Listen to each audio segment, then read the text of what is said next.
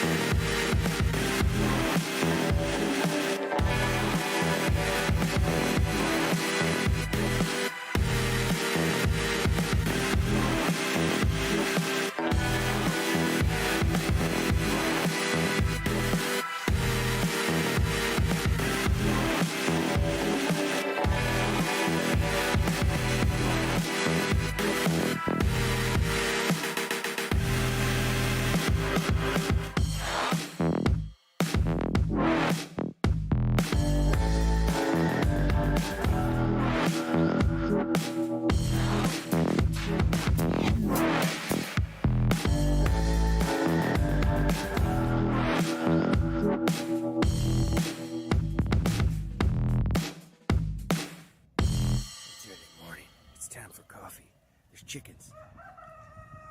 Where you at? Huge shout out to all of the Adventurers Guild members here on YouTube and all of the supporters from Patreon for their dedicated support of keeping this channel always on the rise.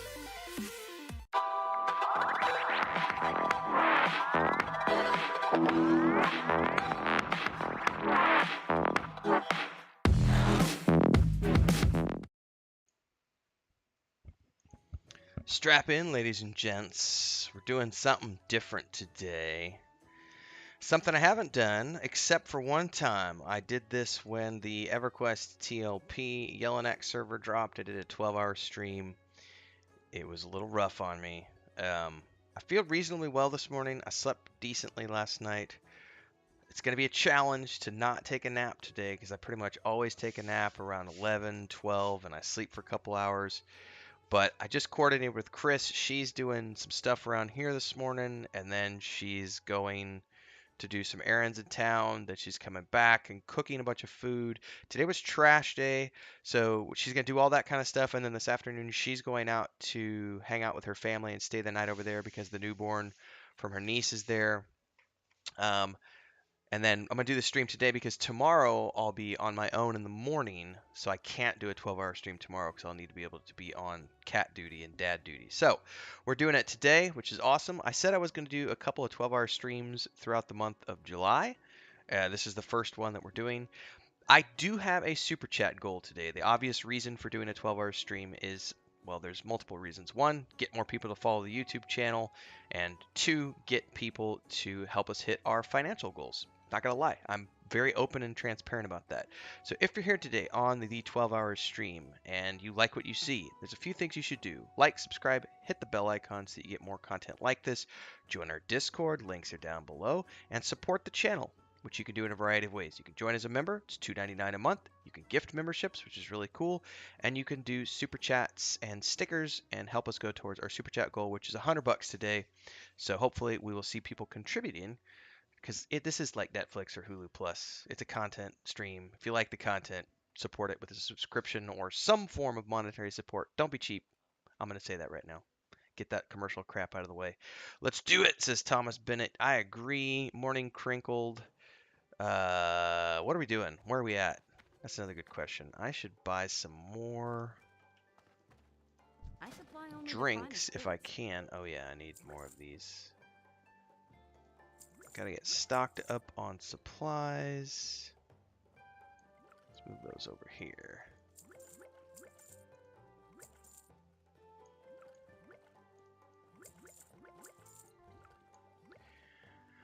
How did I eat? Now, I don't need any more silk, so we can sell that. I don't need that ring. I don't need that ring. I don't need that. We're just going to sell a bunch of crap right now.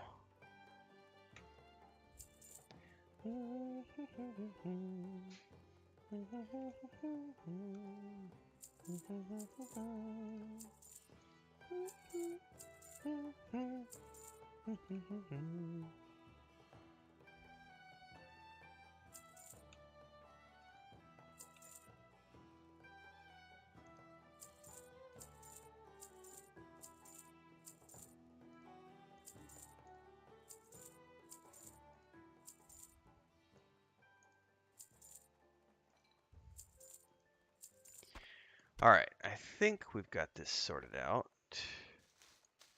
My quest items up in here. I got plenty of moonberry juice. God damn it, Thomas. Hang on a minute. I need to... Jesus. Oh, hang on a minute. Hang on.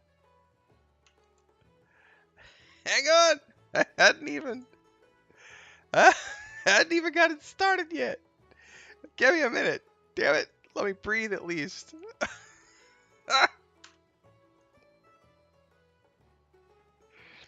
Oh, Thomas. You may have made me wet my pants a little bit. Jesus, man. Coming in right out of the gate with $100. I literally hadn't even done my social media sharing yet. You sir are a legend. If Kel was here, he would say you were a super Chad. Oh man. I was not ready for that, dude. Not ready at all. I was literally in the middle of doing my social media shares, and we already came in with a $100 donation and already hit our goal right out of the gate. Jesus, thank you, sir. Yeah, man, that's like now I can just stream the rest of the day, and I guess we're going into if people want stretch goals today. I don't know what can we do for stretch goals. I'm open to suggestions if you want to throw stuff into the chat. I need a minute to kind of recuperate. God damn, thank you. Like, I'm kind of speechless about that. Thank you so much, Thomas.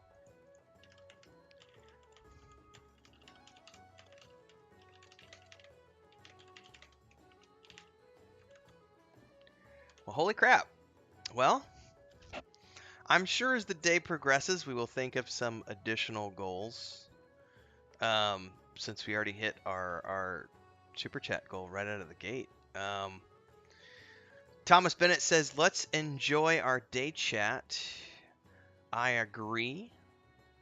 We're gonna be leveling up the mage this morning, and I know at some point Maduros is gonna be around. I might as well get up in the Discord channel.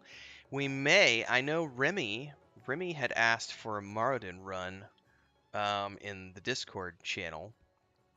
I don't think we're quite high enough for that, but I do know one of the objectives for tonight is we're going to be doing a Scarlet Monastery run with my brother and I think Nathan Napalm. Normally on Thursday nights we do our multi-stream group, but this week Nathan and Sparoh have a Pantheon stream tomorrow night, so it's just going to be myself, Idhradlor, and Maduros tomorrow night, and I think the three of us are going to be playing tonight for sure. I got a hiccup there, excuse me, but I think Nathan's joining us tonight. We are on the Pagel server. Pagel server? And I'm supposed to record this week our recruitment video because we are openly recruiting now. We have, I think, about 90 people in the guild right now. 86. So the original intent when we started this guild and everything else about 6 weeks ago was I've never played the Burning Crusade, and I've never played Wrath of the Lich King. I only played Classic when it dropped. I did not play this game in vanilla. I was too busy with EverQuest 2. Nathan has never played Wrath of the Lich King. My brother has never played Wrath of the Lich King. And so we got together and all of us were like, well, we should go do level up and do Wrath of the Lich King as a static group. And then we got a whole bunch of people that were interested from our various communities. And so we went ahead and formed the guild and decided that we were going to start. Do it, Thomas. There's a Discord link if you're not already in the Discord, Thomas. There's a WoW channel in our Discord. Or just hit me up online whenever you get to the point where you can get an invite. So we started preparing all this, then we decided, well, we're just going to create a full-blown guild, and we're going to prep for Wrath of the Lich King, probably do a little bit of raiding. QQ says for the Horde. Oh, man, for the Alliance. So then it became a thing, and starting this week, this is my first week moving away from the EverQuest TLP server on Mondays and Wednesday nights. Still playing there on Saturday and Sunday mornings. We have the XR characters coming soon, so we're not moving away from that entirely, but we are spending more and more time in World of Warcraft, and we are preparing for Wrath of the Lich King. And our static group on Thursday nights, which is the multi-stream group with myself, Nathan Napalm, Sparoh, Idhradlor, and Maduros, we've been playing those characters for, I don't know, 6-8 weeks now, and then I've been leveling up this mage. And now that we're pushing more towards World of Warcraft, this is going to become the primary game for our gaming community, basically starting here in mid-July. As soon as I make the guild announcement post, it's going to be official. And this is my first week doing a Wednesday night session plus a Thursday night session. So tonight we're going to be doing Scarlet Monastery, probably around 7:30 Central. And go from there. So for those of you who are interested and want to join, we are on the Pagel server. We are not going to be a hardcore guild, but we will be raiding. We've got a good core already between Nathan's community, my community, the Pantheon Plus folks, Sparoh's team. Kel's joined with some of his friends. My brother's joining and got some of his friends. So we have a pretty good core. I think we estimate that we might have 200 to 300 people in total when all is said and done, who are playing casually, with a good core group of 30 to 50 who want to be doing raids and stuff. So all that is it's all coming together slowly but surely. So thanks, Lewis. I appreciate it. Glad you enjoy the Rings of Power content. That's not stopping anytime soon. I try to do 1 to 2 Rings of Power videos every single week. I did one yesterday, which was somewhat of a, I wanted to have a real conversation with people, but it wasn't a news discussion. It was a just topic discussion. We're going to be probably doing one more on Thursday or Friday of this week. Probably Friday, to be honest with you. And then we're going to go from there. All right. let's. I think we got to go inside to talk to this guy, Archmage Tervosh. Dun, dun. And I know we'll get 40 today. I don't really have a leveling goal. It's just gonna be. I'm just gonna play all day. First time I've done a 12-hour stream like this since the EverQuest TLP servers dropped. I'm not gonna lie, it'll be hard around noon when my nap time comes. I'm just struggling, so I'll have to try to avoid drinking too much coffee until then. I have had my 2-3 glasses already this morning. I may have Chris pick me up an energy drink. Ooh.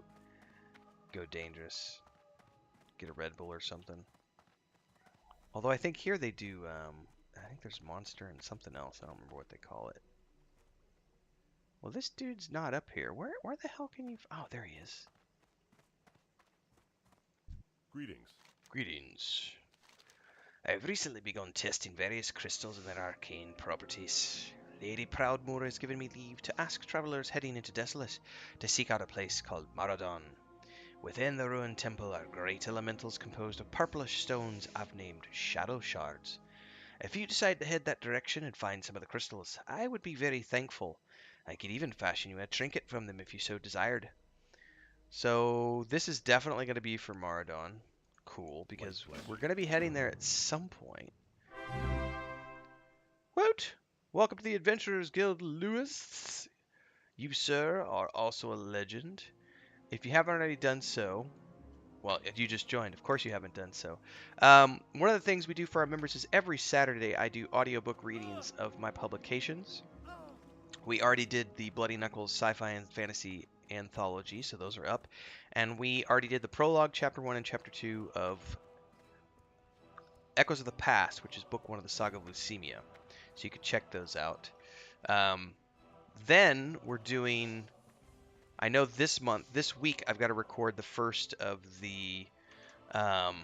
we're building a Lord of the Rings Online chicken coop in the backyard, and we've started to... I'm going to be doing a live... I don't know if I'm going to do it live or not, but I'm going to be doing a video showing... For those of you who aren't familiar with carpentry and stuff, we're going to be going through and showing you guys the pre-planning stages. I already went to one of the local hardware stores where we live and started looking at materials, kind of got an estimate on what their costs are going to be. Chris is checking a different place in her hometown where her family lives to check if the lumber there is cheaper. And in the meantime, knowing the dimensions of the wood that's available here in this backwoods place where we live, I'm going to start to actually plan out the material section of that and do an estimation so that I can actually get a hard quote for pricing and everything else. So I'll be doing a video of that. It's coming to the members this month, or this week I should say. And more stuff. So, welcome aboard to the Adventurers Guild. I appreciate it. What do we got going on here? Well, while we're here, let's just let me do this while I'm tabbed out into We're gonna do this.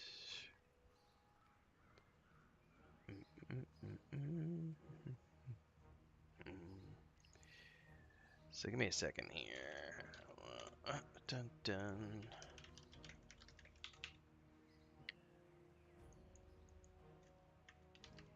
What is the date today? Today's the 13th.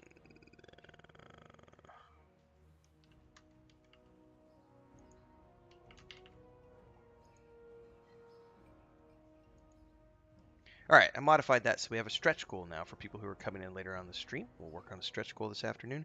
But anyway, that's some of the stuff that's coming towards members this week, so stay tuned for all of that. And we may do some live streaming for members at some point. I haven't decided what to do yet. I'm open to suggestions from people. So if you have suggestions, well, open to hearing those. We need to go back to Tabitha's. It sounds to me like it's going to be quicker to fly back to Dislix.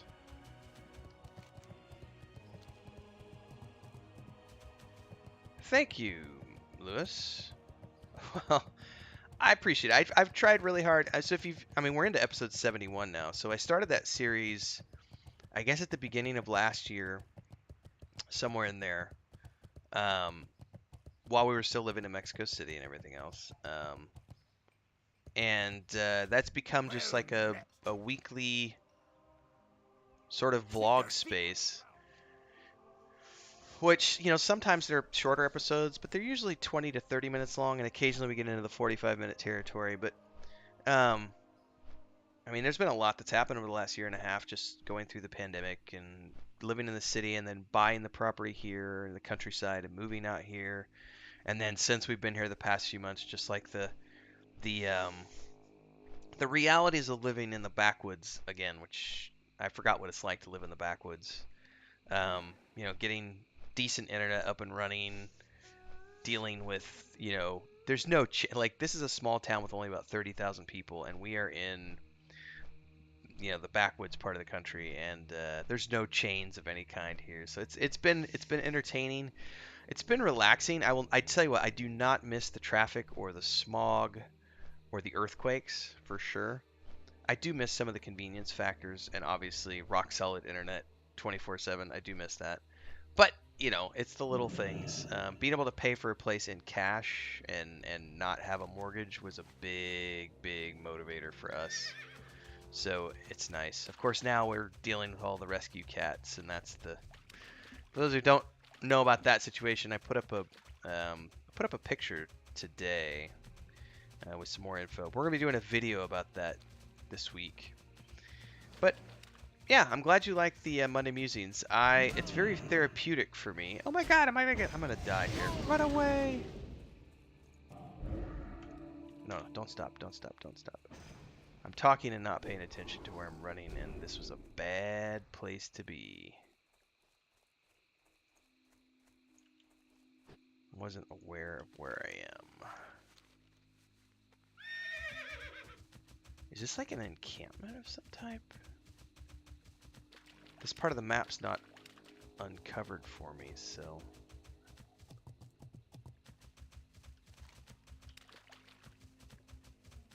Going back to Tabitha. I have these mage quests to do as well, but I haven't done them. The Den of Flame, there it is. Just uncovered it. But anyway, yeah, the Monday musings are very therapeutic for me. It's a chance to just talk about stuff. And at some point, I may get Chris on just to sit and talk with me as well. We've had some people asking if she's ever going to stream with me again. The short answer to that is yes. The longer answer is that we're kind of waiting until we get all of the rescue cats under control and, figure out, because we were going to hopefully get them adopted and no one's adopted them. So looks like we're going to be stuck with 5 additional cats that we weren't ready for. Farewell. So we got to deal with that. So until that's done, Go with honor, friend. Chris doesn't have a lot of free time because she's handling most of the grocery shopping, housework, and other stuff while I sit here and work on streaming to try to bring in an income for us. This is my second month of attempting to go full-time on YouTube. Last month was very good. It's pretty fun. Brandon says, love the 12-hour marathon. I am getting ready for Wrath of the Lich King, Brandon. I have never played it, so I'm really looking forward to it. I think Maduros may have just... Nope, that's somebody else. Never played it, so I'm looking forward to it. Today was just... I had the time today. Chris is going to be busy around the house, so I said, I can't do it tomorrow. I wanted to do at least a couple 12-hour streams this month. So to do those do one today if I can. So we're going to be powering through. We should be winding up the session tonight with a Scarlet Monastery run with my brother and Maduros, I think. Nathan Napalm possibly as well, maybe joining us tonight. But yeah, it's been crazy. Everybody says it was like the best expansion ever. I was too busy with EverQuest 2, so I wasn't playing this game. I did play Classic when it launched for about 6 months. Really enjoyed it. I've not seen the Burning Crusade, so this character, which is my mage, this is the character I'm going to be playing to go through the Burning Crusade. Hopefully before Wrath of the Lich King comes. Now the Thursday night character, which I play on Thursday nights, which is the multi-stream character, that's my hunter. He's level locked, so I'm not touching him outside of Thursday nights. So this is the character I'm trying to get up to level so that I can see the Burning Crusade on my own. And starting this week, because I'm reducing my EverQuest TLP playtime, and we're starting to migrate the gaming community over here as our primary game Thursday nights, Thursday nights, also Wednesday nights. Today's Wednesday, I forgot. Wednesday and Thursday, I'm going to be streaming World of Warcraft now, 2 nights a week. Plus, during the weekdays, I've been streaming, usually in the mornings. But this is the first time that I've attempted to do a 12-hour stream because we are doing a marathon session today, and etc. And hopefully raising some cash, raising a bunch of money. We had a $100 goal, and Thomas came in and just was like, "Here, let me take care of that for you." So we're at our goal for the day. So we're on the stretch goals now, so which is cool. So we're in bonus territory. And holding subscriptions. Thank you guys. Druga Dragos, David Shoemaker, welcome aboard everybody. If you like RPGs, mmorpgs, this is a good place. I also do show reviews, although those aren't as popular. I do book reviews. I'm currently reading through the Mondays of Middle Earth series, doing all the Lord of the Rings books, while I also do Rings of Power videos, which is I know a lot of people like the Rings of Power videos. That's one of the primary reasons they joined the channel. I'm still doing those a couple times a week, but obviously I do a lot of gaming as well. So welcome aboard, everybody. Tabitha wants me to burn some tents, and something smells delicious. Chris is cooking something. Well, I know Maduros is going to be around at some point, but I'll just go up there and do these while I'm waiting for him. And I do need to work on these mage quests, but they require me to go. Maybe I should actually hold that thought. Maybe I should work on the mage quests while I'm waiting on him. The Shimmering Flats. This is not a safe place. Run away!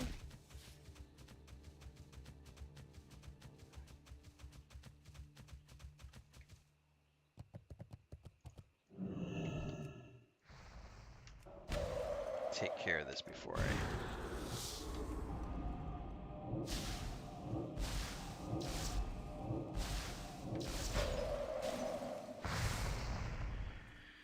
Alright. Brandon says, would be watching if I didn't have to go work. Well, sir, I appreciate the thought, and I'm glad you at least got to tune in, and thank you for the comments here as we're getting started. All right, let me look at what I actually need to do here. I think the note said I had to go to Desolace. No. Gather 10 Witherbark totem sticks from the Witherbark trolls of the Arathi Highlands. Well, you know what? Let's go do that. Where am I bound? I'm bound in Nigel's Point, so we can go to Stormwind. Hold up. Let me untrack all of these quests so that I'm not getting confused.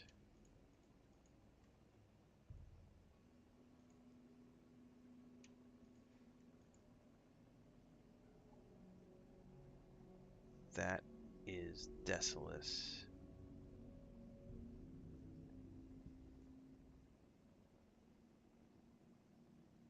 So I'll need to go to Shimmering Flats, which I don't know how to get to yet. But in the meantime, I do know how to get to Arathi Highlands, and I can do this part. So let's do this first. Alright, back to Stormwind.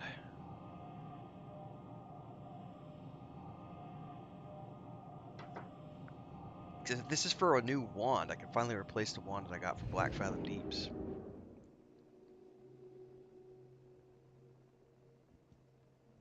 Shimmering Flats. I don't even know where that is, so I'm going to have to research that one. Portal Trainer. Speaking of portals, do I get... I think it's level 40. Yeah, I have to wait till level 40. And I still have never ran over to the... whatever that place is called. Was the Exodar? Which is like the Space Goat hometown to get my portal for over there. I haven't needed to go over there for anything. Because this isn't like EverQuest where I have to run all over the world and find trainers in different places to get different abilities. Like, all my mages go through 1,000 Needles to get to Shimmering Flats. I feel like we went... Isn't 1,000 Needles next to Desolace?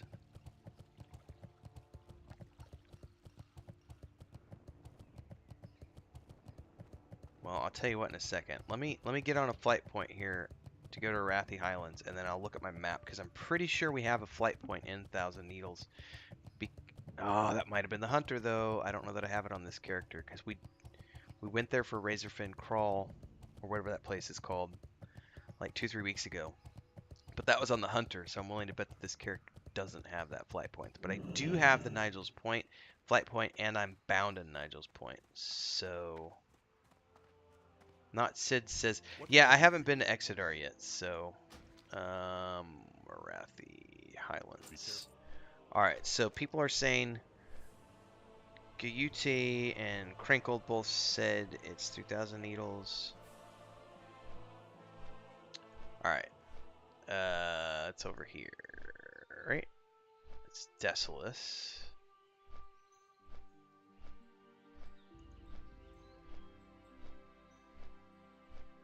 Hang on.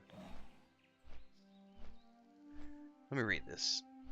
Desolate, the South Australian swimming flats is off the southern end. I thought that was...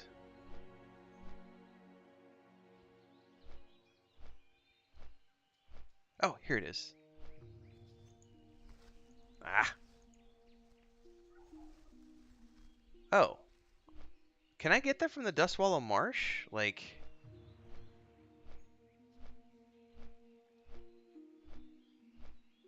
Because I'm in Dustwallow Marsh, and it doesn't look like there's a way over there, though. Unless I go through the Barrens? Can I can I get there through the Barrens? It looks like if I go into the Barrens, I can run south into Thousand Needles. Then there's a flight point there I can get. And then I just need to run south through there.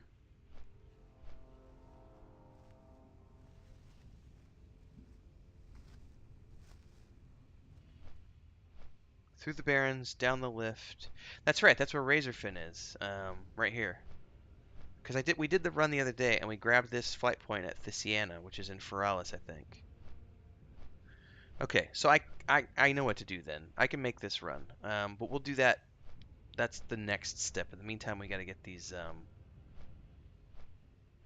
Yeah, it's the Horde Guards, but I think as long as I don't kill them, I'm fine. I think it's only if you attack him you get flagged for PvP, but it's only a few minutes. So, alright. Well, that is sorted for the next part of what and I need those flight points anyway, so... Okay, perfect. Alright, I need a bolt charged bramble, so I need to get 10 witherbark totem sticks from the witherbark trolls of the Arathi Highlands, and I'm pretty sure there's a quest that I need to do anyway in the Arathi Highlands for the witherbark. Then I need to take the sticks to the Circle of Outer Binding, which is somewhere in the zone. That must be one of those Stonehenge-looking things. Place the sticks on the center stone and wait for lightning to strike it. When it does, the bolt-charged bramble will be formed. Wow, okay, so these quests are pretty detailed. This is going to be a... This is not going to be a fast quest, in other words. This is going to take me a little bit.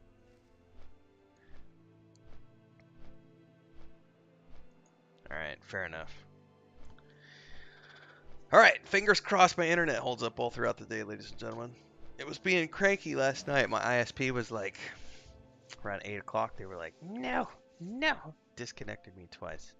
So fingers crossed. If I do disconnect at any point in time, rest assured I will be back as quickly as possible, because today is that marathon session.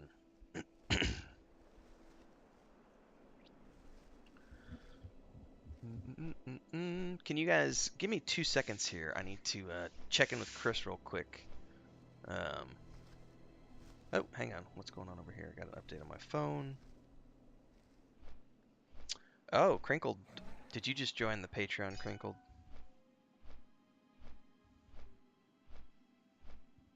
My phone just started beeping at me. It says, new patron, meet the Crinkled. Welcome to the Patreon page, Crinkled. I appreciate it. Hey, we got some cool stuff. Yesterday's update had some concept art in it. Crinkled, you can check it out. There's a sneak peek from Nathan, one of Nathan's pieces of art, and one of Christina's pieces of art from yesterday's update. And then I know this month I'm doing we're doing an update to the tabletop source book. We got to get I'm waiting on one more piece of artwork from Nathan. Once he finishes that, I've got 8 new pieces of artwork from Nathan to put into the source book. and then that gets updated. We got a few grammar things to fix. I'll need to tweak some more layout, and then we are still working our way towards the Kickstarter for the hardback versions. But that's I thought we were going to do it later in July, but I think we're going to do that in August because my brother unfortunately has been having a lot of internet issues. He's been having to switch ISPs and he's lost about 2 weeks of being able to do things reliably. He had a leg infection from chigger bites that he had that lost about 3 or 4 days, and then just the internet issue's been like 10 days now.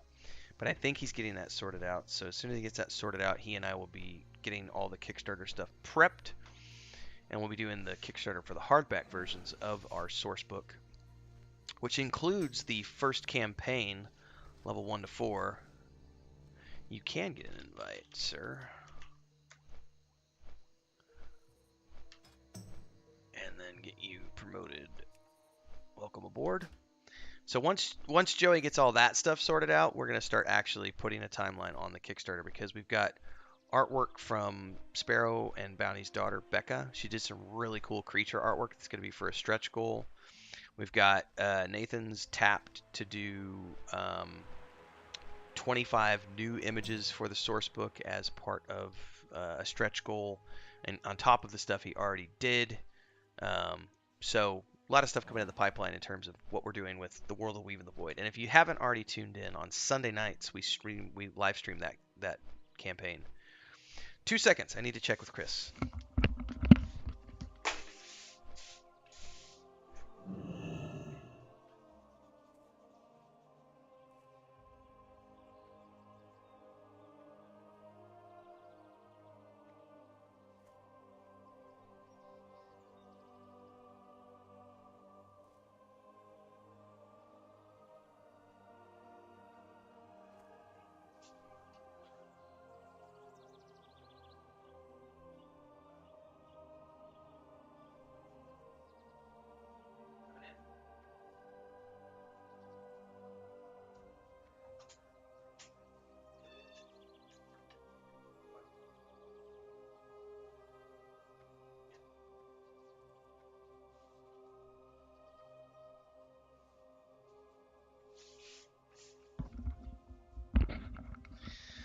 We'll see if Lucas wants to sit on my lap. He wanted to come in. He was at the door when I went out and poked my head out.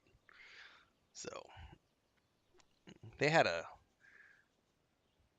good hour session outside this morning. Him and his sister and their mom and the 5 kittens. We sat outside and had our first cups of coffee and let them run around until the kittens started trying to get out through the chain link fence over onto the church property, and I can't get them back for the church property, so we had to put them all back inside. Yeah, you good boy. For those of you who are familiar with Luke and Leia, this is rescue cat number 1. He was the one who was super feral when his mom brought him to the house. He spent about 6 weeks hissing at us and hiding underneath the bed in the living room. Would only come out for dinner, like would never come out for anything. And now he still is not 100% on Chris's side, but he's daddy's boy. Like, he wants to be in here. He spends about 16 hours a day in this room with me. He just pretty much spends his time in here with me. Is that mommy? Did you see what he just did? He got a little scared because mommy's coming in the room. Oh, thank you. I'm getting French toast. Thanks, Chris. You want to say hi to the stream? Hi. Good morning. Good morning. Thank you for the French toast, Chris. Yeah, he gets nervous. Yep. He already left. There's Leia. He gets a little scared. Leia, you do not need to. Leia's in here now too, and she wants my food. Come on. Leia, you do not get my breakfast. Where can I put my breakfast? I don't trust Leia. Leia's a little monster who will steal my food and... Alright, give me a second. Hey babe, can you get Leia? Because she will steal my food. Yes, please. Because I need to put my food down and do a guild invite here. Thank you. Is there any more coffee or did I finish it?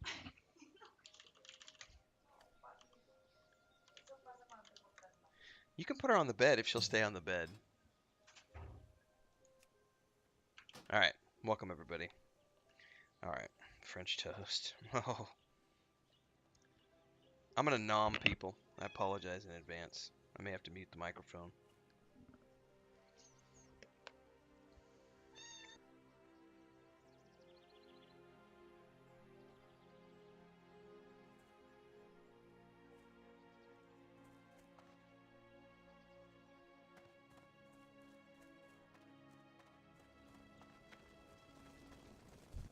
Well met.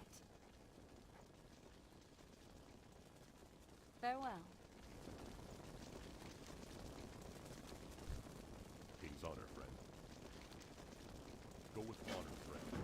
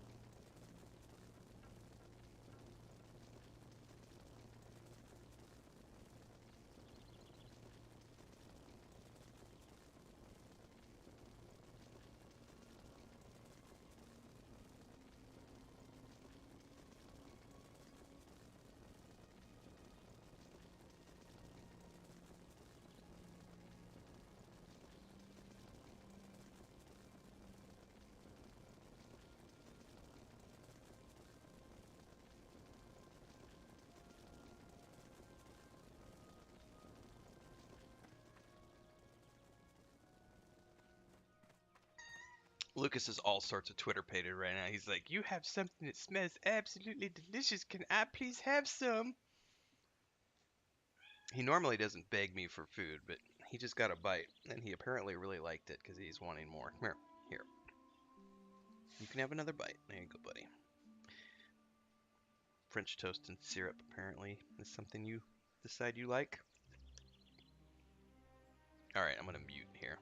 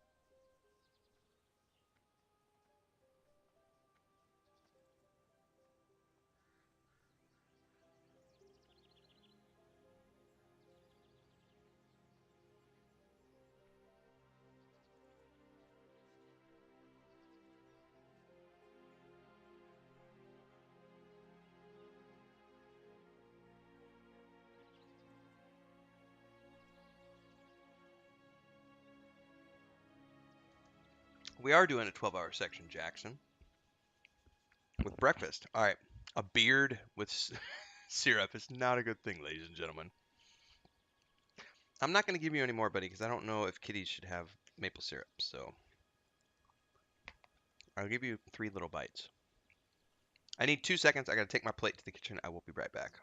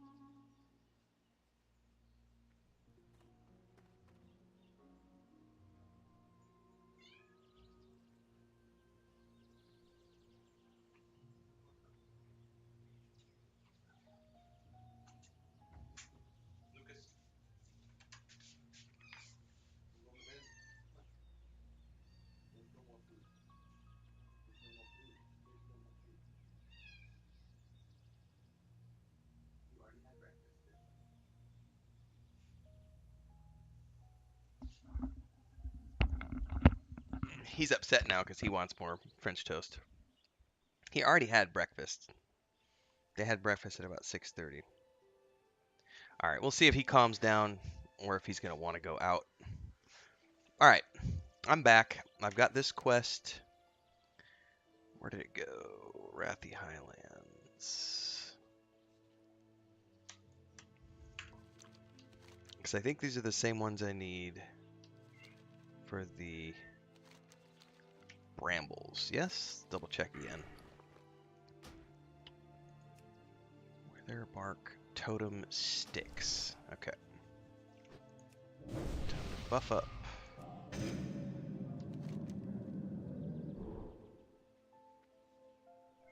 Well, I think I'm just going to ride down all the way down there.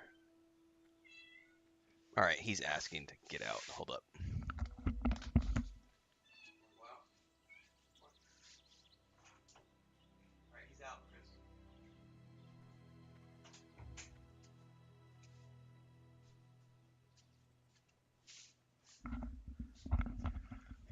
Okie dokie. Mount up. Right out.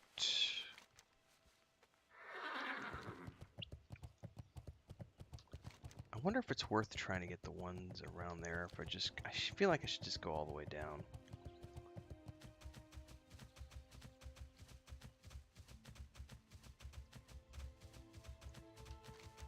Well, this is the stone that I need, apparently. Stone circle. What's up, Sparoh? How are you doing this morning? Run away! Lightning bolts are bad.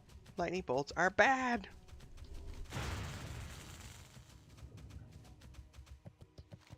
Alright, I've had French toast. Luke had a little bit of French toast. Only 3 little tiny bites. He really liked it. He wanted more, but again, I don't know how maple syrup... I don't know if that's good or bad for kittens, so...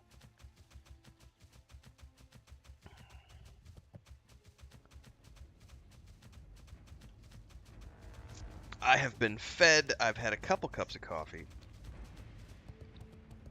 2.5 to be precise. I should be good for the next few hours. French toast, it was delicious, and Chris did me right. She globbed on a gallon of maple syrup because she knows that I like mine absolutely drenched.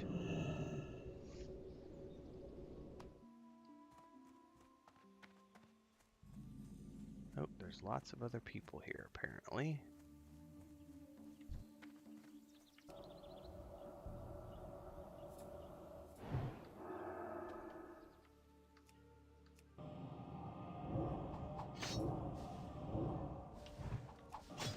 Oh, we're gonna play that game, are we?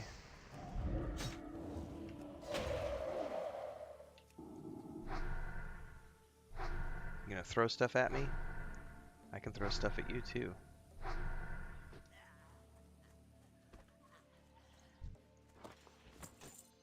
Alright, those are the withered totem sticks. I need 10 of those.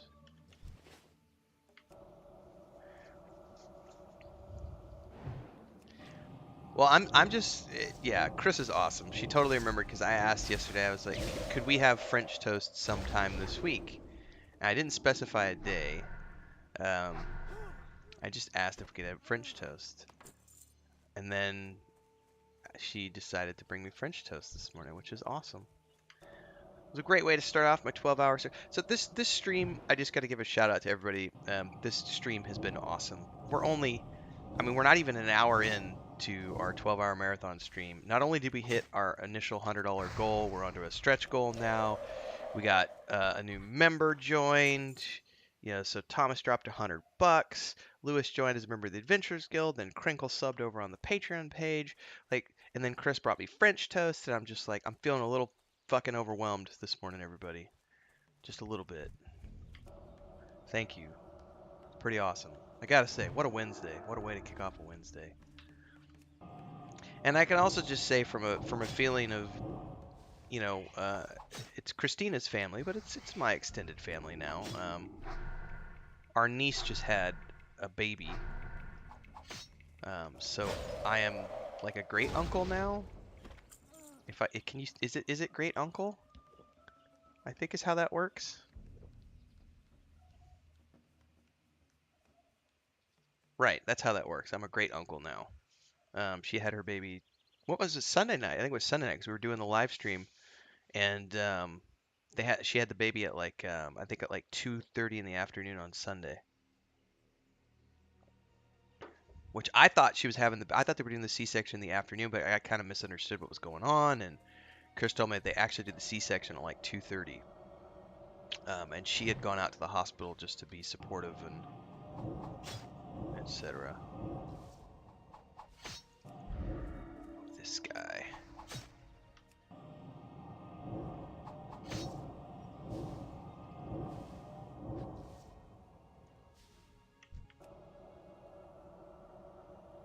I may have cast on the wrong one. Ooh, that could have been bad. All right.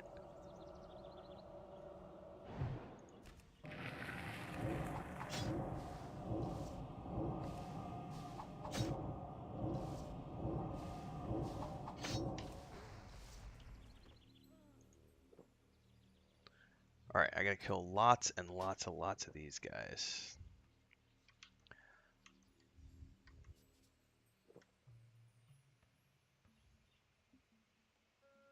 And the moonberry juice, I guess, is the best thing I get until I gotta check whatever's level 40 drink. If there is a level 40 drink, I hope there's a level 40 drink. All right, I need to use dampen magic. Well, let's see what the witch doctors want to cast on me. Anything? Oh, you're gonna run at me.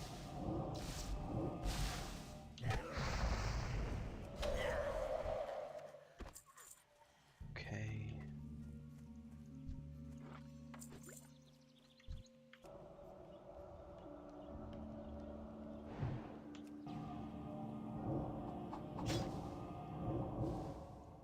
$45. All right.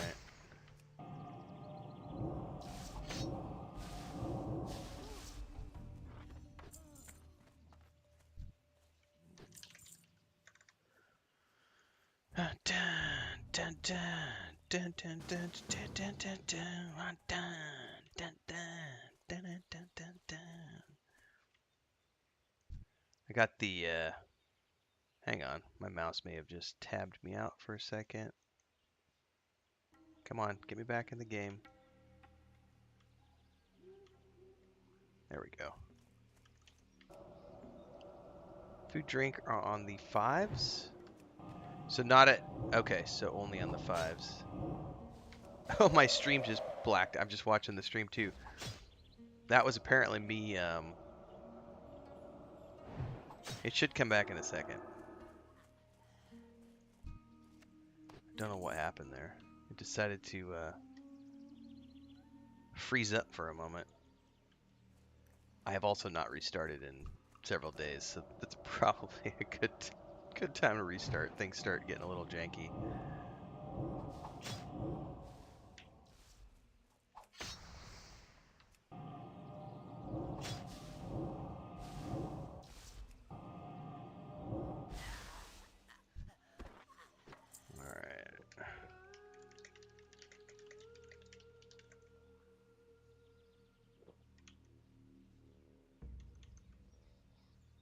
Dun, dun, dun, dun, dun, dun, dun.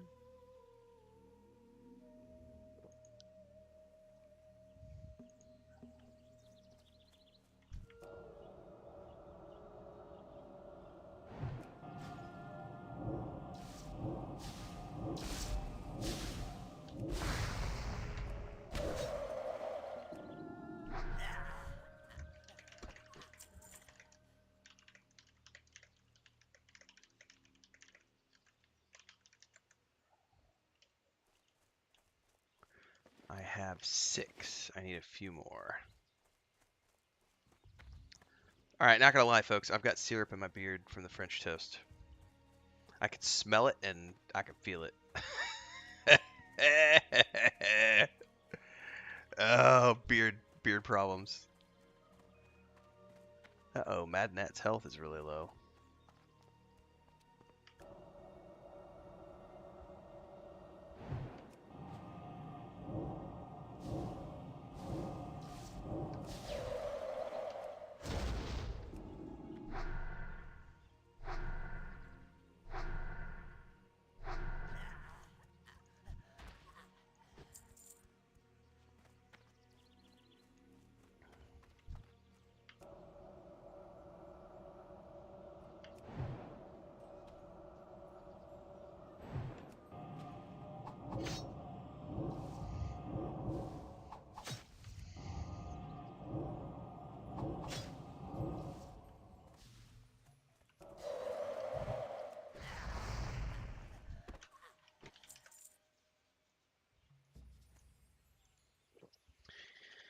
Beard man problems. Yeah. Bearded dwarven princesses get syrup in their beards. Hashtag juicy. Hashtag sweet and juicy. Hashtag juicy sweet.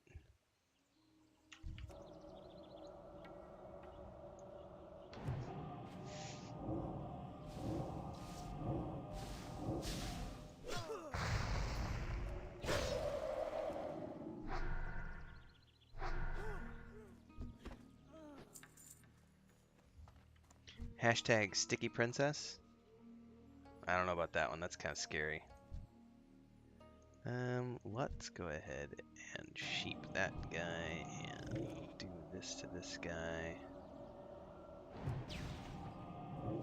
Because the witch doctors don't really do anything. Alright, drink a potion.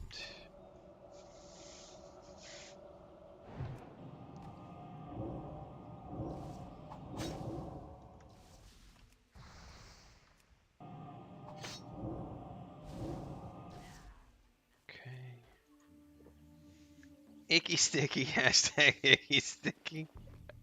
I don't know, that French toast is pretty bomb. I could totally eat another couple slices, but I'm supposed to be starting a diet. Chris actually made me drink a bunch of, it is delicious, but she made me drink a bunch of oatmeal water yesterday. She's like, you need to stop drinking so much coffee and so much tang and drink oatmeal water, and stop snacking and drink oatmeal water and use oatmeal water instead in between your meals because you're eating too, and I know, honey.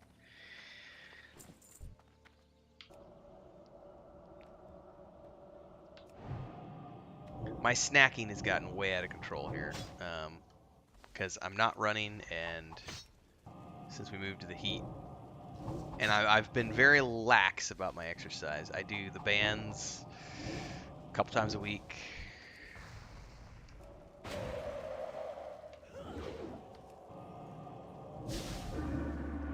Oh crap.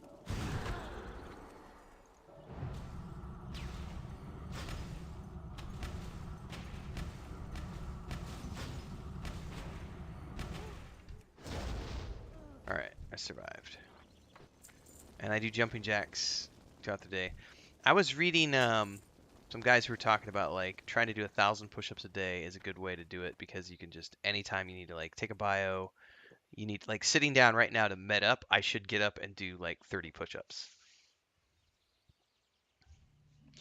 I'm not a big fan of sticky Sparoh, and to be honest with you, the beard, I will need to wash it soon. But I'm in the middle of a camp, so I can't just get up and go.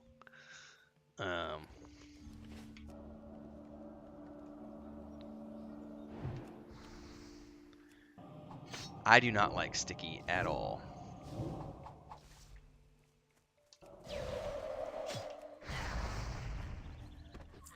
I also don't like slimy.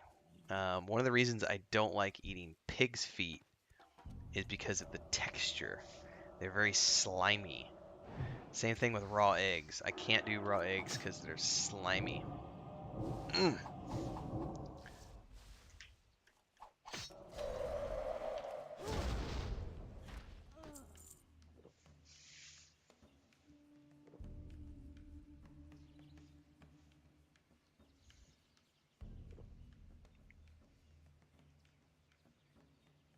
Hashtag sweet and hairy.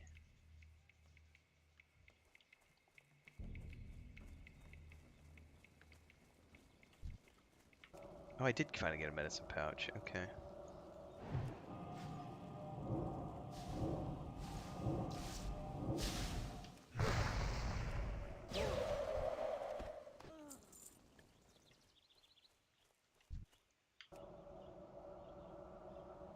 They're also feet.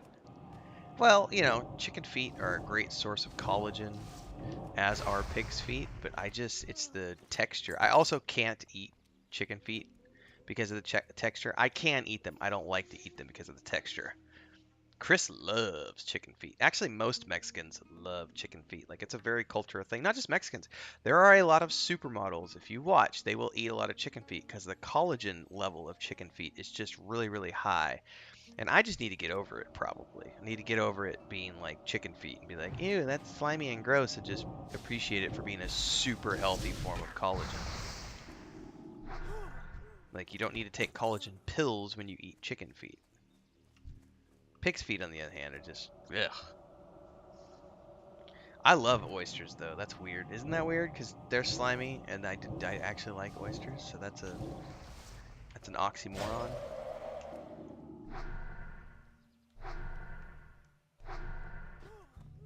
That I like oysters, but I don't like slimy things. Okay. Dun, dun, dun, dun, dun, dun, dun, dun, dun, dun, dun. Shadow knife. Shadow hunter knife. Where do I find the shadow hunters?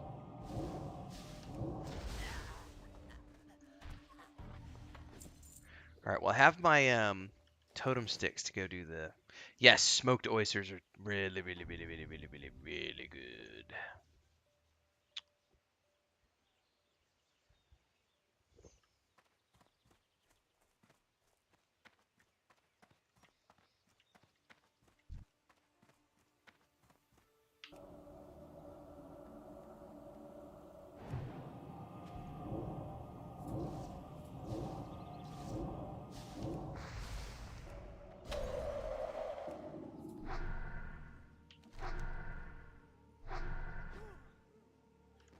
Yeah, it definitely shows those shadow dudes in here.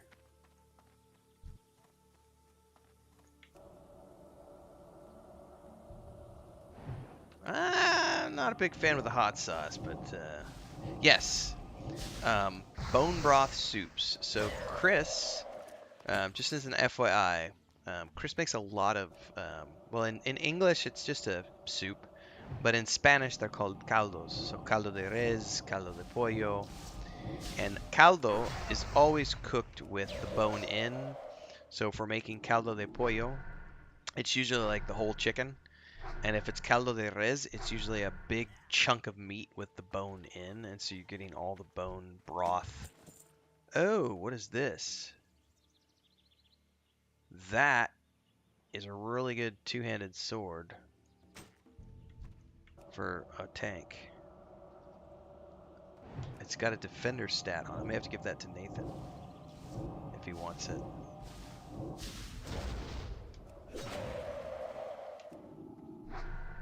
Archaic defender.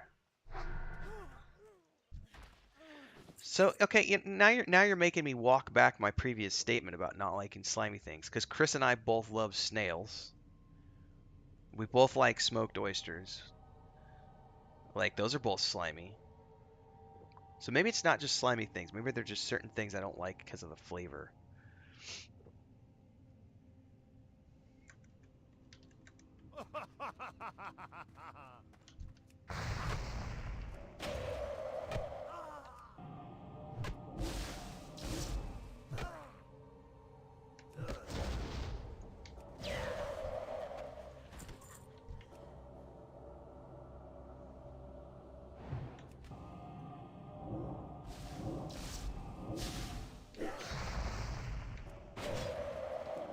I have a really funny story about when Chris and I were in Spain.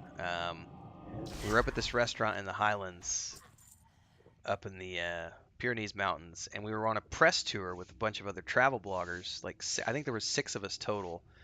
And we went to this really fancy restaurant up in the Highlands, and they served snails. Like big bowls of these smoked snails and fried, like all these different kinds of snails. So almost everyone at the table, we had an Israeli girl, an Italian guy, and the rest were Americans, like 4 Americans. Well, 2 of the Americans wouldn't touch the snails at all. The Israeli girl tried a couple and then was polite about it. The Italian guy didn't eat any of them. Meanwhile, all the Spanish people we were with, the tourism board people, they were eating them. But Chris was like, if no one's gonna eat these snails, she would literally, somebody finally commented, because she literally ate like a full bowl, like a full-on bowl all by herself.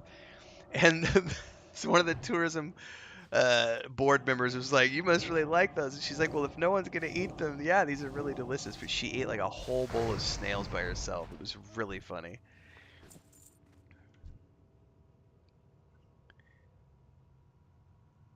the heck do I find, excuse me, these shadow hunters?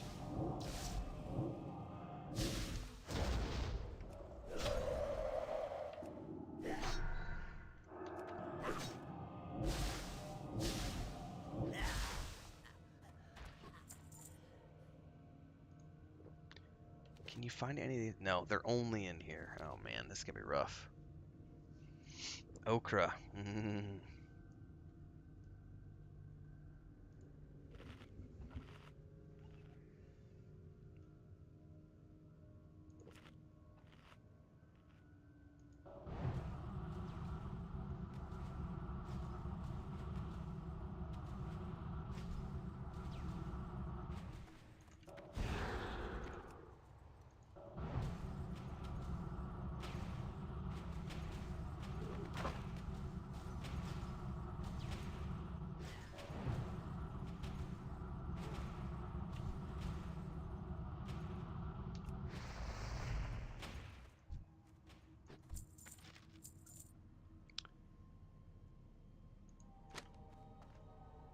Where the heck?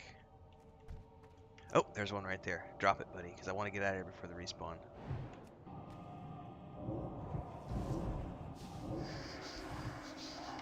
What did he just do? He silenced me. What the heck?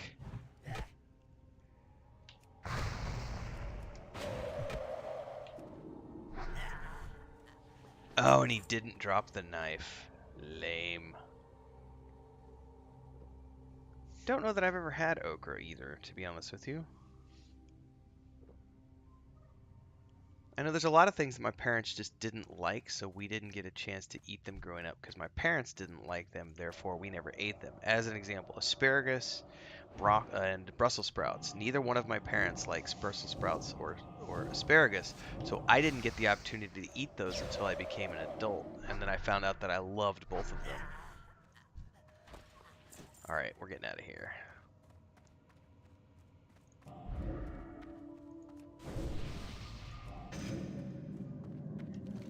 Alright. Now, I should be able to... I'm going to have to fight my way out.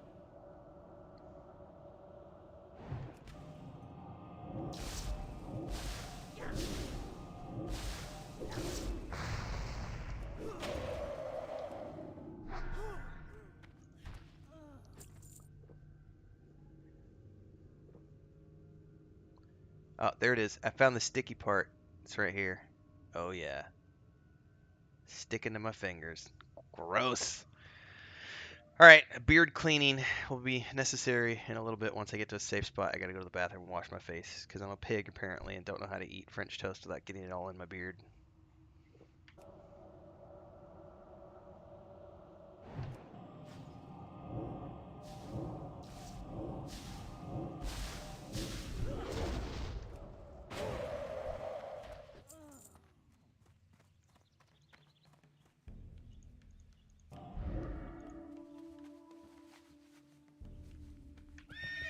Alright, don't get knocked off, don't get knocked off, don't get knocked off.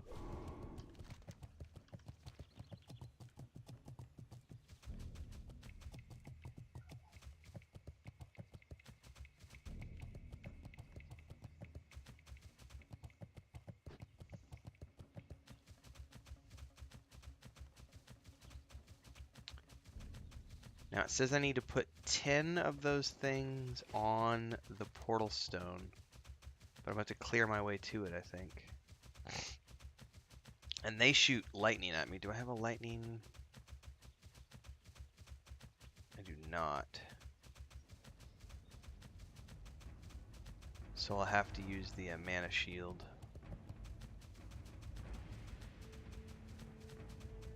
I have fire ward and frost ward, but not a lightning ward. Oh, and I can use dampen magic too.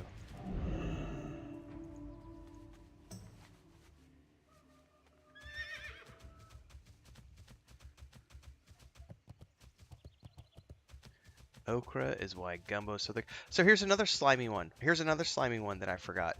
That I eat a lot of. Chris and I eat a lot of. Cactus. Like, we eat a lot of cactus. It's a great source of fiber, and it's mucusy, and but it's got a super tasty flavor, especially if you grill it or if you fry it, like put it in, you know, sear it. It's really, really good. All right, this is gonna hurt no matter what I do. And these guys are gonna shoot lightning at me.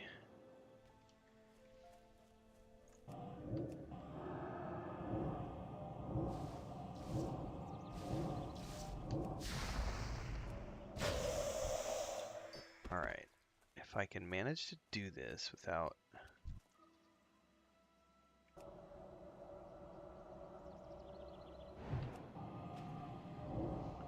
Cactus is really delicious.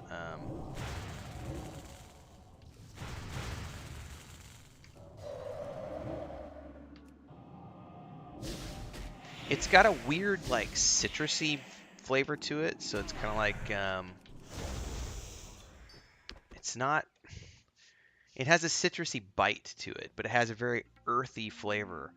And you know, they're a 1/4 inch thick, and they're like a slab, so you can either cook them as a whole slab, which is like, you know, the size of your palm, different shapes and sizes, or you can cut them up into strips, which is what they usually do, is you cut them up into strips and or cubes, and you throw it in with, when you're doing tacos, you can just put it into a taco or a burrito. But I've also used it in my spaghetti sauce, in my red sauce. You know, I often put mushrooms in my red sauce. Well, you can also put cactus in your red sauce, and it adds a... I don't do it all the time because I'm pretty particular about my red sauce, but occasionally it's an interesting thing to do if you want to try something different.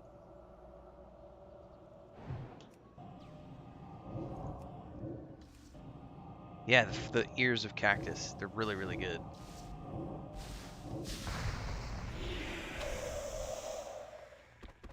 Aurora Cal, oh my goodness.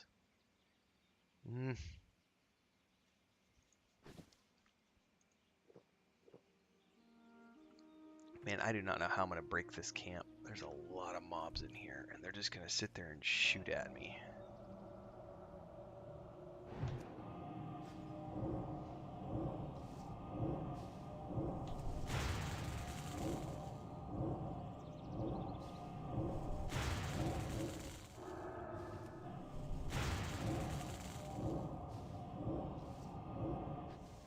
Alright, that's one way to do it.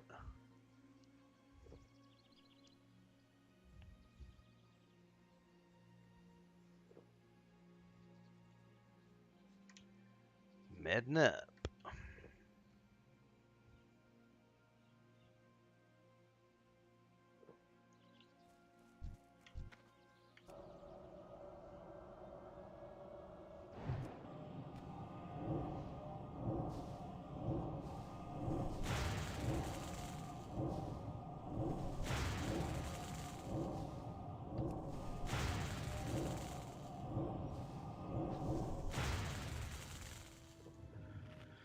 Alright, little by little, we're making our way towards that center stone. I think I only got to kill one more. I can't do that. I just went to go touch my beard again, and it's all sticky. Gross! Oh, there's a mad gnat. Somebody in here sneaking up on me.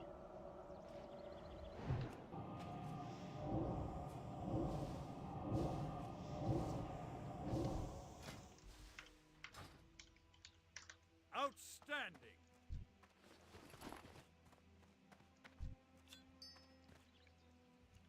Alright, now I'm supposed to do something here.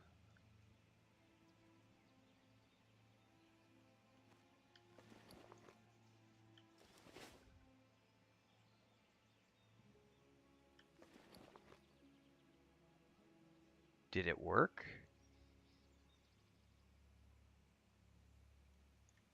You received loot. Hang on, where did it go?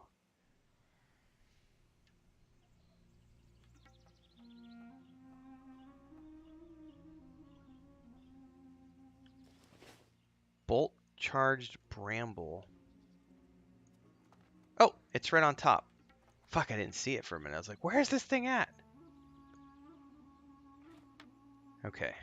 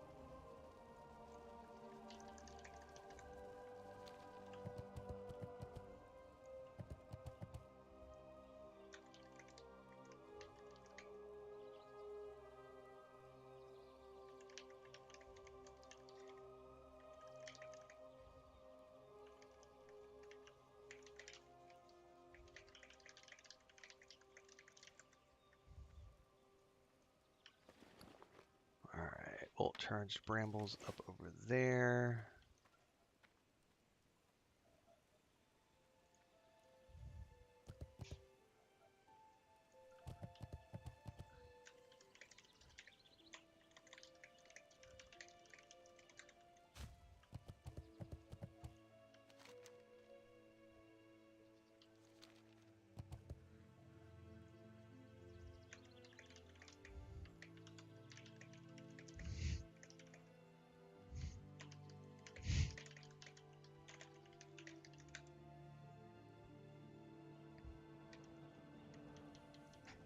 All right, folks, I legitimately am. Oh, Chris just brought me more coffee. Well, thank you, honey. I gotta go wash my beard. I have syrup in my beard, so here, can you take? Well, I'll just take it. What are you looking for? Your phone? There's one behind. It's probably not charged though.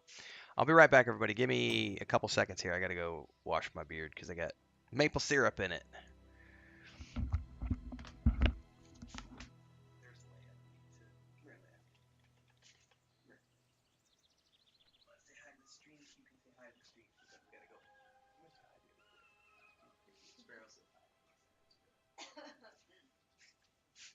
Hi, Sparoh. Good morning. Yeah?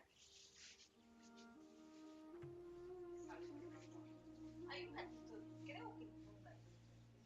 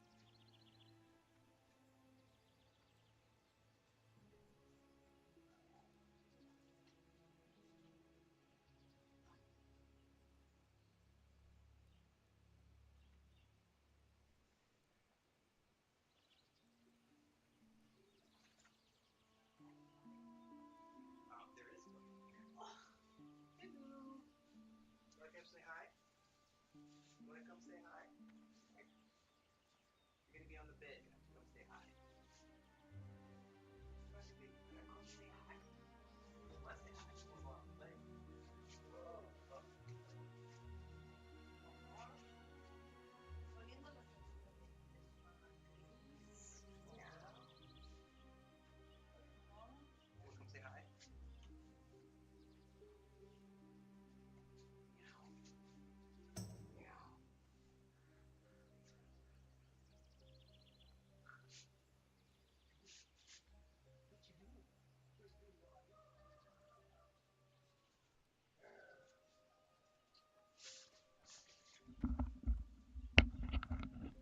So this is what happens when you open the door.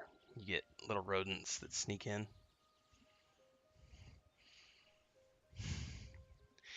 Yeah, nobody's adopted them, so yeah. I put up that post this morning. I'll be doing a video about that later this week because No one's adopted them in our local area. It's unrealistic to have somebody from north of the border adopt them unless they're willing to spend, it's a chunk of change to fly them up and everything. There's no restrictions on it, but there is a chunk of change required to get that taken care of.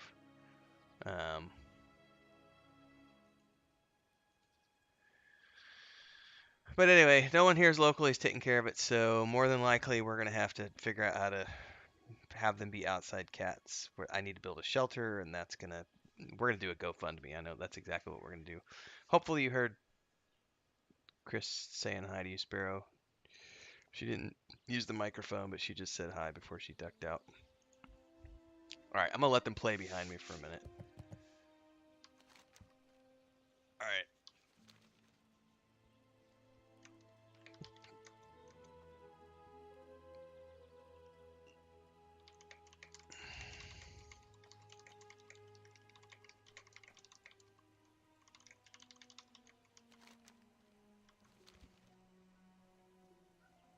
I have a pillow that's not covered.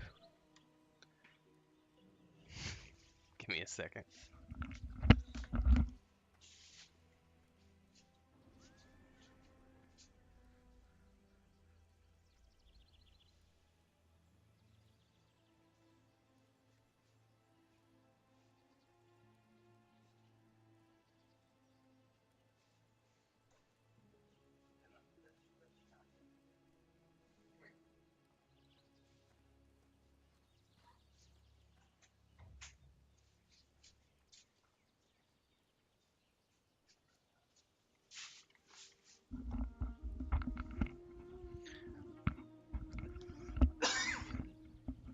One of those babies is incredibly stinky. Smells like they need baths. I had to get them out. I can't be watching them right now. They're being monsters. They were already outside this morning. We had like an hour outside with our coffee, and they ran around. They were so bad this morning, I had to just put them all back inside for like an hour because they were trying to go through the chain-link fence to get on the church property. And if they get on the church property, I have no way of getting them back. And the way that our fence butts up against the church chain link is that there's like a 6-inch retaining wall on the bottom on our side, but our dirt is like 15 to 18 inches higher. So on the other side of that retaining wall, it's actually like a 2-foot drop off. So if they go through that chain link fence, it's only like a 6-inch retaining wall on our end, but on the other side, there's like another 18 inches to it. So if they go through and drop down, they can't jump back up to get through the chain link because they're not big enough to jump 2 feet. And so this morning I had a panic moment where like 3 of them went for the chain link, and 2 of them got their neck.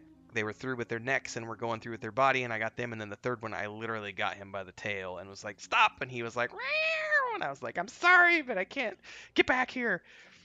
It was chaos this morning. There was like 8 cats with the zoomies at like 6:30 in the morning.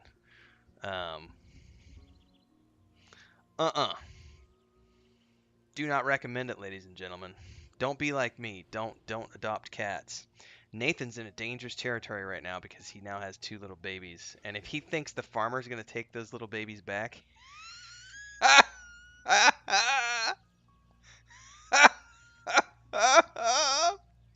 Oh man, that made me laugh so hard Sunday night. Alright. Chris got me more coffee.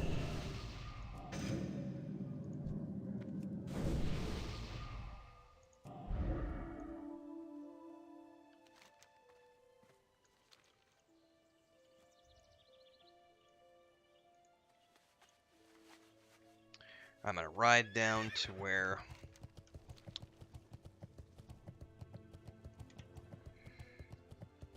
Maduros is working on that quest.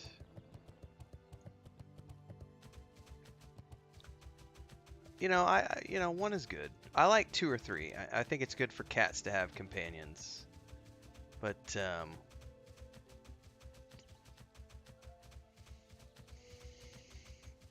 the additional 5 are way too much, and I really have no clue.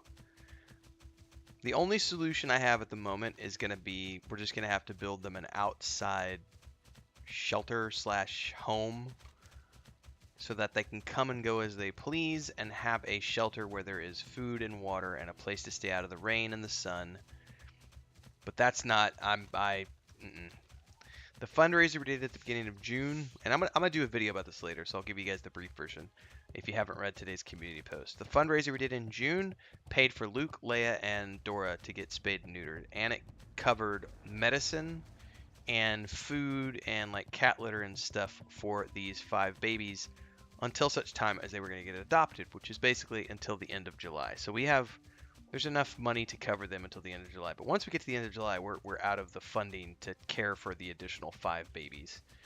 And so I have to be like, well, if we can't adopt them, you know, what is the solution? So I can't abandon them. I won't abandon them. They will need to become outside cats. They're not outside cats yet. They will need to become outside cats. Leia is starting to become a little bit more exploratory. She actually got out in the back forest this morning with her mom and was being a little naughty. Didn't want to come back, so I had to go out there with like the food container and shake it to like lure her back. Oh, this is gonna be a bad place. Don't know how to get to where Mad Nat is. Anyway, I'm 99% sure we're gonna do a GoFundMe for a cat shelter, and to just, you know, help take care of 5 cats that are not in our budget. Like that's not something we were prepared to take care of. The 2 we could afford, and Dora was like, Dora's a hunter. I don't need to pay for her food. She does have cat food, and we give her some occasionally, but she also hunts, so. But the 5 babies are that's a whole different ball game.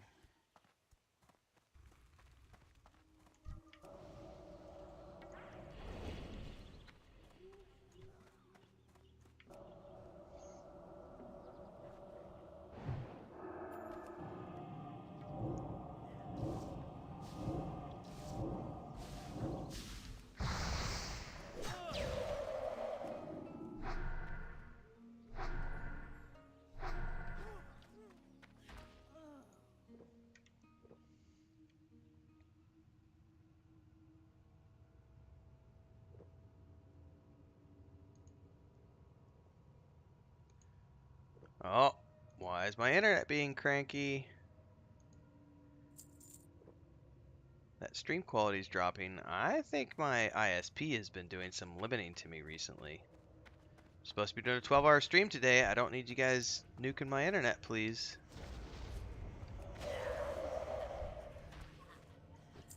But Chris is getting ready to complain because it's been, since last week, we've been getting issues past like 7:30, 8 o'clock at night.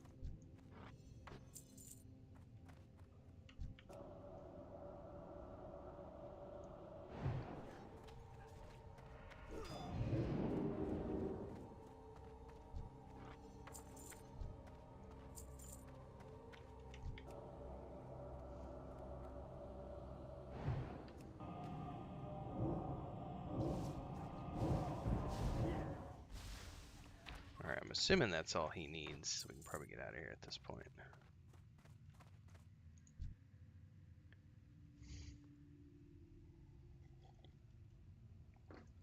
Or I still need medicine bags, maybe, I don't know.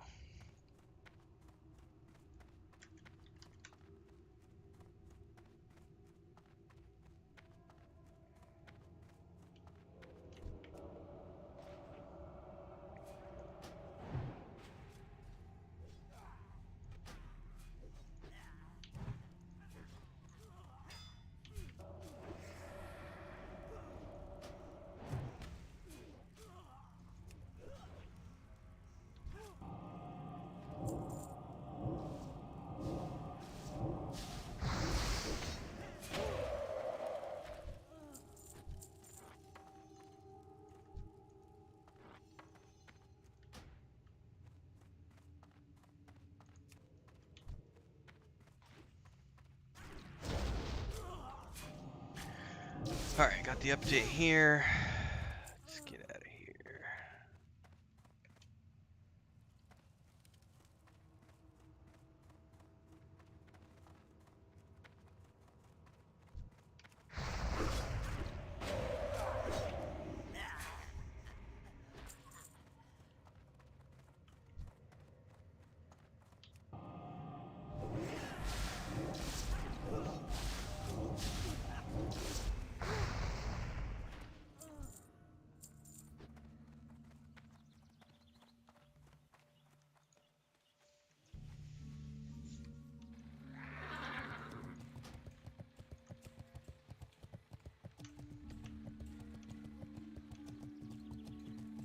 Alright, hopefully we don't see any more crankiness with the internet. We'll see.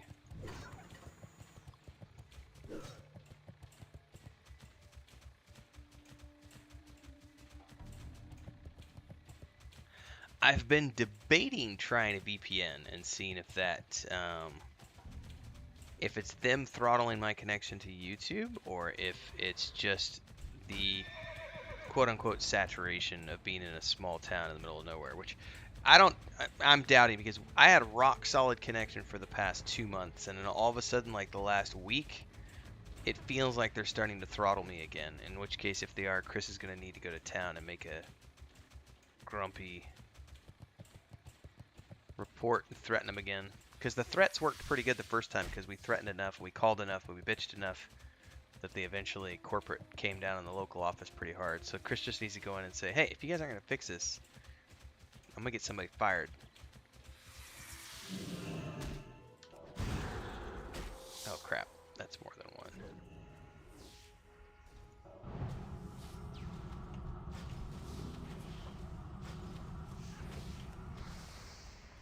I cannot get Starlink yet because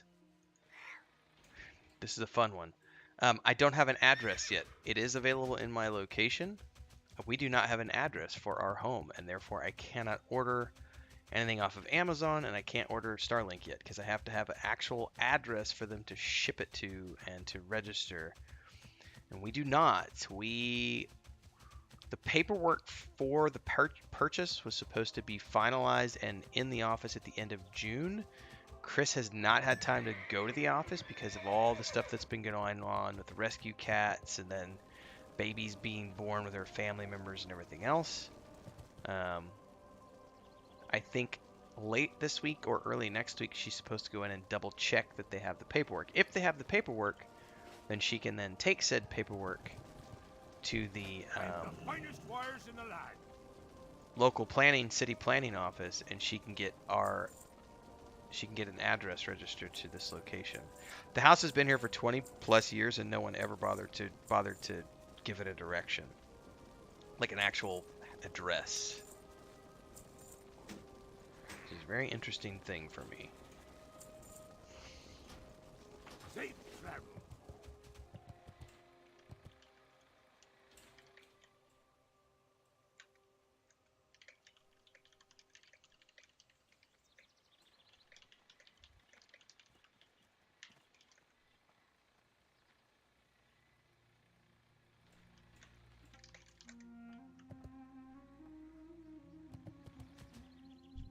Hey there. Have a good one. All right, back to Dust Wallow we go. Yeah, and my brother's been wanting to get Starlink, but it's not available in his area yet, which is weird because he lives in Missouri, and I would think he would get it before I do because I'm in southeast Mexico right now. But yes, I've had my eyeball on Starlink for a long time, and it was available as of May 1st where we live. But again, I gotta wait till I get an actual physical address so that I can ship it. Even Amazon got real cranky with me because I was gonna go order something off of Amazon the other day, and it was the first time I've done any sort of ordering in like 3 months since we moved here. And Amazon didn't want to let me order something because I don't have a physical street address. So the way that this is the fun thing. Even I've said this in live streams past, the hospital here doesn't even have a street address. If you look up the local hospital, it literally just says name of the hospital, street it's on, and then it says S/N, which means sin numero or without number. And our house is also the same. We're we are on a street with there's no street number. So locals know how to get here. Like if you order a pizza or you tell a taxi driver, they know exactly where to go. But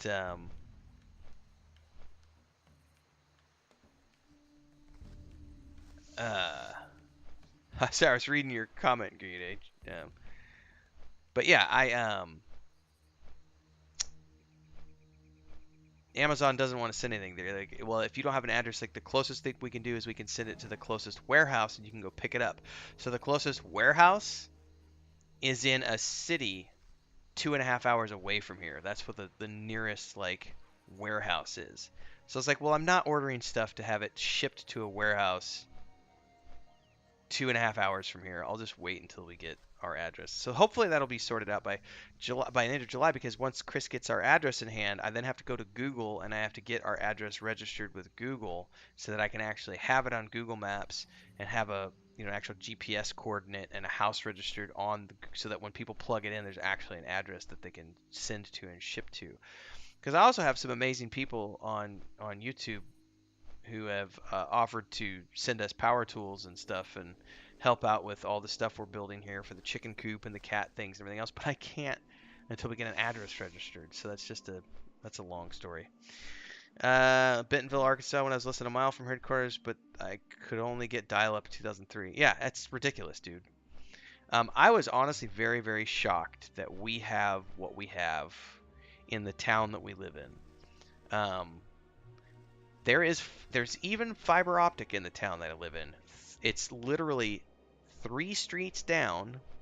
We already went to the telephone company and asked if they could run, and they won't run it because they said there's not enough demand for fiber in the part of town where we live. So the main avenues that run east and west through town all have fiber optic throughout the entirety of the town. We are 3 streets up the hill on the south side of the main avenues, and we're only 3 streets away, but they won't run fiber to my house. So I have cable for the first time in years. I have a 200 down, 16 up is what I have. And most days, the 16 up works fairly good because I have my bitrate set to 6,000, so I'm only using about 6 megas up to do my streams. So it's functional. I had a symmetrical connection in the city, 200 up, 200 down. So I don't have a symmetrical, and in the city I had fiber. So here I don't have fiber, I have cable. But I know they definitely throttle me sometimes. They were throttling me big time our first month here, but after we threatened them enough, they stopped throttling me. But yeah, I have cable here, so it is what it is. But I was very surprised that they had that good of cable. But there's only one provider in the whole town that does cable. So I have the only provider, and it's honestly it's not worth it for me to get Starlink at the moment because this internet is pretty good. Once we threatened them enough that they stopped because they were capping me. For those of you who weren't here for those drama sessions in late April into early May, they were throttling my connection every night at 7:30. I would just get cut off, and I would get 1 to 1.5 mega upload. And that was it. And my download would drop to 15 to 20. They would just absolutely cut me off. So we started calling corporate, calling the customer support line every time that would happen. And after about 15, 20 phone calls, Chris went in to pay the bill at the beginning of June. No, beginning of May, sorry. Or maybe it was the beginning of June. I forget when. Somewhere around there, Chris went in to pay the bill. And I think it was the beginning of June. Because June was the month where I said, hey, I'm going to try to go full time for the first time ever. So June came in, Chris went in to pay the bill, and the local branch manager came out of the office and talked to Chris and said, hey, did you complain about some of our workers here? And she's like, no, why? And he's like, well, because corporate came down and threatened to fire this guy and threatened to fire this guy and everything else. And she's like, we never said anything about any individuals. We just complained about the service because you told us that. They told us, because Chris checked before we even moved here. Chris came here when she bought the place and everything. She went into the office. They told her the speed is this. This is the packages we have. Then when they signed her up, they gave her a different package. Then when we got the first bill, it wasn't even the bill for the package that we bought. It was a package for something else. It was a bill for a different package, and it had a date from 2017 on the bill, and it's 2022. So there was all sorts of major f-ups going on from the local office, and so Chris sent all this paperwork off to corporate and all these screenshots and everything, and they came down on the local branch manager, and he, like I said, he came out of his office. I'm the only person in town who has this connection. Like everybody else who lives here has the cheapest, which is like $15 a month. It's a basic like 10 down, 1.5 up basic internet connection. That's what most people have here. I'm like one of the only people in town who has the big package, which is the maximum residential package that they offer, which is 200 down. It's supposed to be 200 down, 10 up, but I got them to give me an additional 6 through just negotiations and threatening and other stuff. So then when Chris started saying, no, I called and complained and said, it wasn't what I paid for. It wasn't what I was promised. Here's the contract I have where it says that I'm getting this package. And here's my first bill, which is for a completely different package. You signed me up for Netflix when I didn't ask for Netflix. You did all these things that they're not supposed to be part of my plan. And so corporate came down on the local branch manager. So he came out, he apologized to Chris and said, please don't cancel your service. I will make it right with you. I will fix your internet problems. And the next day, like magic, the cap was gone, and I was suddenly able to stream 24/7 and no more capping at 7:30 at night.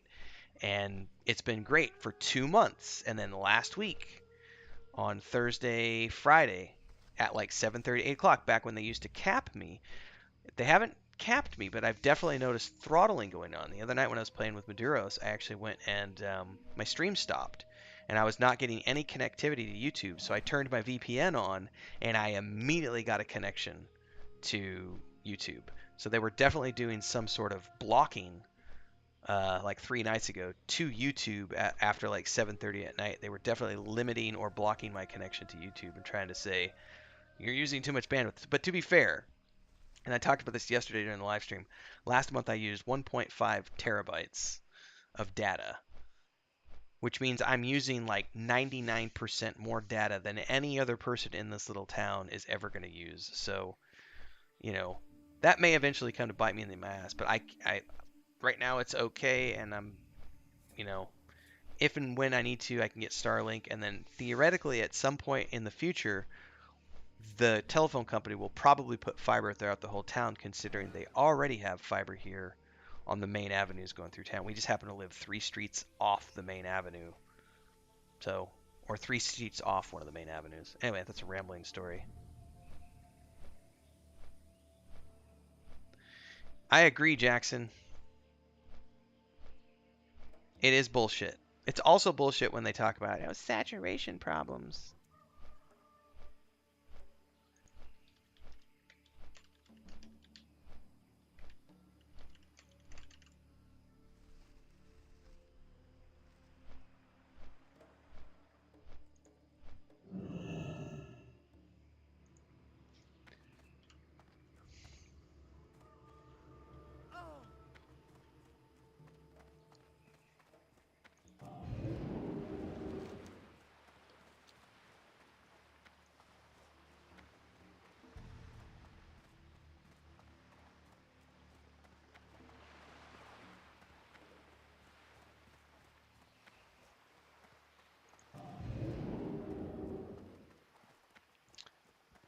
I just don't agree with any sort of like tiered pricing, or like that's the thing that drives me nuts, is the tiered pricing. Like, I may have just jumped in the water by accidentally clicking something. Tiered pricing drives me nuts. Like, we're gonna give you 10 megabytes for $30, and for $50 we'll give you 50, and for 75 we'll give you 75, and blah blah blah blah blah. And it's like, just make it, make it the price, whatever. I literally have next to no complaints about living in the countryside, other than the internet is, and thankfully, knock on wood, I'm not bitching right now. I'm saying it's, there are times when it cuts my connection off, which in the grand scheme of things It's not that big of a deal, except I'm trying to make a living online, and it does matter when my stream cuts out in the middle of a stream, and we're 9 hours in, and we're in the middle of a dungeon, and now all of a sudden my internet's out, and I've got 30 people watching the stream, and it's an income source for me. So I need to be able to be online and doing video production and doing streams. Yeah. No, the baby was born on Sunday at like 2:30 in the afternoon. They did a C-section, so Chris actually went after they had done the C-section. And then she just went home. I think my niece just went home last night, actually. I think that's Chris's plan, is today. After she does all the things she's doing, I think she's going out to spend the night with her family tonight. So I'm going to be home alone this evening. So, but I don't think she's going until 5 or 6 o'clock tonight. So, but it was just a local hospital. It's a tiny little place. There's actually 2 hospitals in town, but they're very small. I don't think most people wouldn't call them hospitals by American standards. By U.S. standards, they would call them like walk-in clinics. One is the universal healthcare system that the government offers here, and then the other one is like the paid option, which all employees have access to. It's called IMSS. Which I've been using IMSS coverage for several years because I can pay for it out of pocket if you don't have a job and if you're a resident like I am. But this will be the first year. I'm going to let it expire in June, and here's why. Where we live, the local hospital is just as good as the IMSS one. So it's like I don't need to pay for this if I don't need to, because the other hospital I get the same service, so it's covered by the taxes and stuff. So impacted by the hurricanes? No, we just get lots of rain where we live. Rain and storms. We're in the middle of the 2 coasts where we're at, without getting detail about where I live. So we don't tend to get the big storms that you would get if you lived on the coast, but we definitely get impacted with high pressure systems, or is it low pressure systems? Whatever. So we'll get heavy rains and storms and stuff.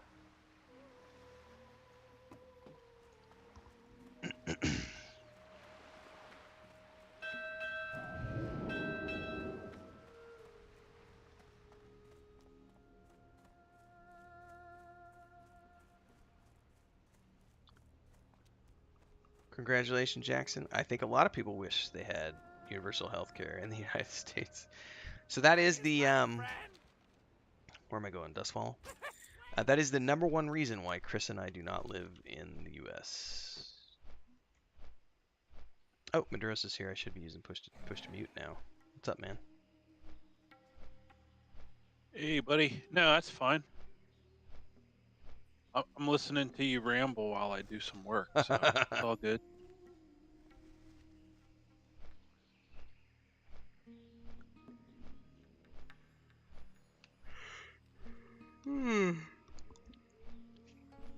So that service I was talking about earlier, Jackson, Sparoh has some good, and I definitely agree with some of Sparoh's points. I think the U.S. system is the best system in the world if, and here's the caveat, if you have the money to pay for it. Because it's extremely expensive.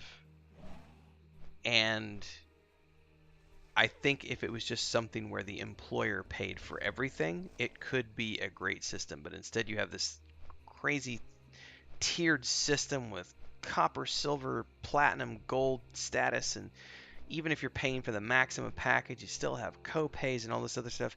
Here's how they do it in Mexico. It's a very, very simple system. You have your basic healthcare, which everyone gets. It's universal. You're going to stand in line, and it's going to suck if you need something done. But if it's for normal stuff like I've got a flu, or I need shots, or I need my vaccines, or I need, I broke my leg, like that kind of stuff, it works. Then they have IMSS, which is what the employer pays for. So if you are an employee, you get access to the next tier up, which are like private hospitals in the sense that you only get service at those hospitals and at those clinics if you are a part of that system. But it's also a system where you're always going to be waiting in line no matter what. So you just have to clear your mind and say, if I go to the doctor today, I'm going to spend 4 to 6 hours. And if you can handle that, then it is what it is.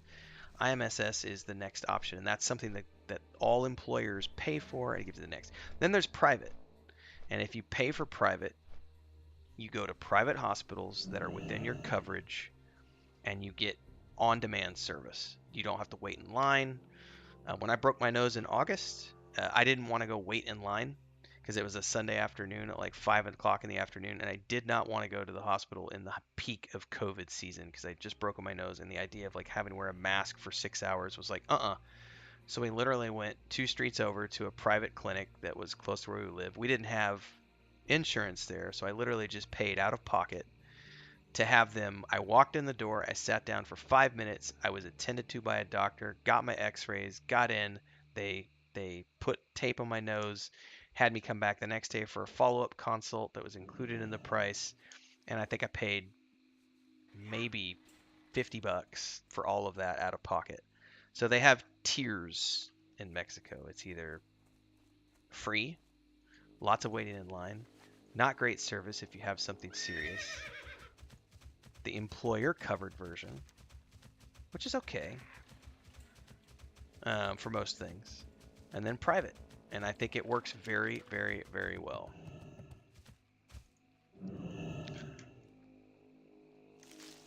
Thank you, Rolf. Appreciate that. $5.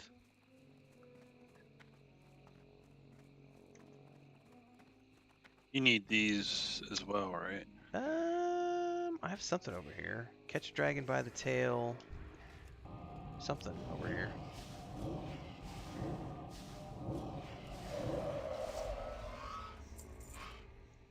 Hate the game, not the player. I agree, William. I know Sparoh has some horror stories from the Canadian healthcare system that she's talked about before during our, I think maybe during our streams, in the sense of, you're paying for it and you're still getting shit service, and that sucks.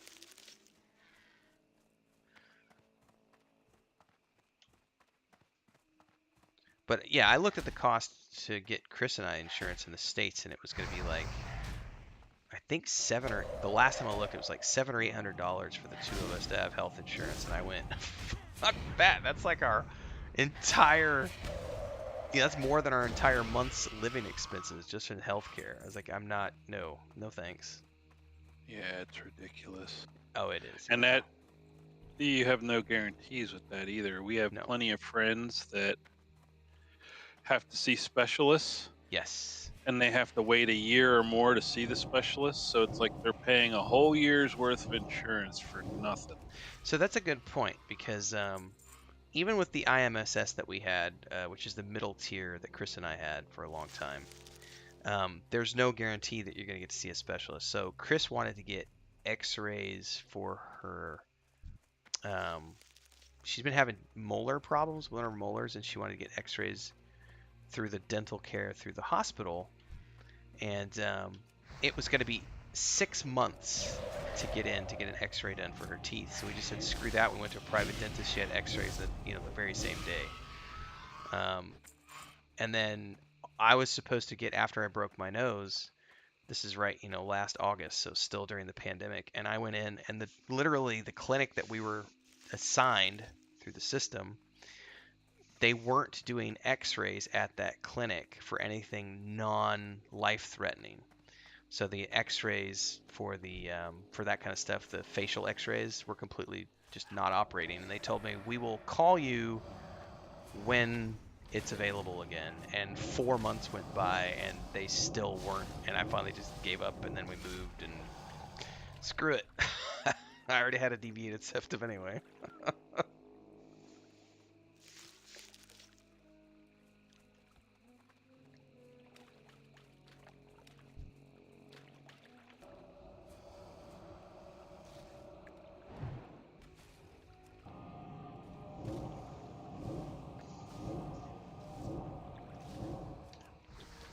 I wouldn't, I understand where you're coming from, Sparoh, but I also wouldn't say that it's rose-colored glasses in my case, because I definitely live and operate within that tiered medical structure, and I've done all 3 of them, other than pay for the private medicine. I don't pay for private healthcare here in Mexico because I don't feel the need to.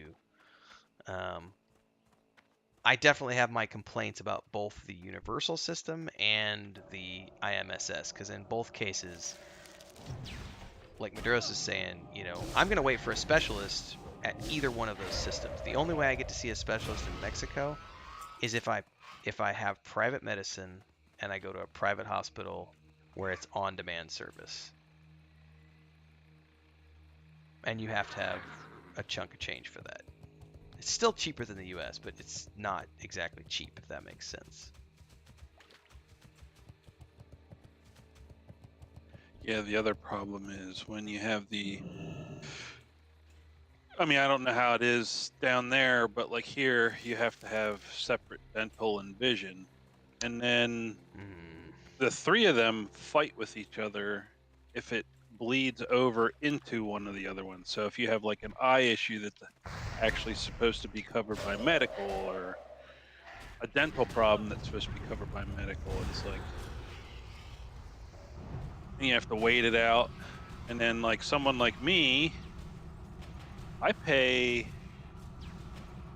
like $480 a month in health insurance. Just for you. Just for me, yep. So it's, I mean, say what you will. I mean, yeah, the system here isn't perfect either. It's not. I mean, I think all systems work to a degree, but there is no perfect system yet. What's Yeah, interesting? and I mean, I have the best plan that I can possibly get. It's $480 a month, and I still have co-pays for normal doctor visits, routine checkups, and medications. See, that's the thing that's the big difference there. One of the reasons I love, and I'm using the word, oh, that is a big ass scorch-tailed drake. Is that going to attack us? He's way up there. I doubt it. Regardless of which system you use here, medication is free. If you get assigned medicine through either the universal system or the IMSS, which is the employer system, your medication, if it's prescribed to you by a doctor, that medication is covered. It's free. It's just covered by taxes. The only time you have to pay for medication out of pocket is if you choose to go like to a private doctor, and then they give you a prescription for something, and you have to go to a pharmacy and get it filled like you would in the U.S. Yeah. But other than that, all of your medications included with your doctor visit, and that's to me always been the big kicker, is like the cost of medication. Like doctors need to get paid, so everybody needs to make money. I'm not against it, but Yeah, let me also throw in the fact that there's a lot of health insurance companies, as part of their deal with your employer, if say your spouse, if their job offers health insurance, you cannot put them under yours. They have to go with, yes. So you can't do like a family plan? You can, but it just depends. Like I said, it depends on whatever deal your employer has with the health insurance they've gone with. Like the one my employer goes with, I could never have my wife under mine because her job offers her health coverage. Yo. That's trippy. Looking real. Congrats on the ding. All right. Yeah, Sparoh. It's the average cost of healthcare in the U.S. is ridiculous. So Maduros just said, his is $480 a month. That is the total. That's basically what Chris and I pay for our entire cost of living for the month. We're right around $475 to $500 a month. That's everything. That's internet, electric, gas, food. That's like our bills for the whole month for one person's health insurance. Jesus. And I think that's something Philo and Sparoh are both saying. That's something in the United States, but I think that applies to any country, is that the poor person's always going to be getting screwed in that system because they're never going to be able to afford, regardless if it's a tiered structure or not, they're never going to be able to afford realistic healthcare. Even here in this country, if you have basic medical care, you're not getting the same attention you're going to get at an on-demand private hospital. The equipment's going to be old. The doctors are working for, next to nothing compared to the private doctors. The clinics aren't the cleanest. It is what it is. Oh, these drop the feathers.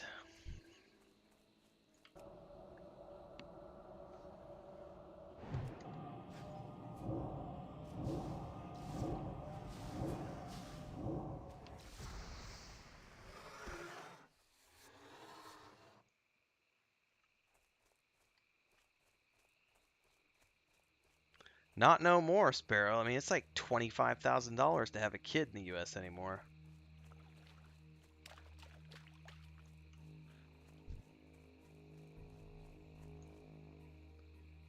Actually, we just had a friend. I don't know how she did it, but the best way to have a kid is to be unemployed. That makes no That's the sense to me. cheapest way. Because there's so many state Credits or what? programs Okay, yeah. that end up, the state ends up paying for it pretty much. So this is that welfare system that my dad always bitches about. I'm paying for... Yeah, I hear that. I hear him complain about that all the time.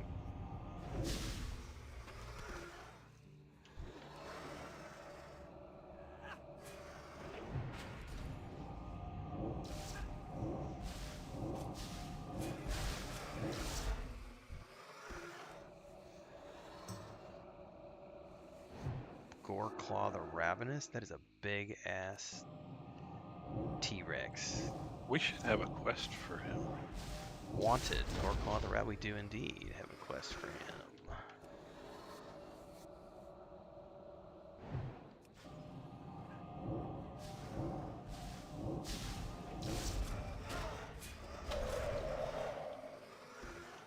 That's a good point, Philo. If you have a low enough monthly, but your deductible is super high, it's like almost like not having insurance. Because you got to pay at least $5,000 out of pocket to hit your deductible.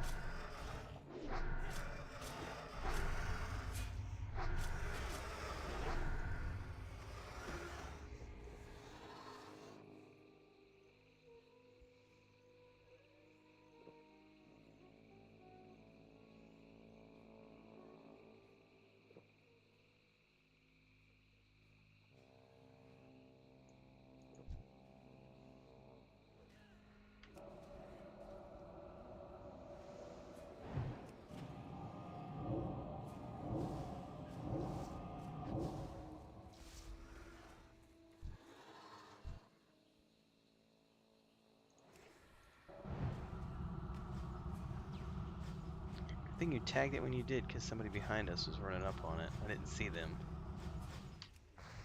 Oh, nice.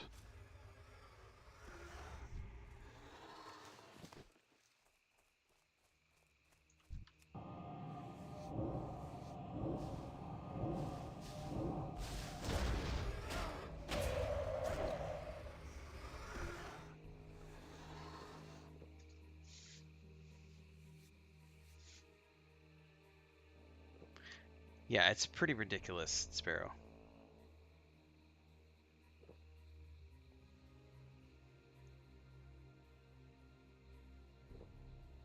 For the privilege of having a giant deductible. That's a very good way to put it.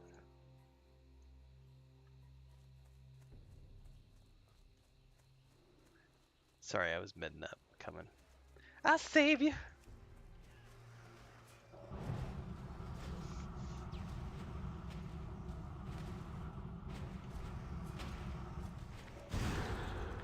Yeah, because that's the thing. My brother really wants Chris and I to live up in Missouri because then we'd be close to our nephews and nieces and be able to go visit my sister in Colorado and stuff. But I was like, dude, until they lower the cost of frickin' healthcare, like it's not gonna happen. Like it's too expensive.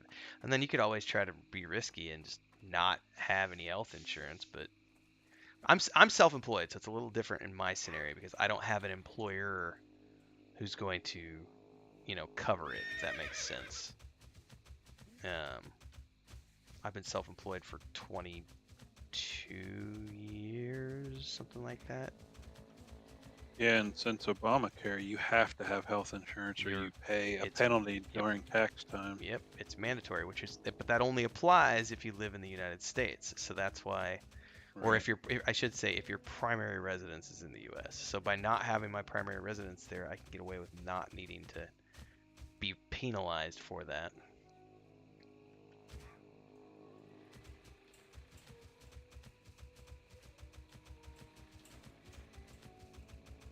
You still need feathers, right? I need one.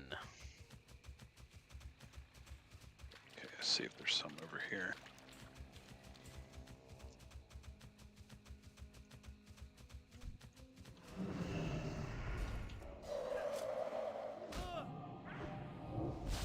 Yes, Philo.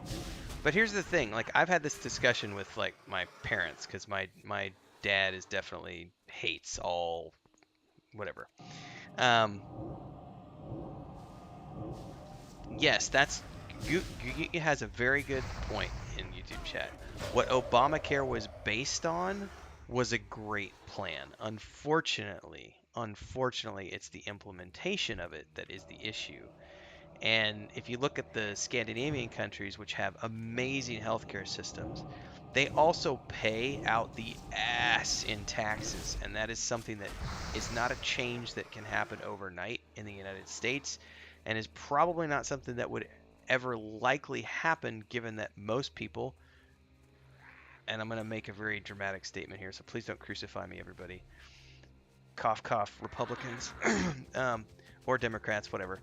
The tiered political structure in the United States and the capitalist way of doing things is everybody wants to pay the least amount of tax possible. No one actually wants to pay taxes. And until you get to a point where people want to pay taxes to cover the things that they would get in a non-shitty system, and I'm done here, which is why something like that is an impossibility in our current state or at any point in the near future, because the Scandinavian systems have been there for many years. But to get there, the United States would have to basically do a complete reverse. You wouldn't be able to do it. We would have to get rid of the political system. We would have to completely rehaul the entire infrastructure. And instead of paying, 15 to 25% on tax, people would need to start paying 60%, 70% of their income in taxes, and ain't no red-blooded, truck-driving, gas-guzzling, gun-toting American farmer gonna want to pay 70% in taxes. You will have a revolt on your hands. And that's as political as I will get on my stream, ladies and gentlemen. I apologize. It's true. I mean, I love the idea. You have way too many people that benefit from the type of taxation we have. As an example, you can be in debt by owning a property, but if you rent that property out to tenants that pay those debts, then there's programs in America that you can claim so many things as losses, and so you can basically just own property and not pay taxes on it.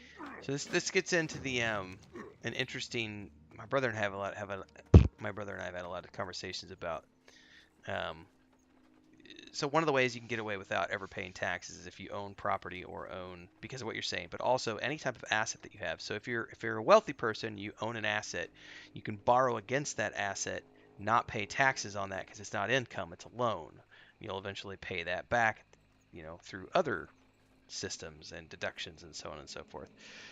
So when a middle class or a poor person goes and borrows money, they borrow money to pay bills, or they borrow money to pay off a car, or they borrow money to pay off a credit card or something. Whereas a wealthy person doesn't have to borrow money from the bank. They borrow money against an asset. So rather than paying interest, it's a very weird system we have.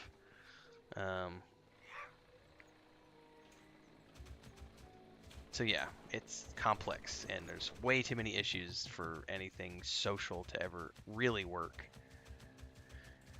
And I'm the first person to admit that I'm just as guilty as everyone else. Like when tax season comes around, I am gonna try to get my tax debt down to 0, and hopefully I'll actually run it into the red so that I am at a loss for the year, so that I don't owe anything. Like that's the number one objective. I mean, we had a lot of people who got critical of Trump's tax returns. How did he not pay any money on taxes for 7 years or whatever the case may be? Because he ran his company at a loss, and that's just smart accounting. Like, it's just the way it is. Can you use the totem on that too? Should be the Invalid. essence of enmity. No, invalid target. Okay, so we have to do it per.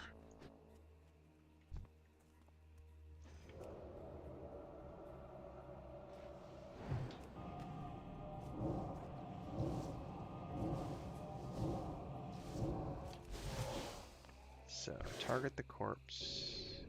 Brog's totem. Did I need to loot something? It should have automatically. Oh, put it did. in your Yeah, 1 of inventory. 10. Okay. So per. All right. Well, you just do yours first, and then I'll do mine next. That way, we're not confusing. Oh, each we'll other. have plenty. We need to get the Stonewall banner over here. There's a bunch over here. All right.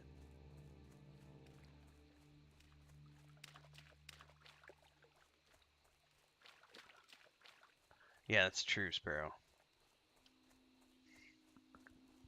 Raise the taxes. Yeah, like other we people have do. friends that they own their own painting business, like painting, and they primarily do like commercial. Mhm. Like they'll also do schools or whatever. But I mean, they're self-made millionaires. But the way they made their money wasn't their business. It was they used their business to accumulate, like you said, assets, but also, money. They Yeah. bought property. They bought basically apartment complexes and they rent those out. So my parents are That's where they made their money. My parents are what we call asset rich but cash poor. My dad had a construction company from the time I was growing up, and he also had a dairy farm. So all the money he made through the construction company, as many write-ups as you can there, but any excess was always used to buy property and buy cows and do all that with the dairy industry. And so building the assets up that way, so that, and then eventually when he eventually got West Nile years ago, and he couldn't do construction anymore, but they had enough. By the time he was 30, he was already several times a millionaire, and was able to move to Colorado and have a very nice place. And now they're back in Missouri with a very, very big place. But that's all. It was all done through having two different businesses, like you just said, like your friends. It's and being able to borrow against those assets, meaning that technically you never have to pay income tax. And I know that was always a big argument between my dad and his two older brothers, because they didn't do it the same way he did it, and so they never accumulated the assets that he did, and they would bitch every year because they would end up owing $25,000-$30,000 in taxes, and my dad would owe 0, and they were like, it's not fair. And it's like, well, you could just go buy assets, and then you won't have to pay taxes. Like, it's that simple. Yeah, there's a pretty good book out there that talks all about that. It's called Rich Dad Poor Dad. I know Look of it. up. Yeah, I don't think I've ever read talks it. all about that. The guy that wrote it, he Vietnam vet, was a Marine, but basically he talks about he owns property. He owns oil wells, not oil stock. He owns cattle. Mm-hmm. So it's like he owns all these assets that he can borrow against. Yes. So he's So, like billions in debt, but he's a billionaire. Like correct. he owns so many houses, a yacht, cars, everything. It is a balancing act, that's for sure. Um, but I'm not in the same boat just because of life decisions and stuff. But my younger brother is doing things the right way, and he he has the ranch and he has the cattle, and he has a heavy equipment and his excavation company, and we have our game studio, and he's not even 30 yet, and I'm not going to say what he makes on air because that's don't do those kind of things, but it's a healthy 6-figure per year salary, and he's not even 30, but that's all self-made.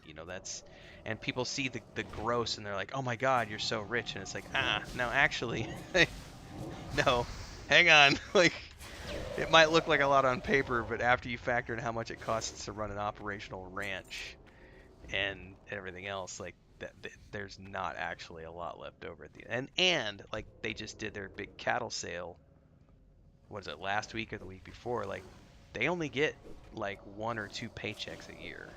I guess 2 a year. So it's not like a person who's working a 9-to-5 job where you're getting paid every single week or every 2 weeks. Like, he gets paid when the cows get sold, and it's completely dependent on the market and everything else. But then there's the value of the land and lease agreements, and lease agreements are interesting for land, for agriculture, because you can actually lease someone property to graze your land. So if they want to run cows or horses or sheep on your land, you can charge them for the right to use your property to feed their animal. So there's all sorts of creative ways that you can do stuff. And there's also, depending on the state you live in, different states have different agricultural grants and programs that you can apply for, which can help you offset your tax debt, and etc. I think the big thing now isn't like water services. Like you can I don't know. lease if you have water that runs through your property. That's interesting. I know the big thing it's starting to become a big thing here in Mexico is if I go install solar panels on my house, I can work with there's a single power company across the entirety of Mexico. So I can choose to, if I install a solar panel here, I can go get a special meter installed. So instead of using the power company's electricity, what I'll do is I'll use my own electricity first, and then only if my solar panels run dry do I tap into the city. Or I can sell my solar energy back to the federal commission. So I could actually install solar panels on my house or install a solar panel array anywhere, and I could sell my electricity back to the company. I can also lease the equipment to the federal commission as well. So it's a very interesting way that they're starting to implement solar energy here, because a lot of the energy here is hydro. Like, there's literally a hydro, I think it's a hydro plant really close to where we live. Chris grew up near it, and that's actually one of her first jobs, and we laugh about it because she'd never been around people who chew tobacco, and a bunch of the people who work at the power plant are Canadians and Americans who they're on a commission, so they come down here and work for like 6 months at the power plant, and because it's a co-op company, I guess, with the U.S. company. Anyway, I'm done with the totem. You can okay. get that.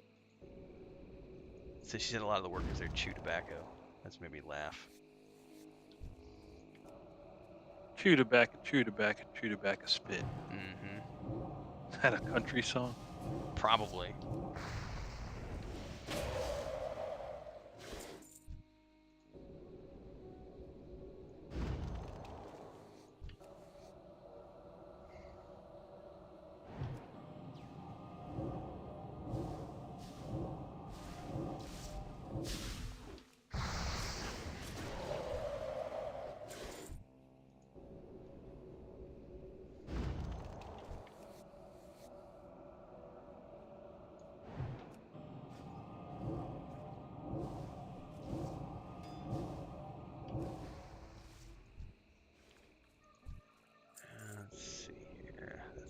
25.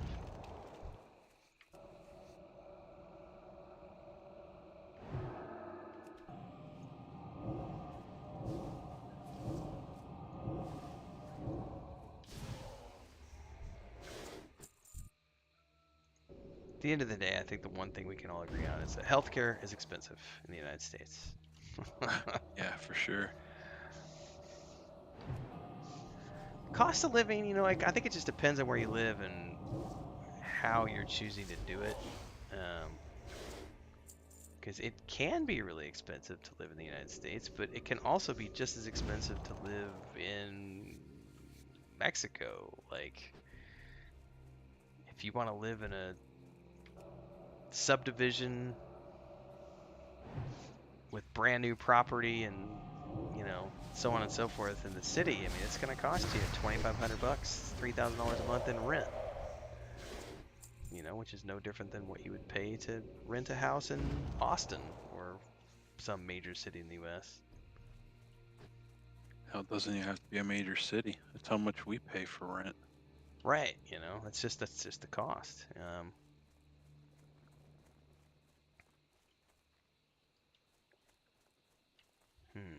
Let's see here. The map is telling me maybe this way over here.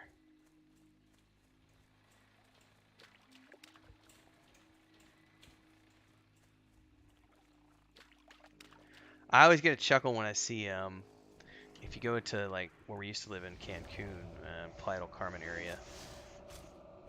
It's if you ever go on like TikTok or Instagram or something or YouTube and watch the type of people who go live there, they'll be on social media like talking about, oh my God, it only costs $3,000 a month to rent this beachside, you know, coast, you know, waterfront property, right?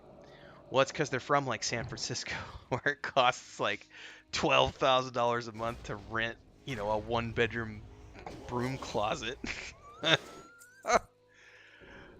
I remember my uncle used to live in New York City years ago, like 10 years ago, and I remember he, at the time, it blew my mind. He was in a shared house with 6 people, so 6 total people, and each person was paying $750 a month, and this was like 10 years ago. And I was just like, my mind looked at that math and went, what? Like, how can that even be like a real cost just to rent? But that's big city pricing.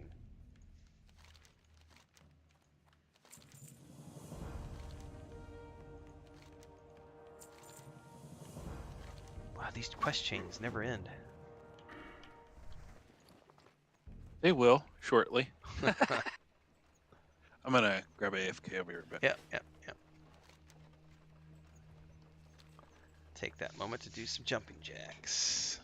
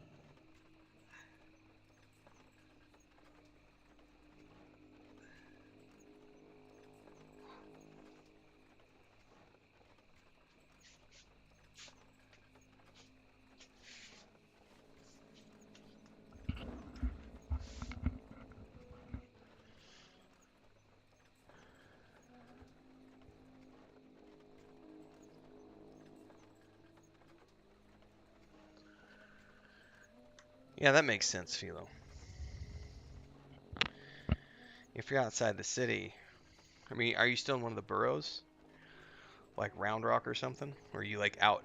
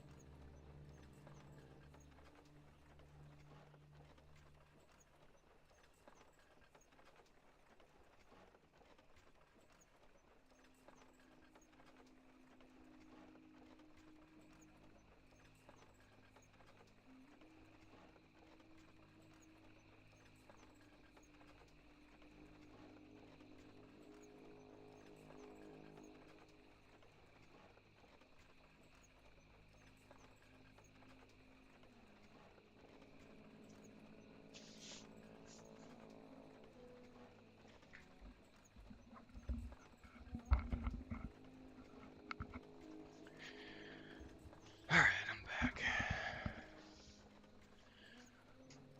Grew up in the Round Rock Cedar Park area, little town called Jarrell. Nice.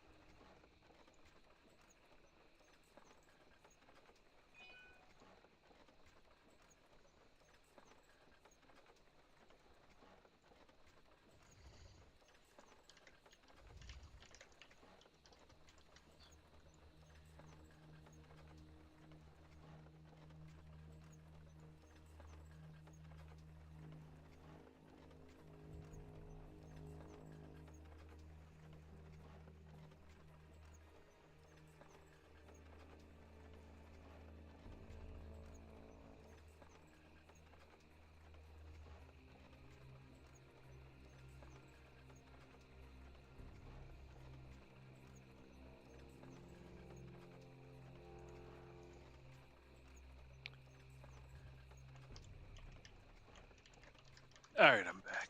Welcome back. Answering a couple YouTube comments here.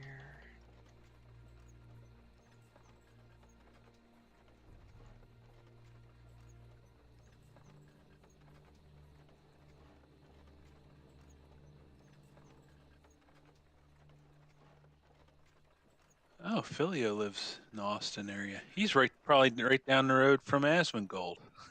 More than likely, yeah.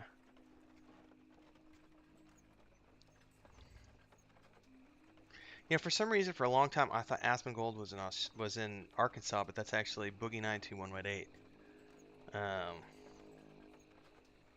For some reason, just recently, I realized that Asmongold lived in Austin, and it was when Senator Ted Cruz they were doing the Twitter thing or doing a live stream with Cruz, and Asmongold got brought up because of loot boxes and gambling or something.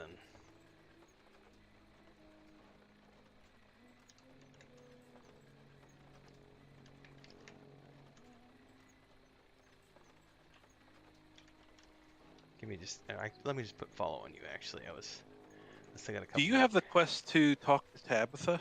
I have a quest called the Items of Power, which is complete. Oh, you completed this quest that I have. Okay. Oh yeah, I may have done that way before you got on. I'm gonna run up there real quick. Yeah. I think that's to burn the huts. Yes, that's the one I have now. Okay, yep.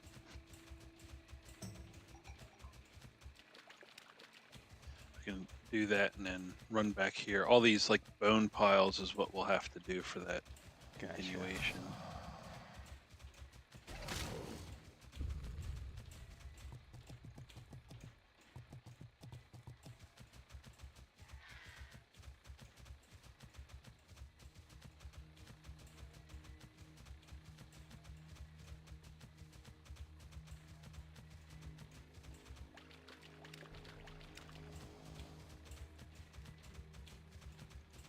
Yeah, healthcare and taxes. That's definitely. Those are two topics that could get all kinds of Dangerous. people riled up. Dangerous. I like to talk about these things with people, but yeah. Sometimes folks get a little upset. Yeah, I didn't even mention school tax. Yeah, we haven't even talked about like schools and Yeah, because like here in Pennsylvania, depending on what township you live in, school district and or county can all change like how much you pay for school tax. As an example, my mom, before she moved and sold her house, she lived in a pretty good school district, but her taxes every year being in that school district, and that was just school and like property tax, it was like $6,000 a year. Ugh. She had to pay. So here's another fun one too. Our water bill, and this changes depending on where you live in the country. Our water bill is fixed. So we do not pay in this town where we live. We pay a fixed cost per year for water consumption. It's not based on actual use. Whereas other places we lived, it's much like it was in the US where it was metered. So you pay based on usage. But it's weird where I live. Never lived in a place where it's fixed water usage. They have a city well, and everybody pays X amount of dollars per year. I mean, it's cheap. Like water I would consider water to be a pennies on the dollar cost per month. It's when Chris told me what it cost, I was like, that can't be real. Like that's what. Because I was watching TikTok. My brother and I were because my brother and I have been talking about going in together, and I'm getting a late start because I chose to do other things, and I have a life story that's my life story and whatever. But my brother and I have been talking about getting into real estate and property together and property management and stuff. But I'm wary of it because Chris and I ran an Airbnb for 3.5 years in Cancun, and we had a very like 98% good experience, but we also had 2% that was so bad that it made us question if we would ever want to run a rental property ever again.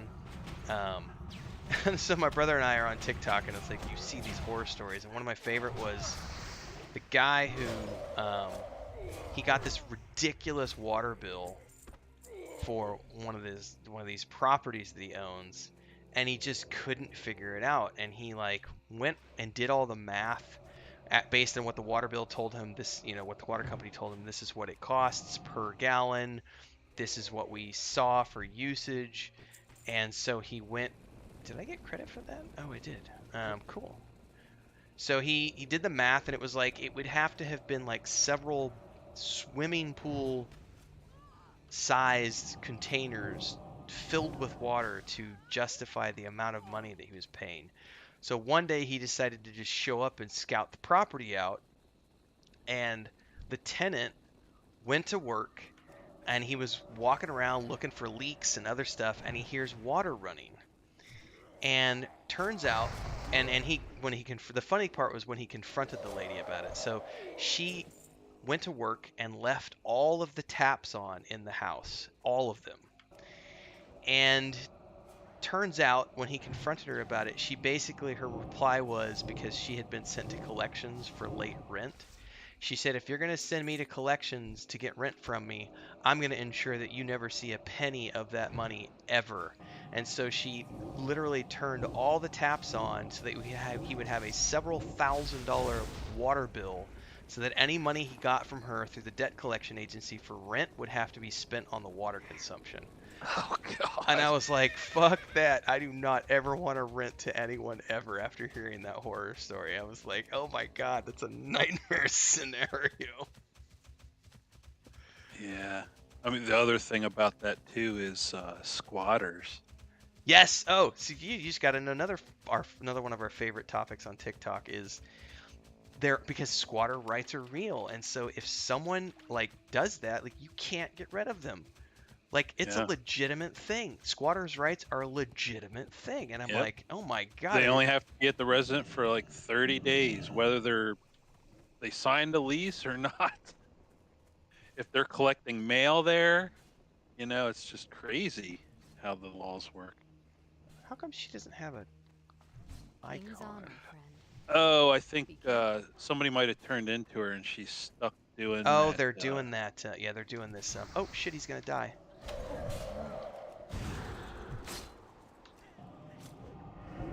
I didn't get him before he died, unfortunately. Oh, and this is the character that has engineering.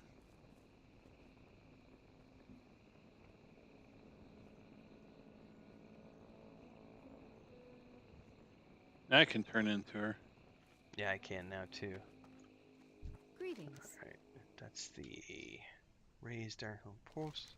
The other quest I had to turn into her was actually my Go with honor, friend. mage quest. Just still have other parts to complete. Alright, so now we just need Spirits of Stone Maul to rest. QT says, I used to have 5 rentals in the Boston area. Duplexes are bigger. I now only have 1. You do not want the headache of renting to random people. Nightmares. Yeah. There was a show, like one of those History Channel TLC shows or whatever, talks about like, oh, it was like roommates that could kill or something like that. Alright. And one of them featured this serial squatter and how he had been arrested previously for all this stuff and changed his name, but he just basically went from property to property, squatting. He wouldn't get on like the lease, but then the people that whose names were on the lease couldn't get rid of them. Oh, I see what you're talking about. So he would be like, I'm your roommate. Yeah, like they would put out like an ad. Craigslist ad or something. Yeah, kind of like that. Yep. And he would show up and he'd be like, hey, you know, here's whatever. Like he would initially give him like, you know, a month's rent or something. But he would have all of his stuff and he would move right in. He would change his address, start getting mail there. And then he wouldn't pay anything the next months. Man, that's whack.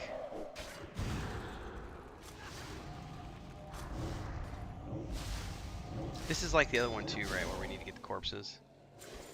So this one we have to click on. There's going to be these like rib cage looking things. Like right here's one. Okay, hang on. I got confused with what we were doing. Is it 1 per person, I'm wondering? No, we just have to kill what spawns. Okay, I see. Yeah, this used to be like a an ogre town that the dragons came and killed them all. So we're just putting their souls at rest. Grite says there's a Michael Keaton movie which has the same Oh yeah, premise. yeah, I need to go watch that movie now. yeah. That's a good one. That's the one where he like tears up the floor, and I think that took place in like San Francisco or something. Yeah, that's a Says good it's one. called Pacific Heights. Don't know that I've ever seen that movie. Yeah, and the sad and crazy thing is that stuff can actually happen, or does, or has happened. We had a very pleasant, for the most part, experience. We ran an Airbnb in Cancun for like 3.5 years, and we did it out of our place. So we lived there, and we had a couple of spare bedrooms that we rented out, and so we had a different type of experience than people who just rent the whole property out. So we had, backpackers and travel bloggers and people who are looking to have like a budget vacation. They're not, they don't mind sharing a place with someone, and you cook them breakfast. And we got a lot of side business because Chris and I would run tours for them and a bunch of other stuff. So it was a fun thing. But we did have, like, when we first started it,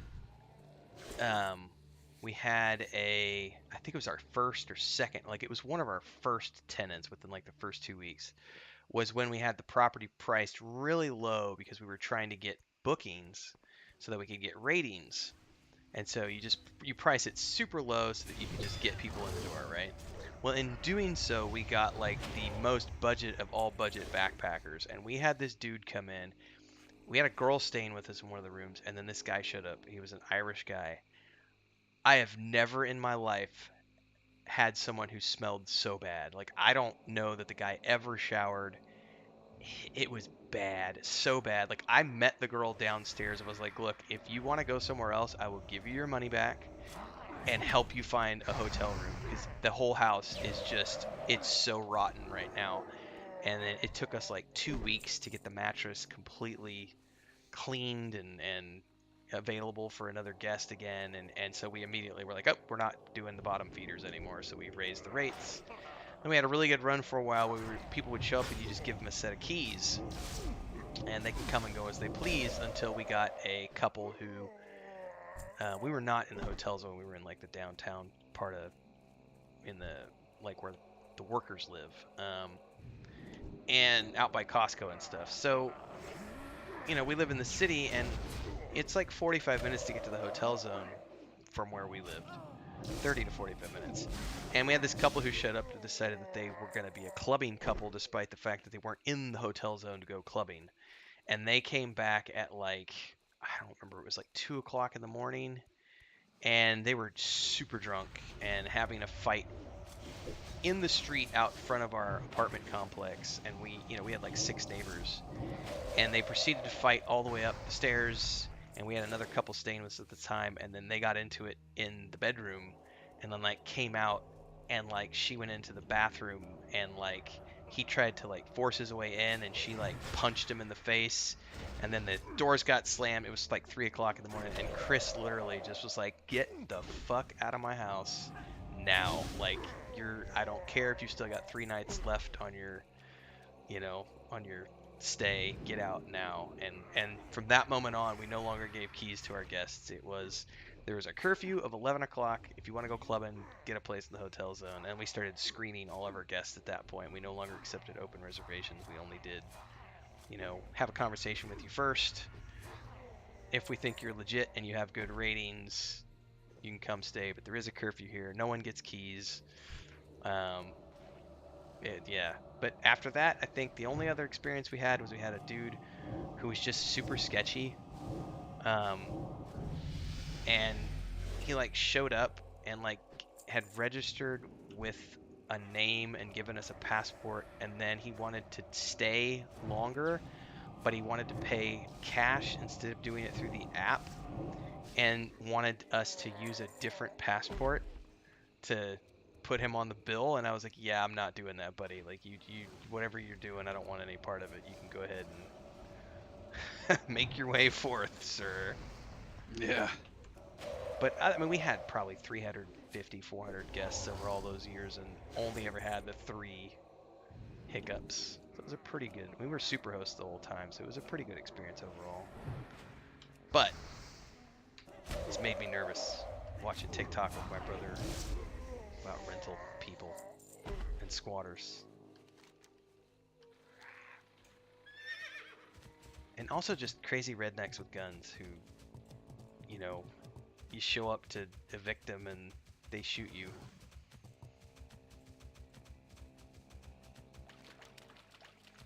That's a very generalized statement, by the way. I'm not against guns, but I'm just rednecks.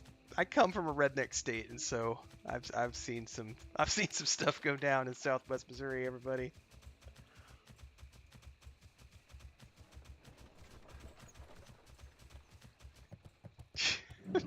Philo's like, let's talk about Roe versus Wade. Yeah, I'm gonna not do that one. Ain't touching that. Nope, that one we will skip. Just for the highs. Yeah, this will take us right outside Nixia's lair. Tabitha's got another quest for me now. Oh, I dinged 40. Oh, Brett's on 40. Why. Didn't notice that till just now. Yay, you can port us. Yeah, which means I gotta go get my group portals, and I probably need to make the trek out to what's the Escobar or the Space Goat city? Exodar. Exodar. Get the ports for over there too.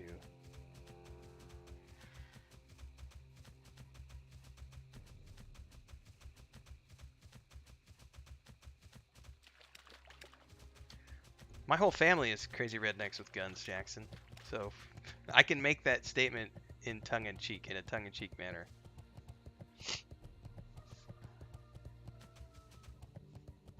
We're gonna get in our trucks, go mudding. Yeehaw! My dad's license plate on his motorcycle when I was growing up was literally yeehaw.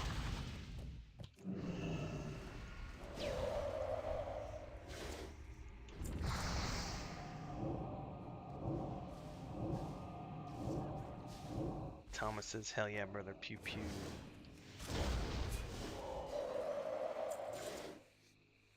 Are we... You plant the banner.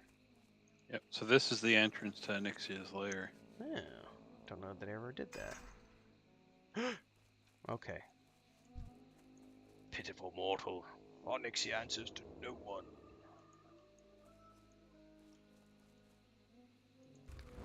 Well, I bet I need to put fire protection on. He's gonna eat the banner. Alright.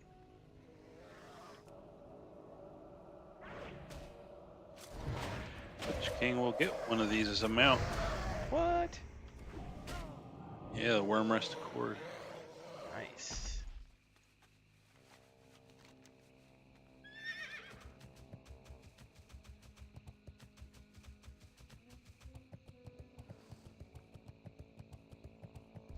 I think we're actually done here once we turn this in. There's a turn in at the harbor that'll send us the Stormwind. So you probably want to do that before you go back to get training. Okay. I feel like Tabitha's next quest I can ignore for the moment, because I'm going to have to go back to her once I finish up my mage quests, and that looks like a red something. Tiara of the Deep. It says it's a dungeon quest. Yep, that's for Marauder too, isn't it? Nope, that one's for Zul'Farrak. Okay.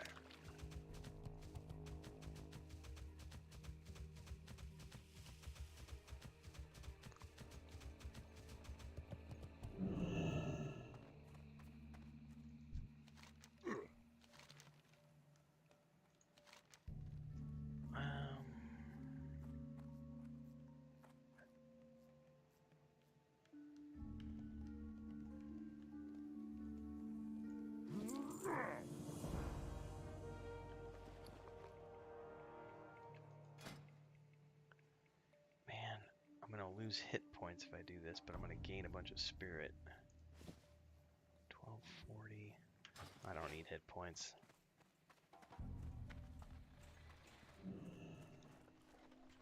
Yeah, it looks like the next one is a turn in over there. The harbor.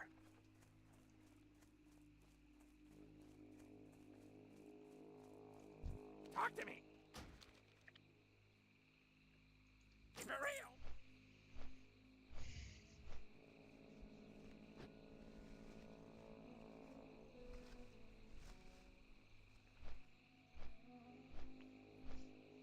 Oh, Guyute. The fact that I know what BFE means makes me laugh. Had to walk a mile to a place with a phone. Knock on this door, they laughed at me. We live out here for a reason. You go up there, you're liable to get shot. That's funny. So, yes and no about the no drama in the countryside, because I can tell you this much, having my whole family live outside in the country for many, many years, there's still drama. There is still drama with your neighbors, especially if you've got cows and they're getting onto the neighbor's property, and yeah, people's dogs breeding other people's dogs because the animal got in heat and they didn't chain it up, and then yeah, countryside can be just as dramatic. If you want true peace and isolation, you got to be able to be rich enough to afford, 1,000 acres so that no one is close to you. That's the only way you're going to get real isolation.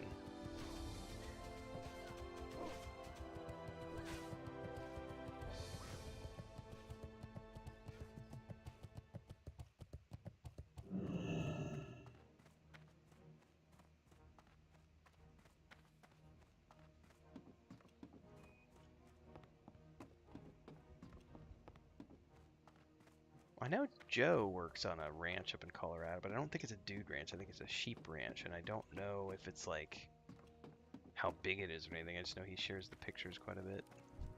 Need help? Alright, this is definitely to go to Foothold Citadel, just north of the gates. Be careful. Wait, that makes no sense. Where is this? Peace at last. Oh, you know what? I had another quest that wasn't tracked. Called And Bugs? Oh, yeah, that's for crawler meat, and that sends you to Swamp of Sorrows, Okay. which is to the east of Duskwood.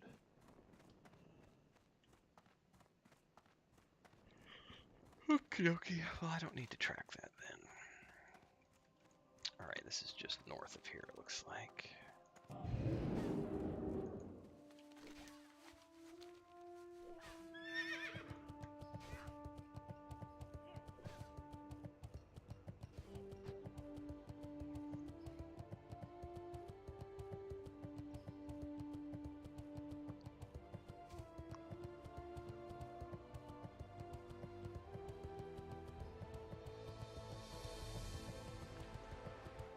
I like Davin's way of thinking about it. So everybody, by the way, if you haven't already done so, Davin's got a channel. I'm gonna give him a shout out now. I know he's not doing a lot with it right now, but he's got a fitness channel. I've known Dave for, God, since I was 16 maybe, 15, 16. Back when I was still a church-going stand-up citizen, was where I met Dave. Years and years and years ago in Missouri. He's one of the few people I've at least stayed in Facebook contact with over the years. Internet contact with.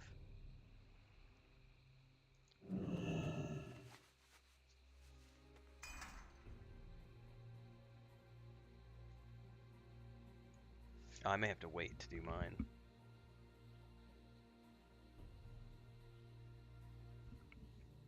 Tell him Jimmy and I love him. You might get credit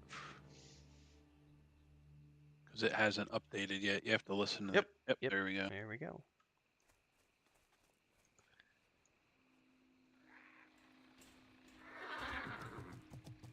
But I like that thought, Dave, sorry. Choose the drama you're willing to put up with.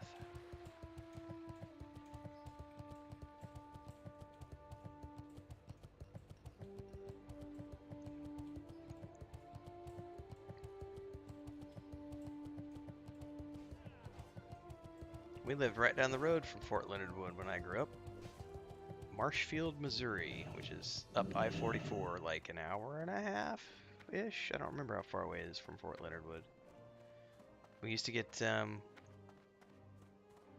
back when I was really young, they used to have flyovers all the time. Back before it was illegal to break the sound barrier. Guys would go flying over the middle of the ranch. Wasn't a ranch at the time, it was a small farm. Light bless you. The ranch came later. Well, that cleared all the quests, I think. We have something called Ren McGill. Oh, that's that turn-in that we never did. Way northeast. Yeah, that one we'll want to do. I think Alright. that's part of the... That one will eventually lead us to flying over Alcaz Island. Cool. Alright, well, we can make that run now. And that's where they're holding the missing diplomat.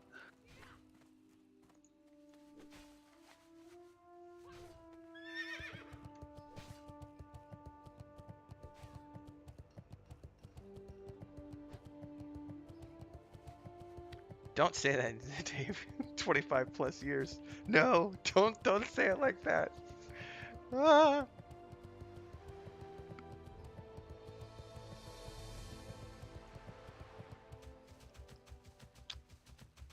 You're a little older than I am, aren't you, Maduros? I believe so, yeah. We were Mid talking. 40s. Okay, yeah, I'm early 40s. I didn't start feeling my age. Not, and this has nothing to do with like my feeling old, like physically, but realizing that I have advanced beyond into the stage of like them damn kids, because I just cannot relate. This sounds so bad. Like I cannot relate to my nieces here. Like just the and it just happened like within the last few years. I felt like I finally crossed that gap into I am now what they refer to as a boomer, even though I'm not a boomer because I'm a Gen Xer and they don't really, it's not the same thing, but still like it's a funny thing. I know exactly what you're talking about.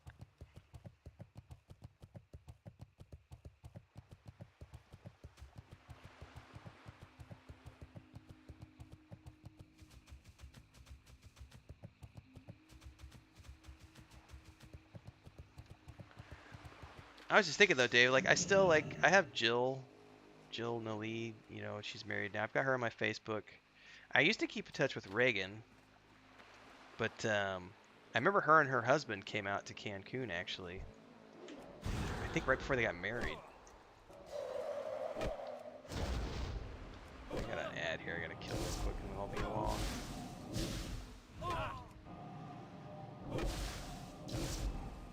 I find myself getting pissed off when the DoorDash drivers come bumping their music through the neighborhood.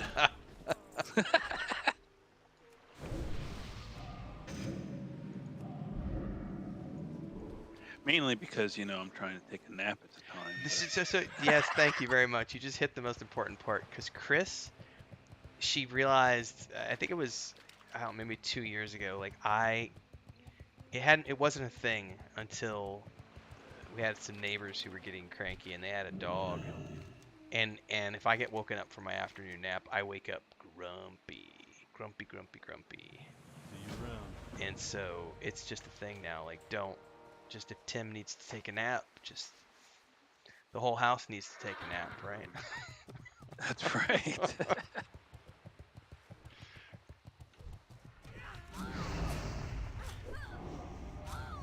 Sparoh says we're obviously trying to hit all of her triggers this morning.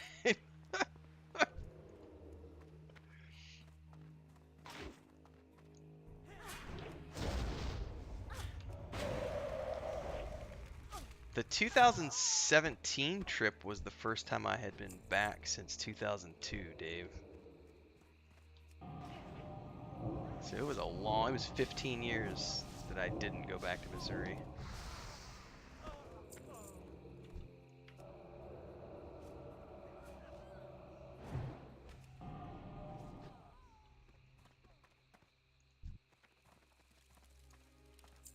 What are we looking for here, actually? It's this toolkit that this other person's looting. Okay. And then there's like a box near the boat over here. Alright, well I will wait over here for whatever this toolkit is.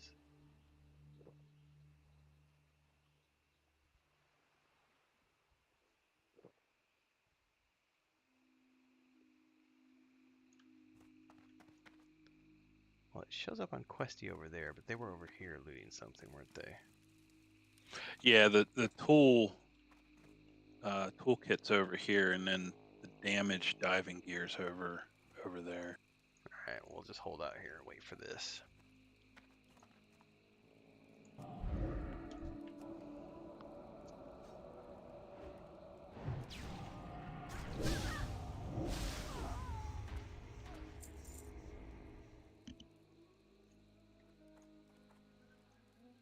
Oh, there it is.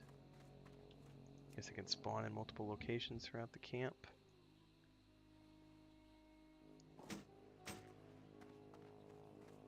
Guess I'll go take a peek if that other one's up.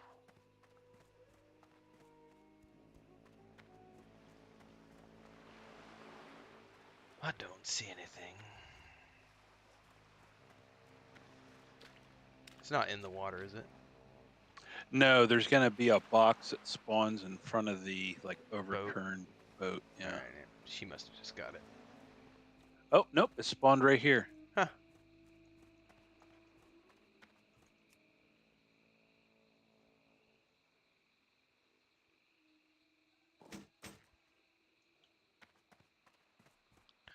There's a homesteader that I was following who bought property in West Virginia. Crazy, red-haired, long-haired, scrawny dude. Him and his sister bought a property out in the middle of nowhere. But they were like homesteading in the kind of scary, like, we're never going to shower kind of way. If you have both items, should be able to turn in. Yeah, I just saw that. What's up, Jason? And then he gives us a kit. You have to open it and then use the diving helmet. That'll give us underwater breathing temporarily. Woot. Alright. Also got a great look to it. It does. It's like an actual deep sea diver helmet. Yeah, so what we're looking for is on top of the water, you'll see like burning planks of wood. So when you see those, we'll dive down, and at the bottom, there'll be a stuff we have to salvage. Okay, well, oh, here's one over here.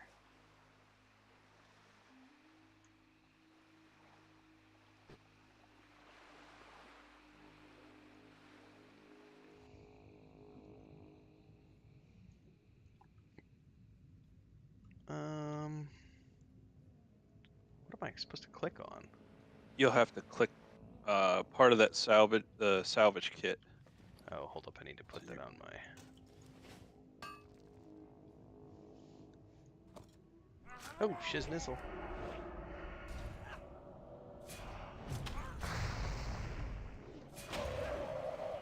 Oh, that's cool. He said this is what the engineering... Oh, a Defias diver. Oh, you talking about the rebreather, David? Why did I say David? Sorry, dude. Davin. It's a bad habit. Bad habit. But this is like the rebreather you were talking about the other day, the engineering thing.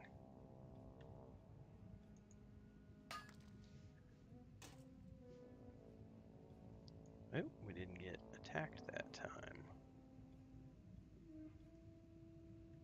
It's interesting that that pendant shows up in this zone, because that's in Arathi Highlands.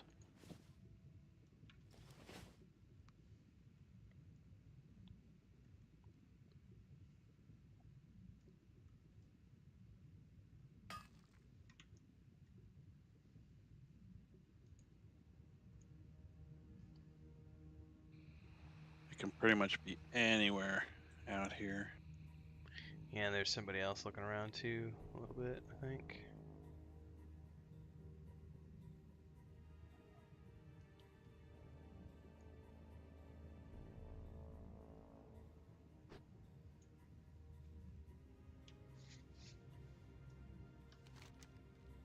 And maybe not. I think we're too this far north, probably. Yeah, I'm just looking at the probably. map going, wait a minute, all the waypoints are south of us. Oh, that's a quest starter. I didn't notice that till just now. A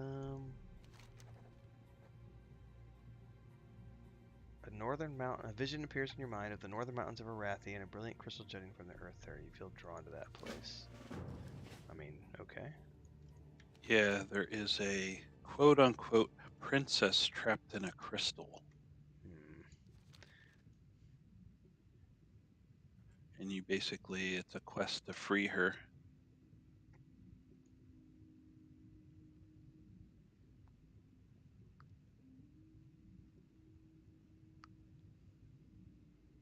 I see a druid in porpoise form.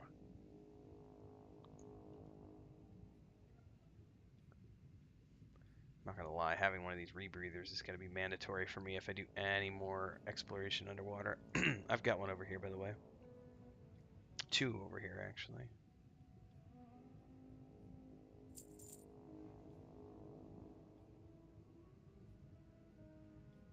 Oh, it's not gonna update us as a group. Nope. Alright, well. I think this hunter's gonna go nab the ones that I just saw.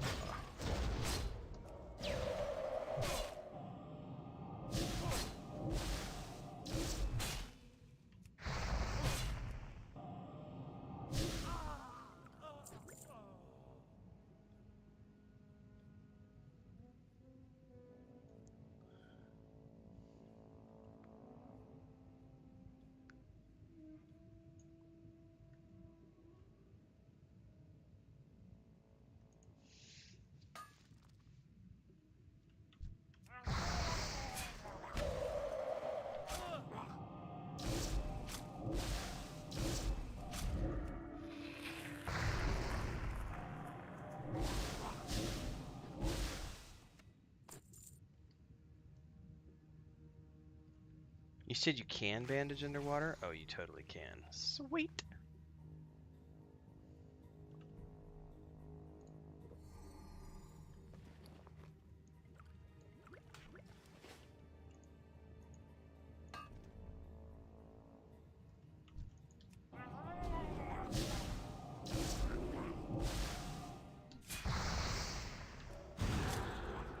There's a whole bunch over here, by the way, if you run out where you're at. 1, 2, 3. I see at least 3. I'd have to find somewhere to go to regen. Keep getting attacked by these stupid Murlocs.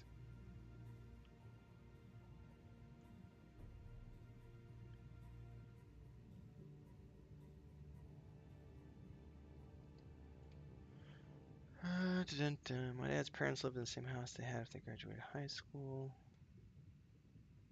Most peaceful town I've ever been in. Man, I take it you're never going to be able to get away with these Murlocs spawning.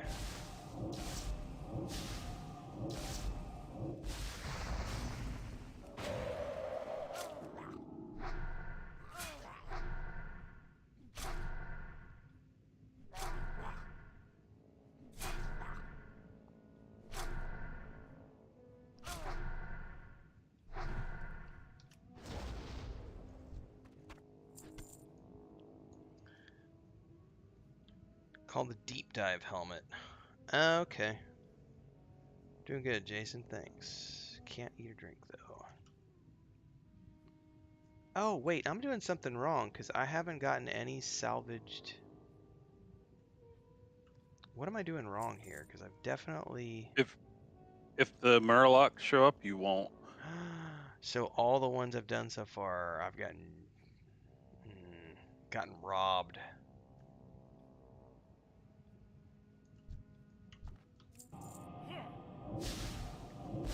Yeah, I got 5 in a row, and now every one I've been doing's been Murloc.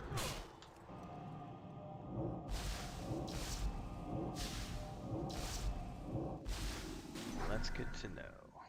Thought maybe I was not clicking on something after they spawned or something was happening. I'm gonna have to go find some dry land. Because this is really annoying that I can't get any mana back.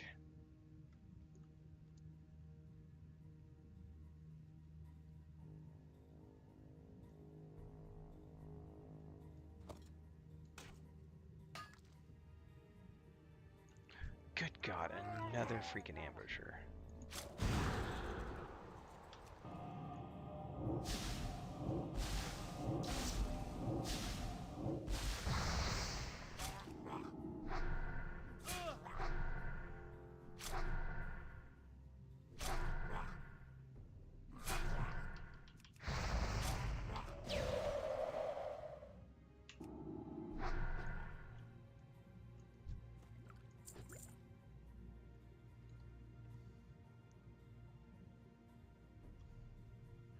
I bet you could come over to here and drink. Yep, right here's a spot if you want to come to me. And I see Oh, one, there's a 2, whole bunch over here. Yeah, it's just a matter of Yeah. actually. I've had like 5 or 6 in a row that are ambushers. All right, gonna go ahead pop- and hit that one. I'm Yep. on my way. Yep. Looky there. Well, since you're here, we can go hit some other ones.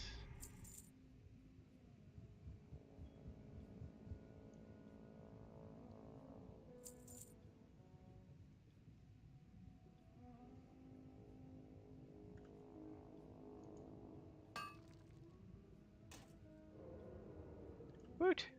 I got credit for a change.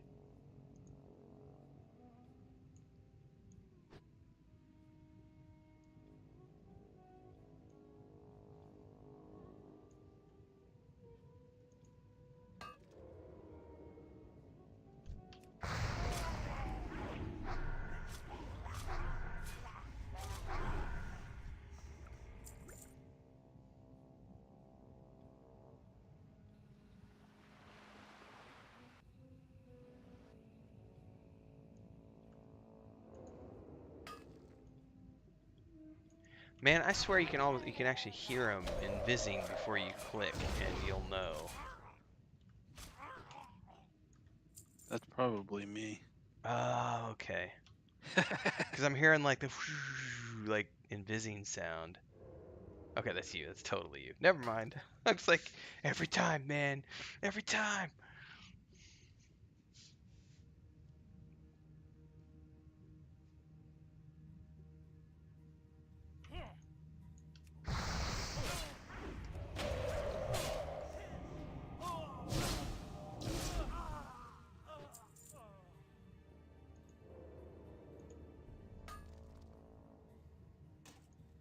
All right. I think we head back now. That's 4 of 6.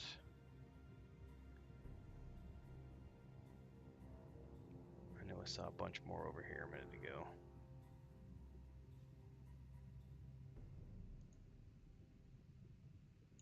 There's one.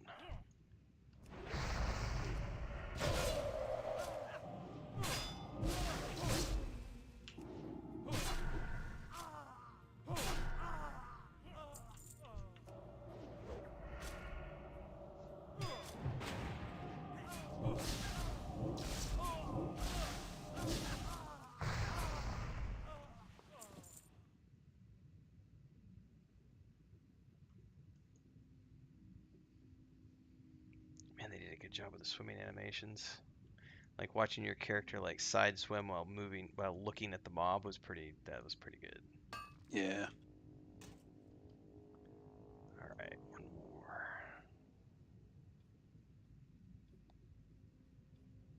Oh, there is one over here to the left that's closer.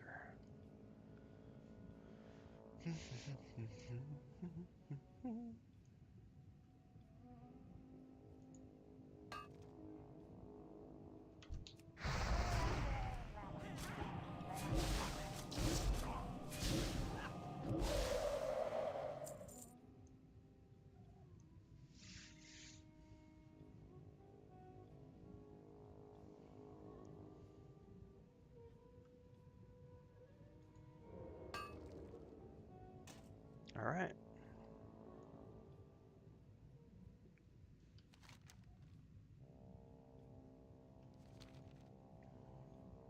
I think that was the most quest-heavy zone we've done so far, was this Dust Wallow Marsh. Yeah. Yep. It's probably between this one and maybe Stranglethorn. But this one's definitely more homogenized, even being classic, I think. Because Stranglethorn, you have to do some quests, leave, and come back. Oh, I see what you mean. Yeah. Where this one, you're just boom, boom, boom.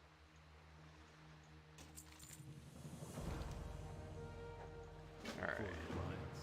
Do we get to keep the head, the helmet? Yeah, but it only lasts for like an hour or something. Oh, I know. guess I need to go to the market and buy me one.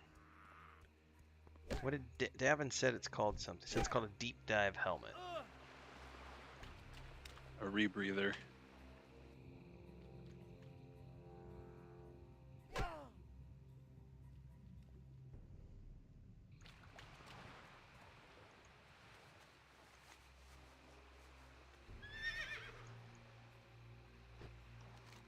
All right, back down the coast.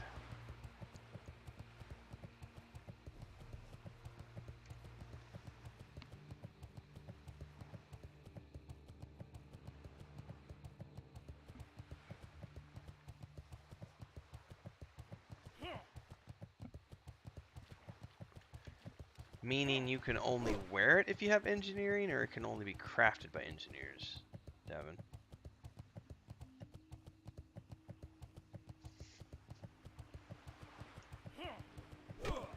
Wrinkled says he side kites the mobs a lot.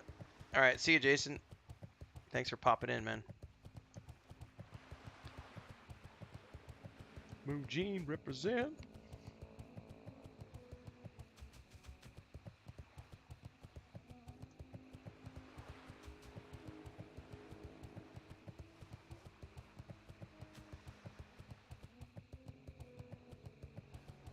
Okay, so only engineers can wear it. Gotcha.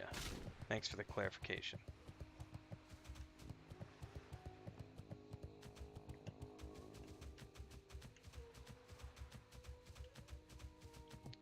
So at the very least, I can get the Darnassus portal and the Stormwind portals now. Because at least I have self-ports to those two locations. I'll have to make a special trip to Exodar. Ironforge as well, probably too, right? Oh, I didn't even know you could do Ironforge. I haven't even grabbed the self-port to Ironforge yet. Yeah, the portal trainer is with the priest and paladin trainer Speaking in of the which, Mystic there's area. one right here for Theramore I didn't even know about. So I just grabbed the self-port and the group port to Theramore. I probably need to look these up and see where they're all located.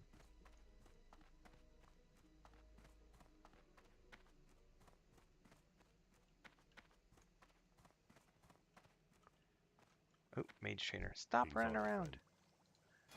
How much money do I have to spend today? Don't look at it. Just train. Don't look at the cost. Just keep training. Don't look at it. Go with honor. Yeah, it was about 15-ish gold, I think. Arcane missiles, rank 5.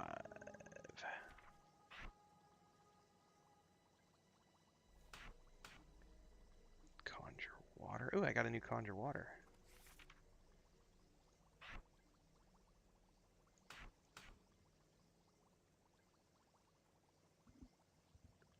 Polymorph, rank 3.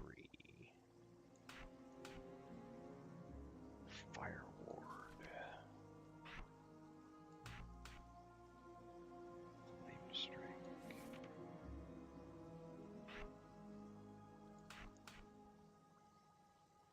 Scorch, rank 4. Frost Nova. Ice Armor, rank 2.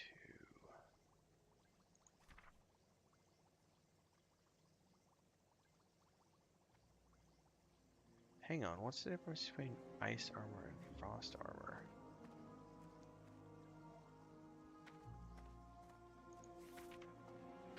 One you get just as a mage. The other one's talented, I think, through frost, and the So- one that's talented's better.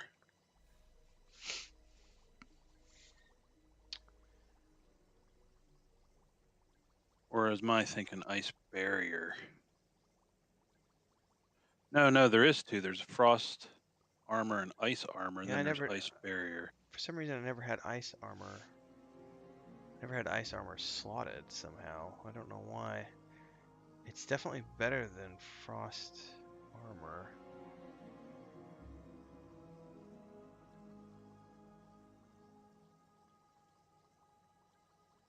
The difference is that, yeah, that ice armor is way better than frost armor. Alright. I have trained, I've grabbed portals, and I still haven't turned in the quest that's in here.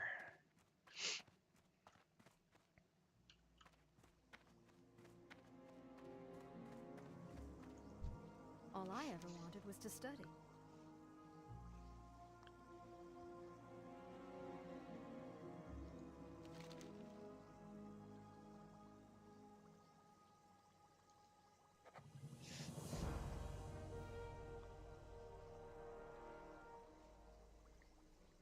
Speak to Casa Crimson Wing and use one of her griffins.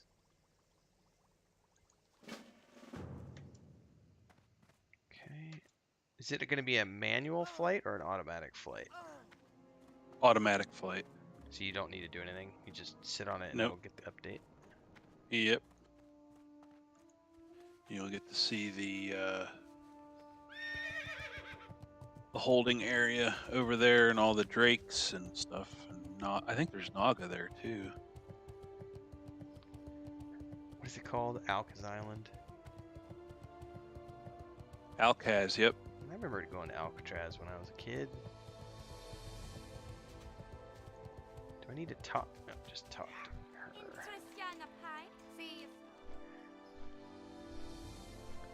No worries, Sparoh. Do your laundry. We'll continue to talk trigger stuff.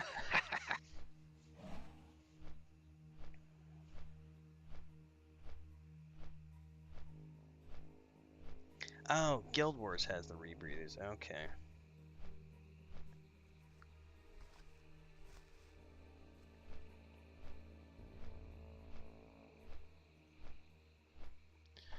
No, but my character's name is inspired by Elrond's father, but spelled different and pronounced a little different.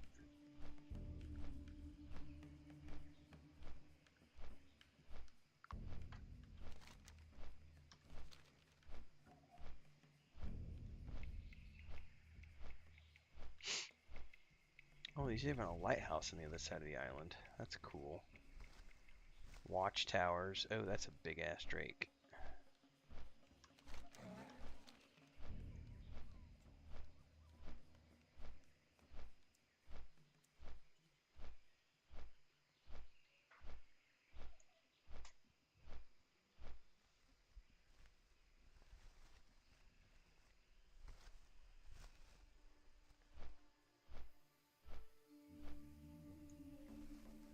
Guessing we'll probably want to go back to Stranglethorn.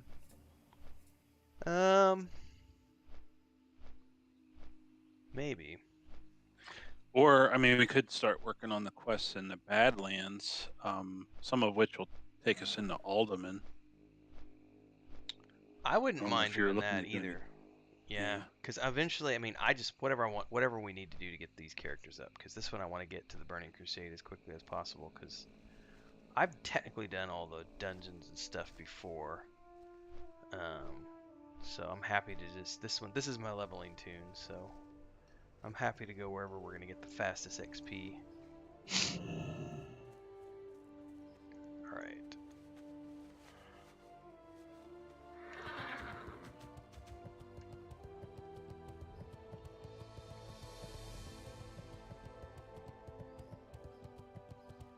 I do want to... Well, that'll be easy. I am going to duck out to Stormwind really quick just to go grab the group port. Because then I can port right back here. Yeah, that's where I'm at right now. Well, if that's the case, I might just grab the Iron Forge one while I'm over there.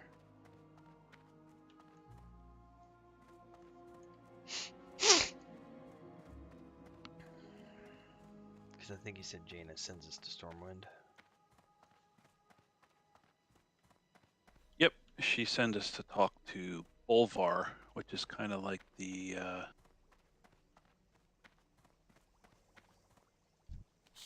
he's kind of like the steward in a way. Mm-hmm.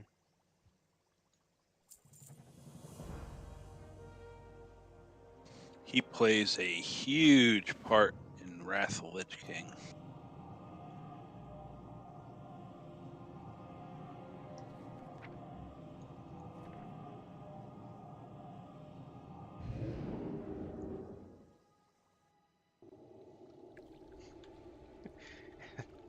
Just laughing at your comments, Sparoh. Everybody loves Light Asterix. be with you.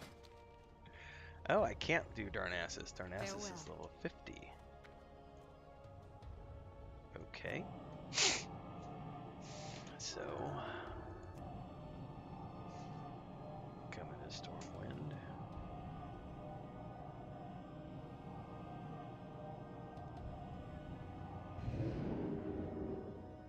Oh, you're right. Tomorrow's the teaser trailer for Rings of Power, Jackson. I need to be on What can I do for you? the watch for that to do a Rings of Power video. See you around. I just got a third quest to talk to Tabitha.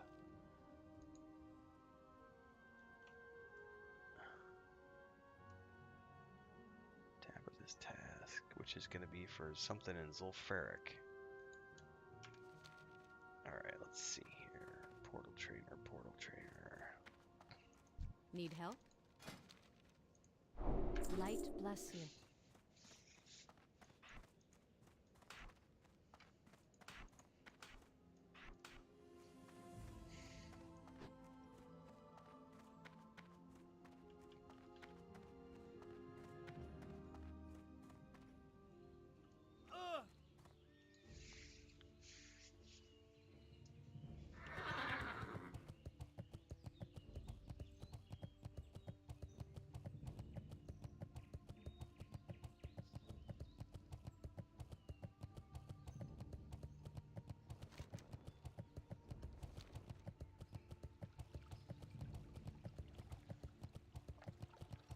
Oh, I need to grab some more portal stones while I'm thinking about it.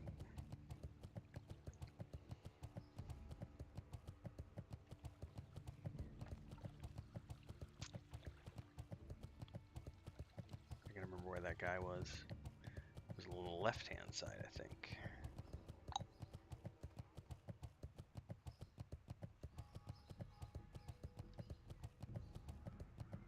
Wait, is that tomorrow? I thought it was on the 14th. Is tomorrow the 14th? Jesus, tomorrow is the 14th. Lost track of dates.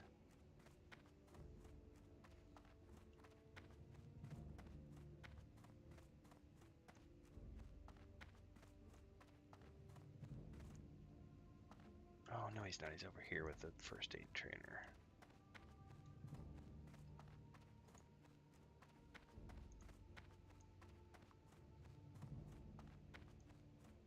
Greetings.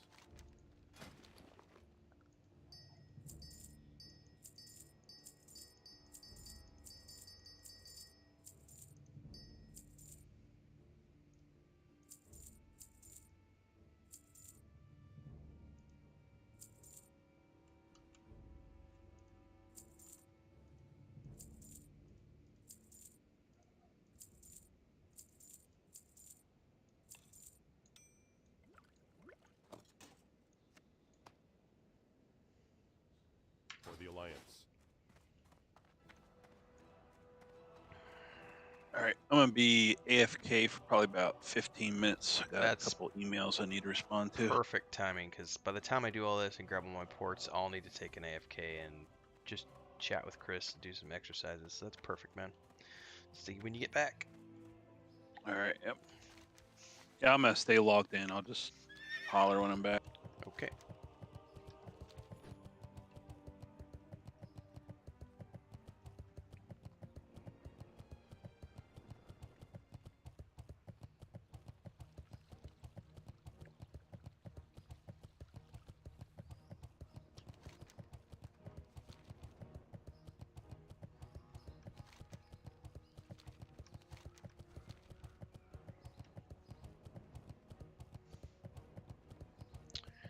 No, I just do some jumping jacks, push-ups, and crunches, and lunges, and squats and stuff. Not even all that. I do push-ups, jumping jacks, and squats. I should probably do crunches, but ugh. Does anybody know what time the Amazon trailer drops tomorrow? I don't know if they launched an actual time yet. I'd like to know when I need to be on call for that.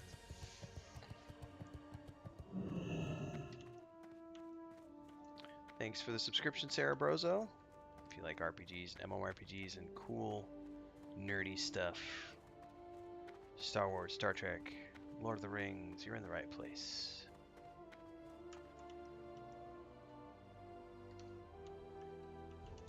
Also, a good chance for me to do a shout out. Today we're doing a 12-hour marathon stream, and we already hit our main goal for the day, which is to raise $100 during the live stream.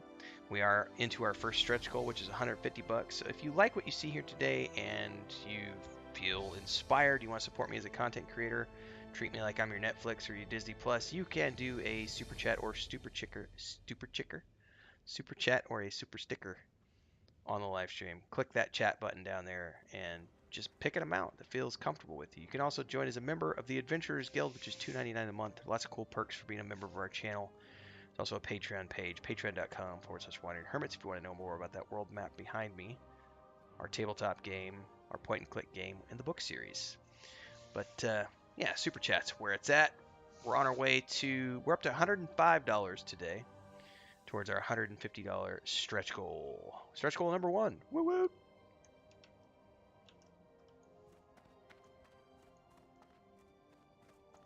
What can I do for you? Be careful.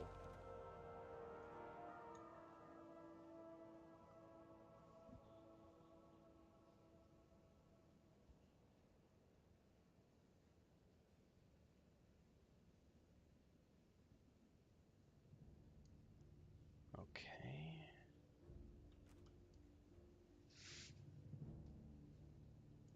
Well met.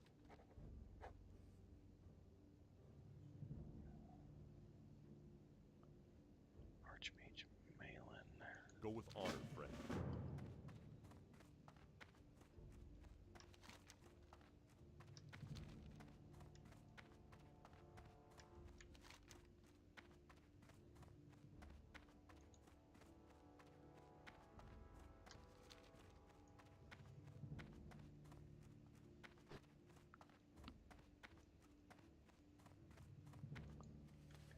Damn stickers. Stickers. Stickers.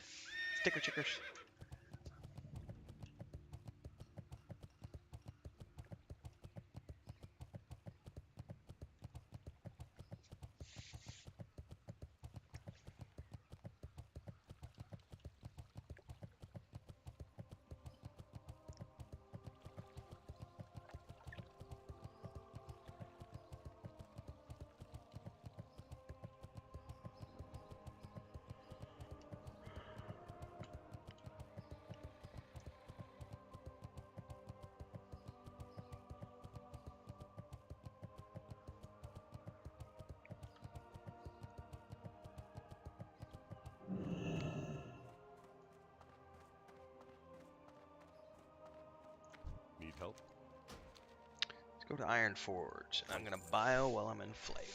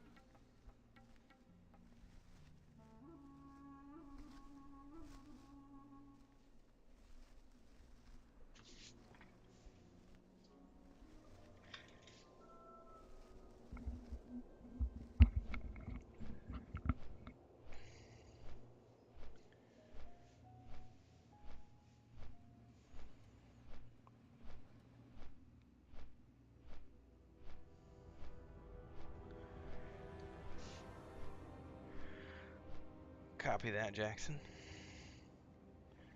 I'll definitely take a look.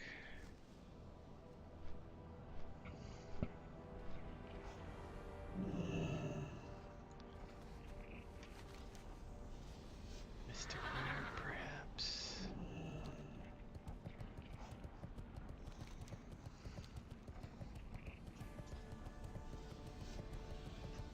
Huh? 11:40. ¿Qué pasa? Yo puedo. Dame 5 minutos, yo puedo. No, no, dame 5 minutos, voy a descansar un momento.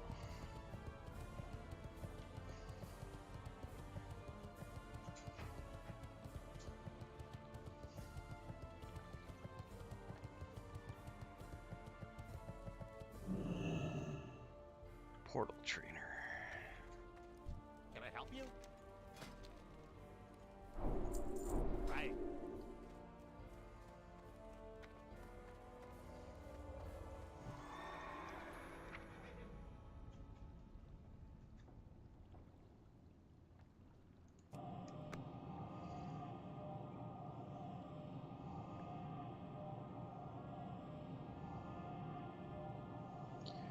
Yeah, I think they may have released the previous trailers during the morning hours. Don't really know. I haven't really paid attention.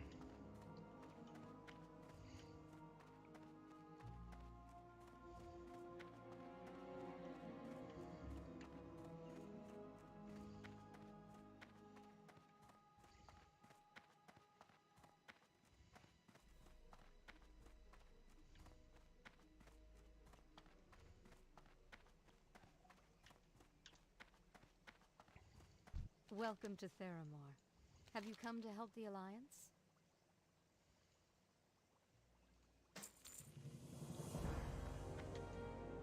That was a chunk of XP for turning that in.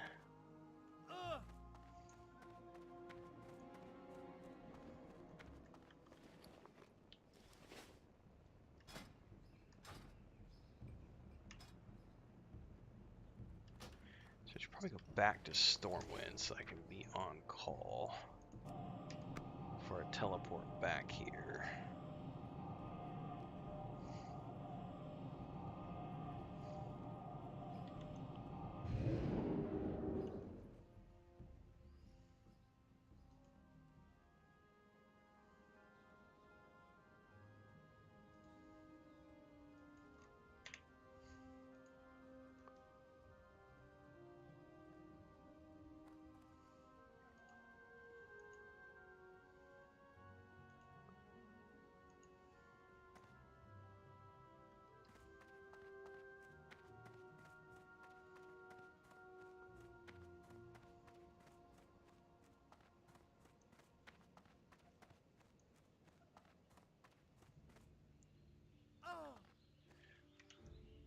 Alright, I'm going to take a few minute AFK, ladies and gentlemen. I need to feed the cat, get a quick bite to eat, check in with Chris, and since Maduros is also AFK, this might be 10 minutes, but it'll be at least 5, so somewhere in the 5 to 10 range. So I will be back in a few. Hang tight, everybody.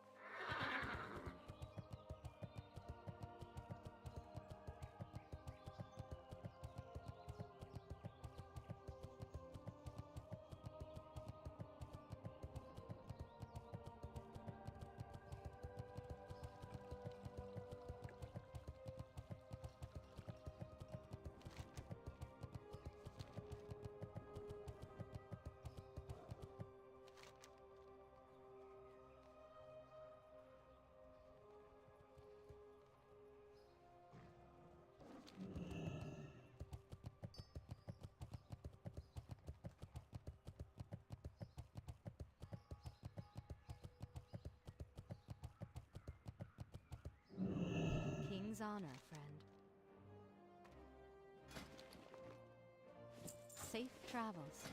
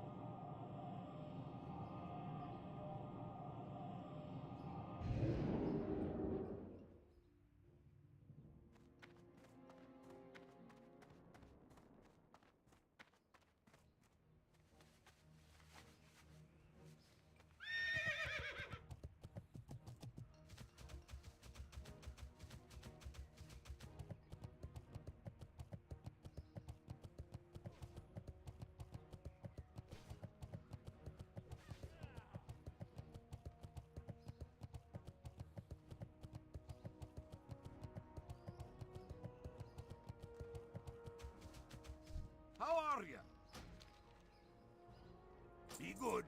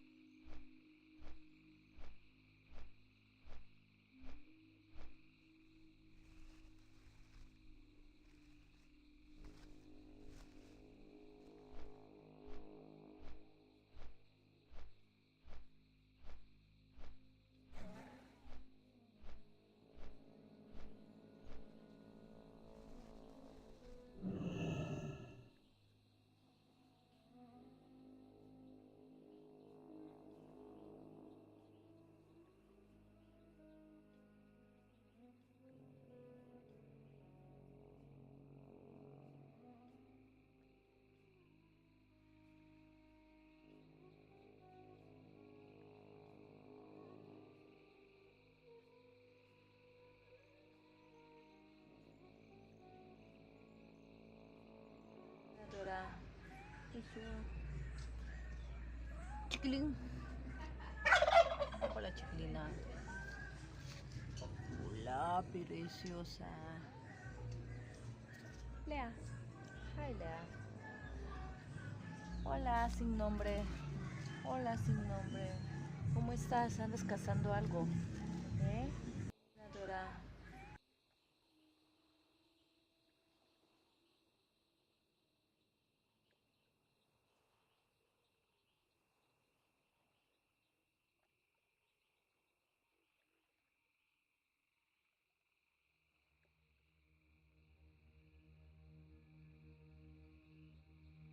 Okay, I attend all the custom.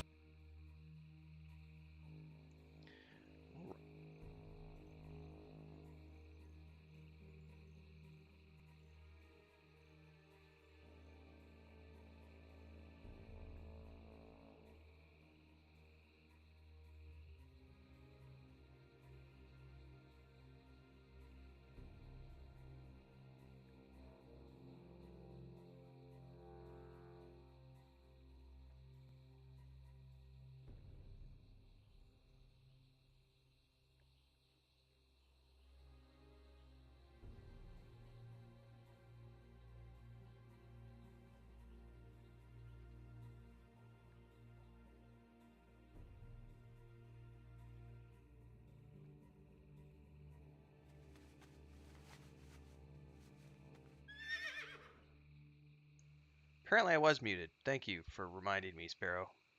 Crinkled said something too. I unmuted the sound and forgot to unmute my mic. Thank you, everybody.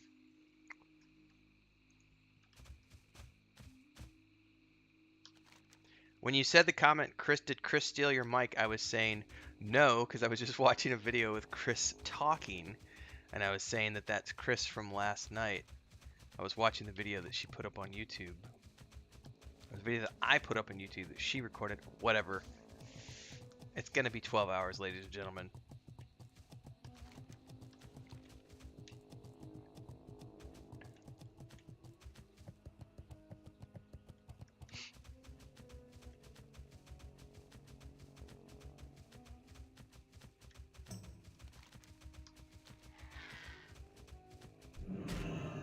Oh my goodness. Leave me alone.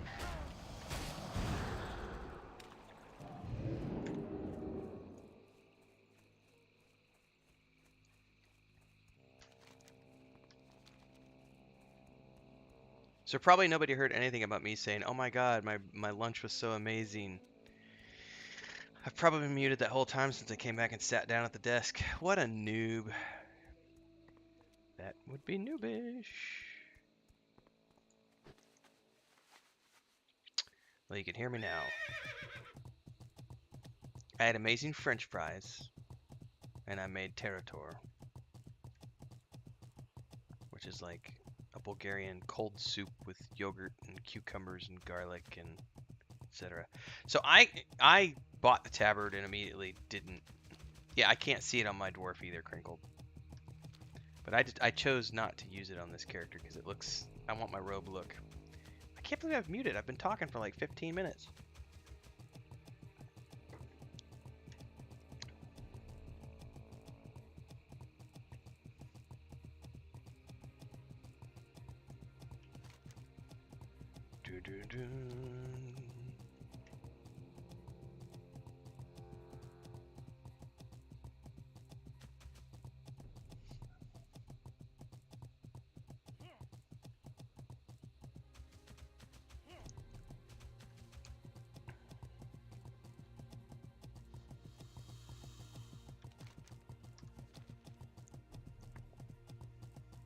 So I had a snack anyway, pre-lunch. Chris has half of a chicken marinating she bought from the lady down the street.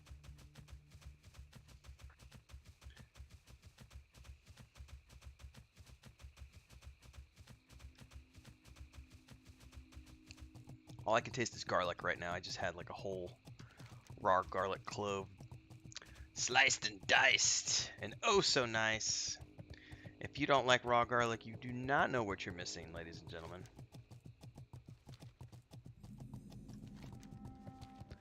So Territor is literally like Greek yogurt or any sort of unsweetened natural yogurt.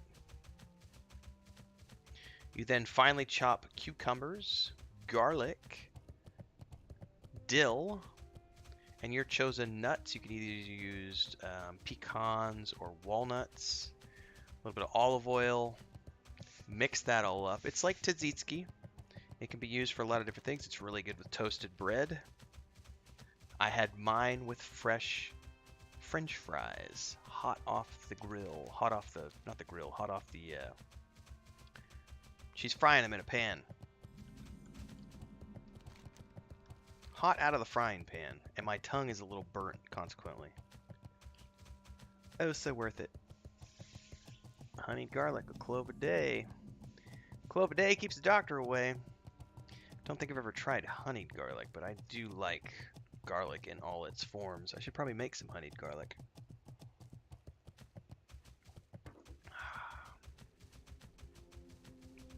Can't go wrong with honey and garlic. Those are two superfoods right there. Along with some apple cider vinegar, you might never get sick.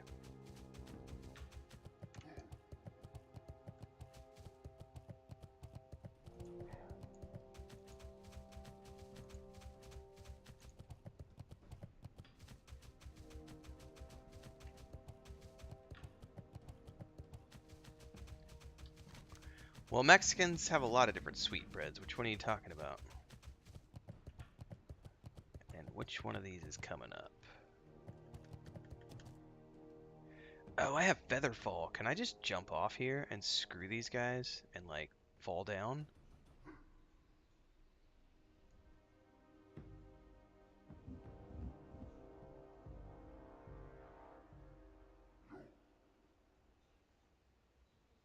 How long does Featherfall last?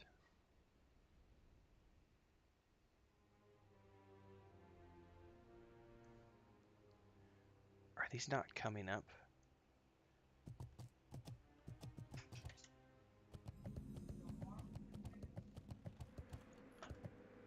Oh shit, I may have just fallen. Yes. Hang on, I'm in a bad place. Thank you. These, so I'm gonna show everybody while I'm here almost dying. This is what Chris just brought me, everybody. Fresh. These are like seasoned fries with garlic, salt. What else did you put on them? Oregano, paprika. If you put the sheet on the bed and she stays there, it'll be fine. But if she jumps on your desk, I'm gonna have to put her out. Whose alarm is going off?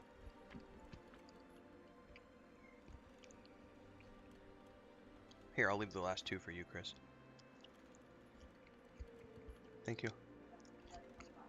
What? Thank you. Alright, I think I got unbugged. So I'm going to grab the flight point over in here. Well, yeah, the little baby's head. Did you give her some?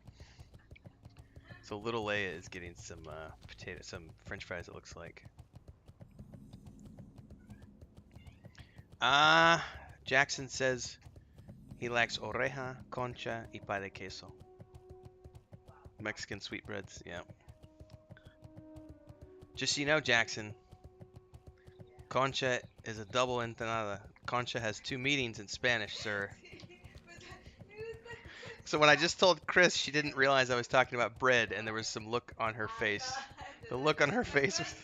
Wait a second. Of course, if he's a guy, he probably does like concha. So that would be a... What? I'm not going to say any gross words on stream. But let's just say a concha is a part of the body that heterosexual men enjoy when they are with their partner of the opposite sex.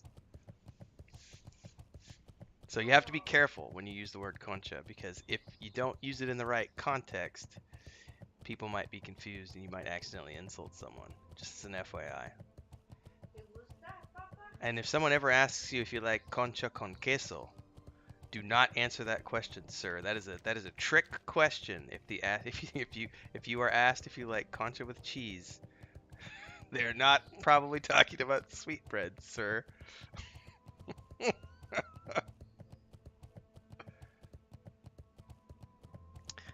Davin, you sounds like you may have just challenged me to attempt jumping off of tall places and seeing if I can blink at the last moment to not die.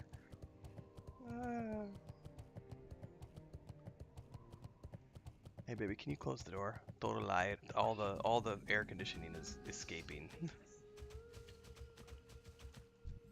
How many do you have in here? Oh, it's just Luke and Leia. Comiendo papas fritas. Yeah. Les encanta. Yeah, they like it.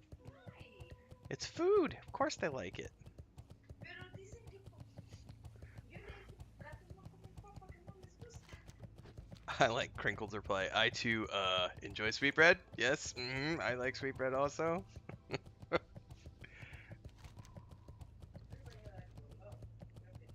Well, just give them small. They should be fine. I don't think it's a problem. But we should probably investigate. I don't think it's a problem to give.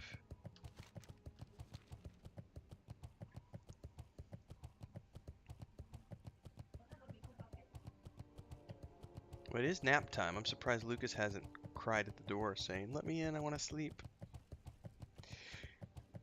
His schedule's all different. Did you finish your terator soup? Did you eat your cucumbers? Yogurt? Good girl. Okay.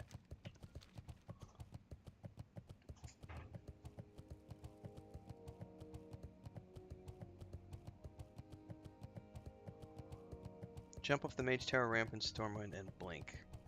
Alright, Davin. I'm gonna have to do some testing.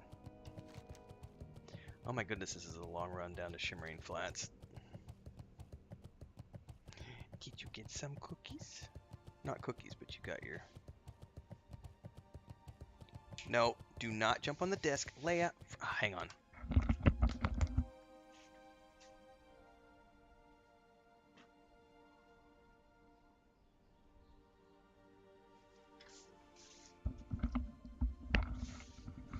This is why Leia can't come in the office very often anymore, because if she's not sleepy, the first thing she wants to do is jump on desks and laptops and keyboards and drawing tablets and all the things that cost lots of money and are not easy to replace out here in the boonies.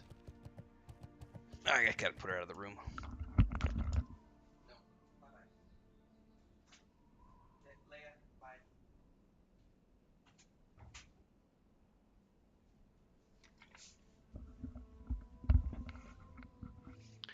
It's such a difference in the two children because Luke is very much, I think he's behind me. Can you see him?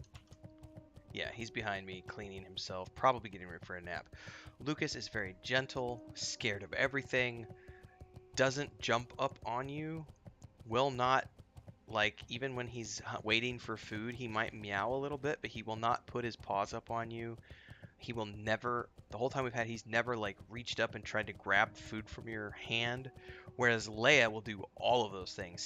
She will climb your leg. She will reach up and try to snag things from you. She'll use her claws.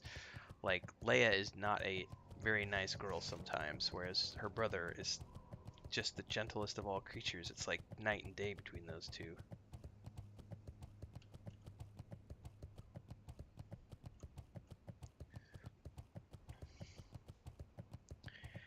So Jackson, she almost escaped like in a bad way the other day, because I don't care if she goes out exploring with her mom in the forest and stuff, but we live next door to neighbors, and the neighbors here don't treat their animals very nicely, and one of the next door neighbors is the one who had a cat die on a roof because they had a rope around its neck, and they literally, that's how they treated their cat, was they had a cat tied up.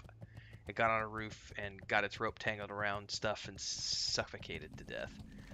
So those neighbors are not good neighbors in my book. Anyway,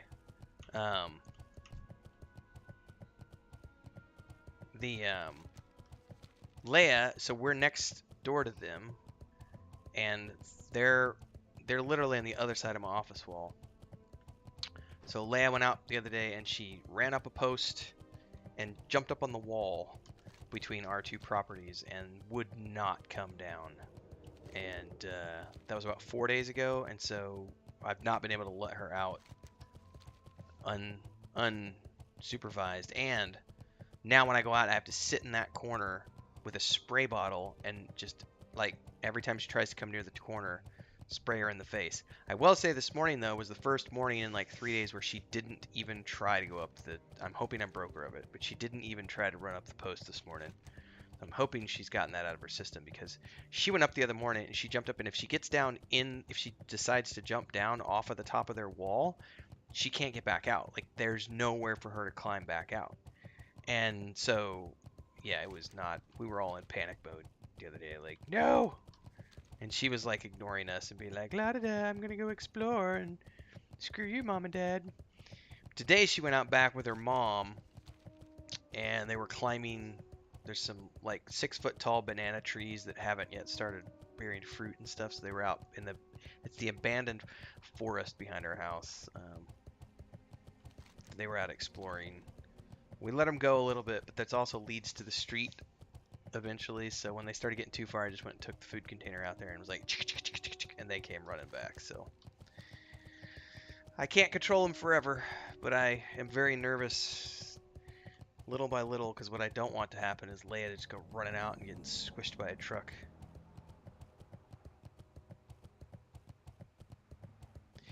We didn't know that it was tied up on our roof, Jackson. We didn't find out until after the cat had already passed, unfortunately. That's a long story. You may not have heard that one, because that was maybe 2 months ago. Like, Chris and I had to go out of town to go up to the city. We were gone for like 8 hours, 10 hours, something like that. And when we came home, it was raining, and we heard noise on our rooftop, but we didn't know what it was. And, you know, so maybe there's an iguana up there. And that was at night. And the next day, we had to go to the grocery store, and the lady, the next door neighbor, came and said, "Do you have a ladder?" And we said, "No, we don't have a ladder." "Why?" And she goes, "My cat got up on your roof." "Okay, so your cat's on our roof. Nothing I can do about it. I don't have a ladder." We go to the grocery store. We come back from the grocery store. In the morning, before we went to the grocery store, we continued to hear scratching. And like, okay, so the cat's still up there. Then the lady came. "Don't have a ladder. Can't do anything about it." She had a ladder, but she didn't want to go up the ladder because she's a big woman. And we were like, well, you know, have one of your kids go up. We got to go to the grocery store. So we went to the grocery store, came back. I started streaming. I'm in the middle of my stream. I'm like 2 hours in. Chris comes into the office crying. And I get told this story about how she eventually, the neighbor lady, like, came banging on the door and was like, you know, "We need to get up on your roof." And, because we heard all this noise going on. So what is going on? So Chris went outside, and they had put a ladder up and sent the kid up, and the kid went up and found that this animal, it hadn't just got on our roof. It was the fact that it got on our roof and had a rope around its neck, because they had like a 3 month, excuse me, it might have been about 6 months, not 3 months, like a 6-month-old cat. It was smaller than Luke and Leia, so they're 5 months, so it was maybe 4 months, something like that. But it was a kitten, you know, it was not an adult. It was a kitten of between 3 and 4 months of age that they had tied up with a rope to try to keep it from leaving their property. And it had jumped up during the storm, got up on our roof, and then they just didn't do anything about it for like 24 hours. And it was like 115 degrees the day we went to the city, so it was up there for at least the entirety of the day that we were gone, in the heat with no water, and they didn't bother to get up and take care of it.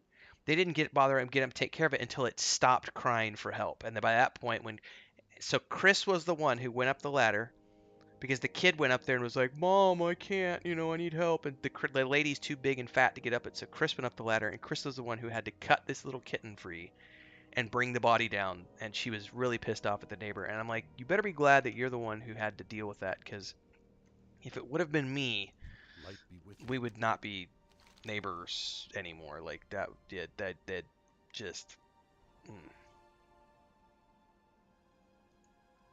I was not a happy camper. The tome you seek is my magically locked strong box. To open it, a special phrase must be uttered, and I can't remember the phrase. If you want my book, then find my apprentice. For the He's Alliance. somewhere around the racetrack.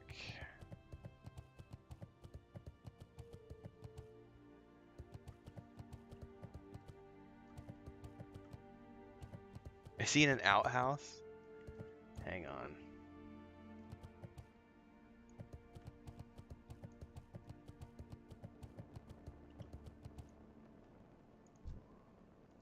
How are ya? Where is Truth's assistant? He's turned himself into a chicken if you find Plucky. Safe travels.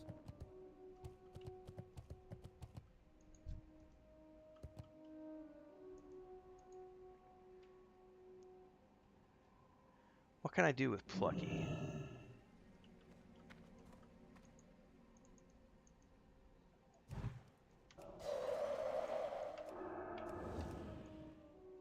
What can I do with Plucky?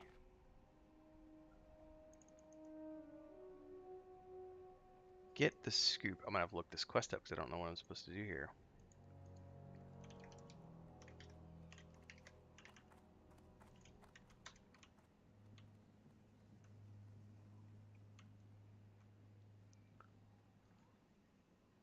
Yeah, so I'm super paranoid about Leia.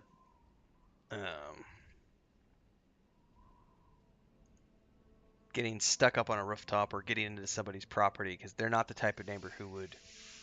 They're not the type of neighbor who would let us know. And Chris doesn't want to have to deal with them if she gets on their property, so it's a very Well met. delicate situation. Go with honor, friend. Light be with you. For the Alliance, King's honor, friend. Light bless you. Well, what am I supposed to do here with? Because I totally found the chicken.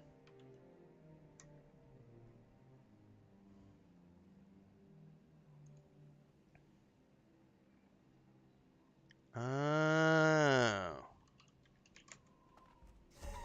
Okay, there we go. Good day to you. Safe travels.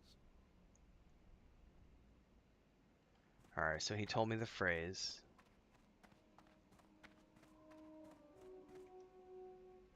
Yeah, Jackson, which is also one of the reasons why, What can I do for you? even though we wanted to have our kittens be adopted, there's a part of us that's like kind of glad that nobody has adopted them because you have no way of knowing if they're going to be adopted by good people who are actually going to care for them or people who are going to tie them up on a rope and leave them to be abandoned on a rooftop during a rainstorm. Remember the Scarlet? Oh my God, we have to go to the Scarlet Monastery now? Well, a good thing that that's planned for tonight's dungeon run.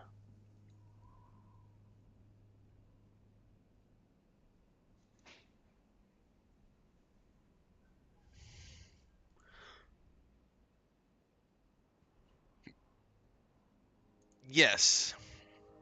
Which is why we were so terrified that she got up on the wall. And Chris didn't tell me. I guess she got up on the wall the day before, and Chris had to fight to get her down. But when she did it the other morning, she didn't just go a couple feet. She went all the way down the wall, got up on the rooftop of their building, was looking underneath the eaves of their sheet metal roof and wanting to get inside. And then on the one side of the wall, there's that neighbor. On the other side of the wall is the other neighbor, who are kind of nice people. We talk to them all the time.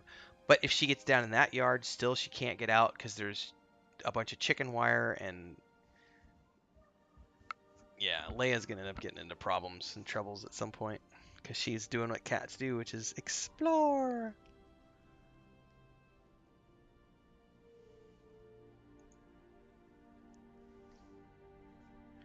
Scarlet Monastery, it's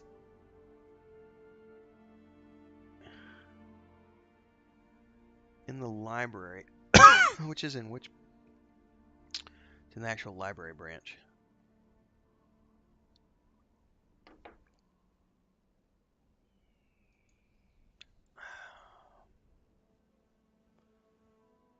Oh my, that Ice Fury wand is quite nice.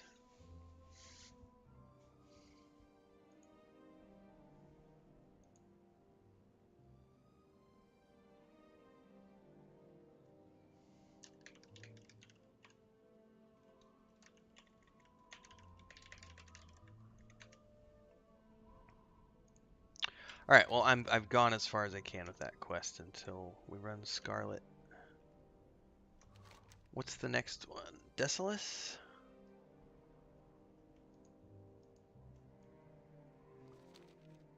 Isn't there a flight path around here somewhere? Or not? Is there no flight path out here?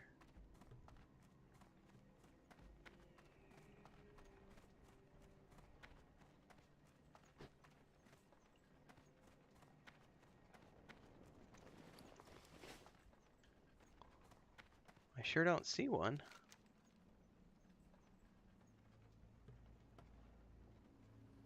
Alright, well, go back to Theramore. Thank God for a teleport.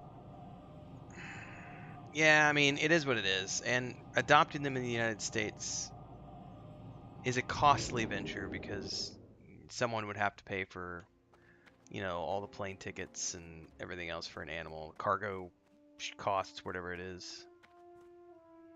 I already recalled. I should have paid attention to YouTube chat before I recalled out because there apparently was a flight path south of there. It's all good, ladies and gentlemen. Desolus, that's where we're going to go next. I forgot about the time delay and should have been paying attention to YouTube chat. That would be noobish. Oh, it looks like Mad Nat's back anyway, so we should probably go to Stormwind and pick him up. I am back. Where are we heading, by the way? Good question. I just progressed that mage quest to the point where I actually have to go to Scarlet Monastery, so it's a good thing we're maybe doing that tonight. Or tomorrow night at the very least. It's for a wand. Tasty wand.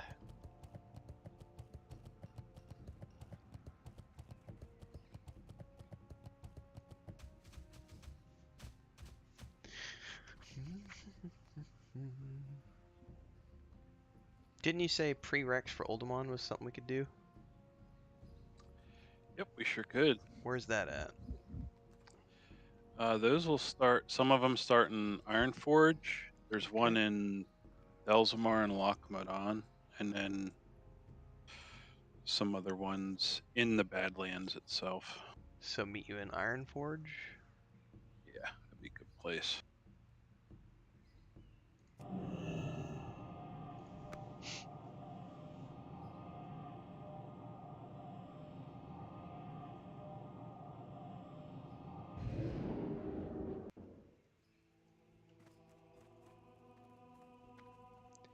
I'm assuming these quests are going to be up in the Hall of Explorers.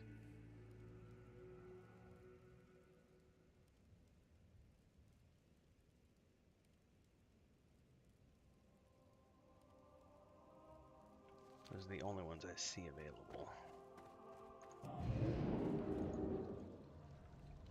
Well, and a few over in Tinkertown.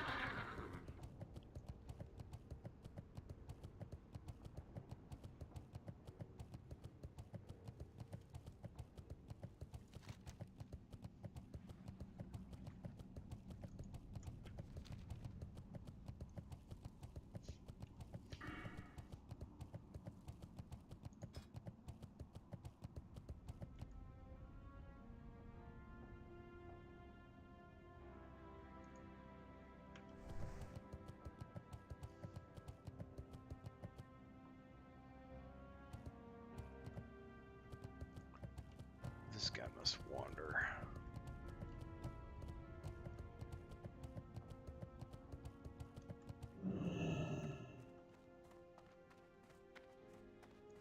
Welcome.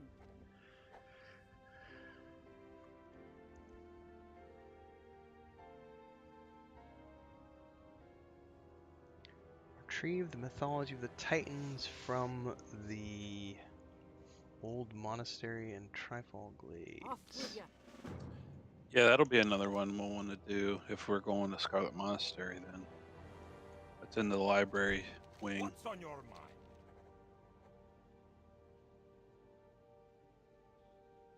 See you soon.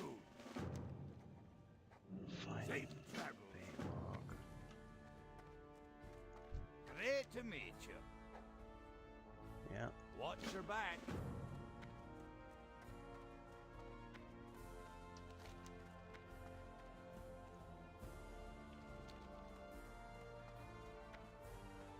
Well, I don't know where this guy is supposedly paths.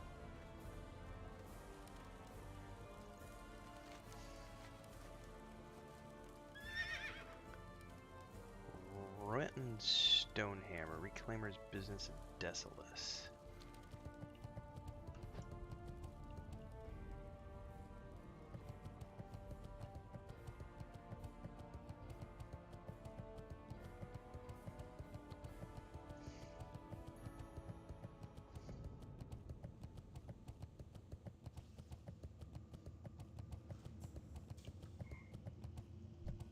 Hello there. Welcome to Tinkertown.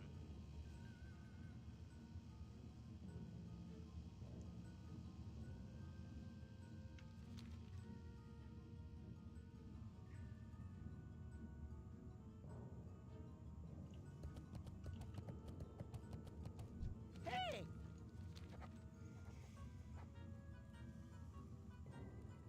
Yeah, there should be one to talk to, like, somebody in You have a great at day the now. excavation site in I do. Lockmadon. Yeah, I think it's called the Lost Dwarves or Iron Band Wants You, one or the other. Yep, probably both of them. Yeah, Iron Band Wants You is go to Lockmadon, and Lost Dwarves is find Baylog and Oldemon, and Reclaim Treasures is North Common Hall of Oldemon. So I was able to get 3 quests from here. And on Questy it shows something around here from a Roetan dude, but he doesn't have anything for Talk me. to me. Oh, he does, but he doesn't have a icon. Oh, this was the one to go to Desolus, Watch your back. Nigel's Point, whatever it's called. I just need to do some inventory management here quick. Yep. Alright, so I think this is all the quests here, which means that I can fly over to Lockmadon.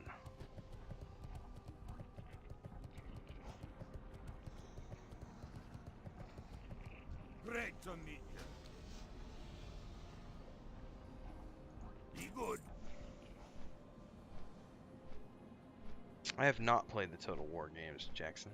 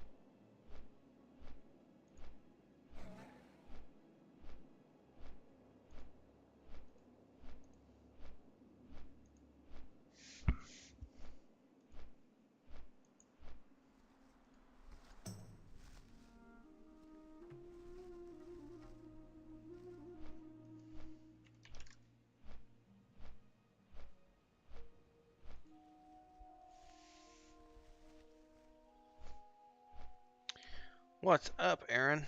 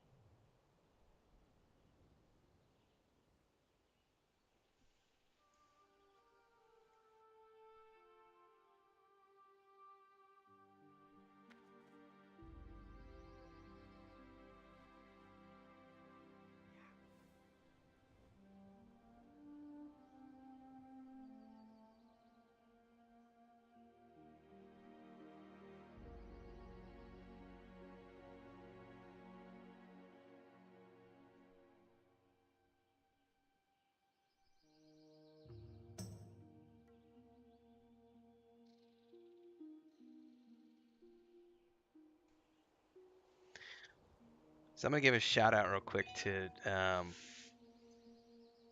the guy on. His name is Aaron Scott. He is the one, we are using his point and click adventure toolkit on the Unreal store. It's normally, you know, it's not cheapish, but it's been well worth every penny we spent, but it is free for the month, this month.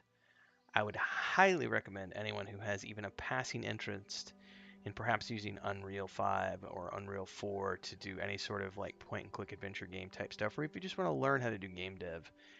It's free, and it is an amazing tool set that allows you to do so much cool shit. Go pick it up. I'm going to drop it in chat.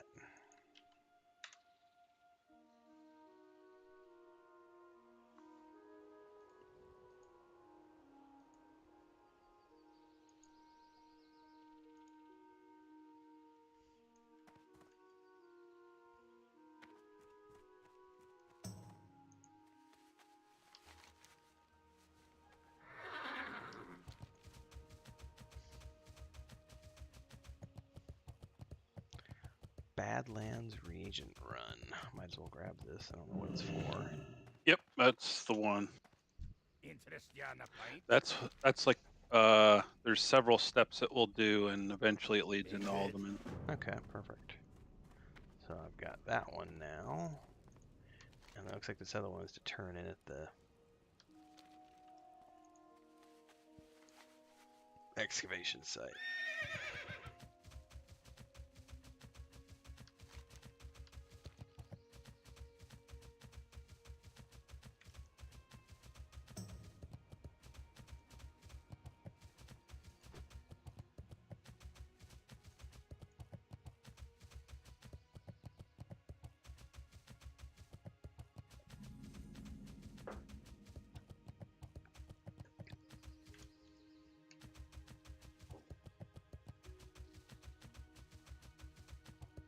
Yeah, I don't know exactly how that works, but I think they still get paid, if I'm not mistaken.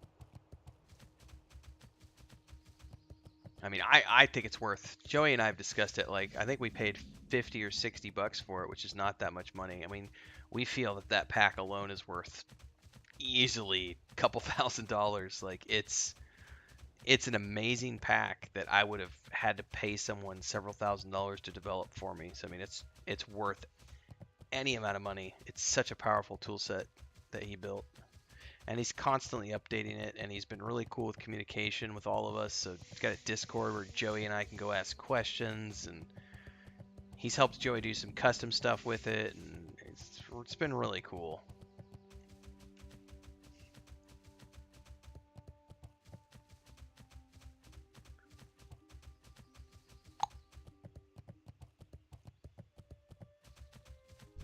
What's on your mind?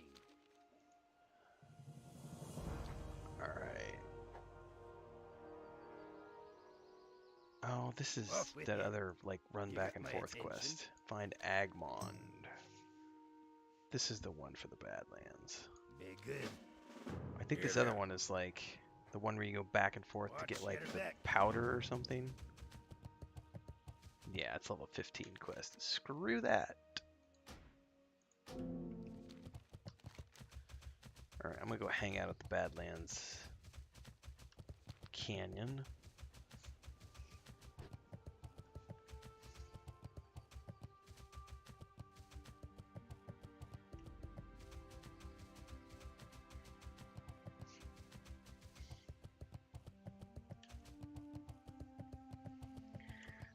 Don't say the nap word. Bad word. Bad word, Sparoh.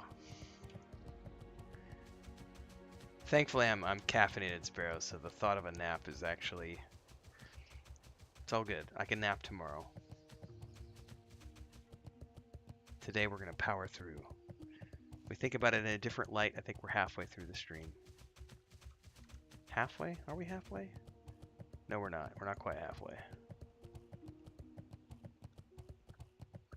Oh, how many people do you need to use the summoning stones? I think a few. 2. Okay. Okay, so this has us running all over the Badlands for stuff. And there are no flight paths in here. Yee. No, the closest is in Lochmadan.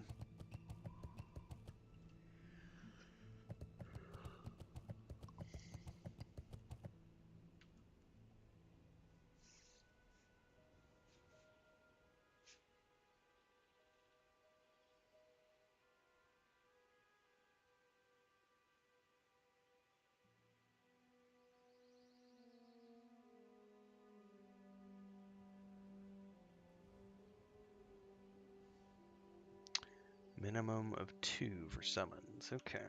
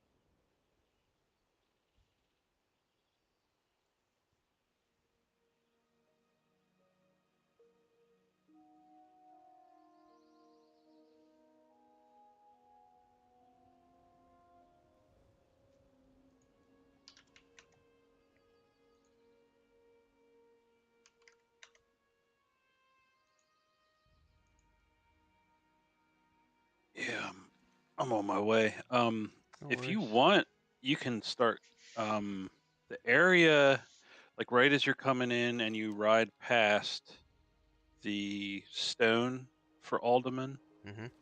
There's like a little valley. There's tons of the coyotes there. Yeah, that's what it was showing me on the map. Yeah, if you want to start, you can go ahead and start killing those because those are gonna drop items per? that are right. Ah, okay. Good call. Just like I think we need like buzzard gizzards and rock shards or something. Those are also single drops. Copy's art.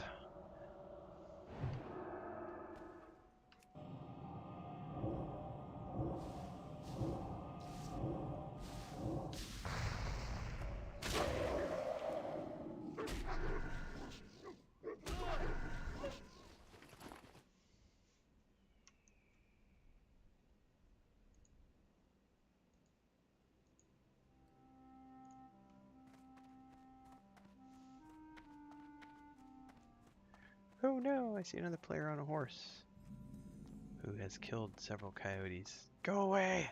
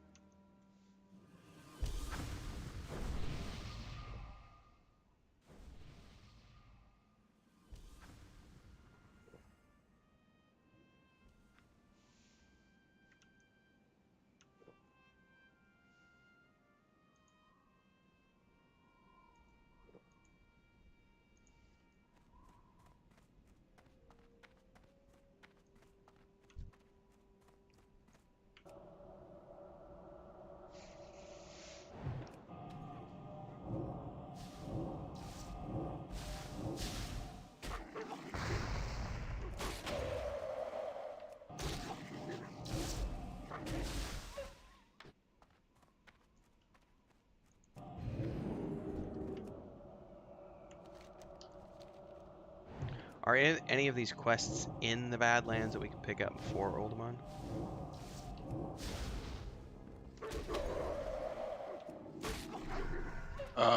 You mean like ones that will just go right into the dungeon? Well, because I see like quests on the map. We got a sign of these are like dropped quests or something, like showing up as exclamation points on the map. I don't know if any of these lead into. Oh, we can still do them. Okay. I don't remember. I don't. Some of them do. Some of them don't. Okie dokie.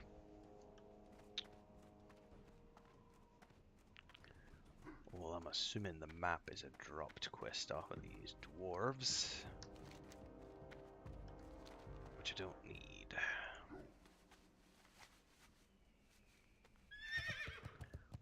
I'll wait till you're here for that one.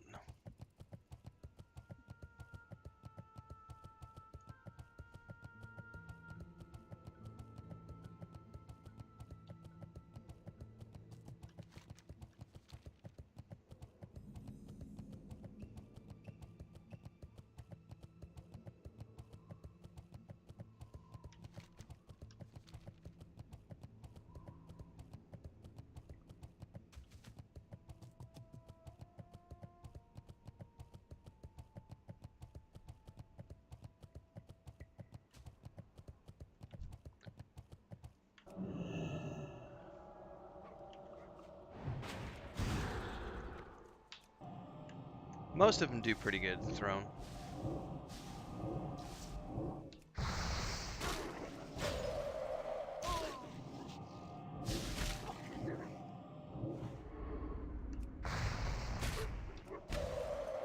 Oh, that's a level 43 wolf. That's why I'm like, why is this thing resisting all my stuff? Oh, I have rabies now. That's lovely.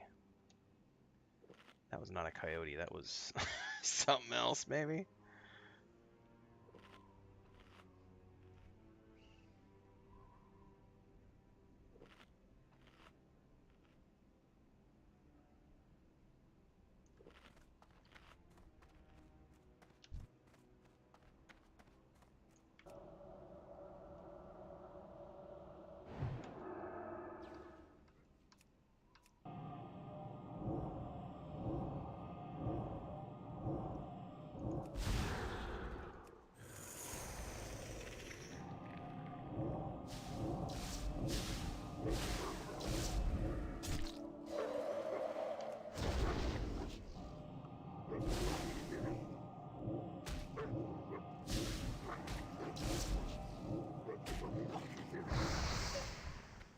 Okay, these are a little too high level. I think I need to get out of this area.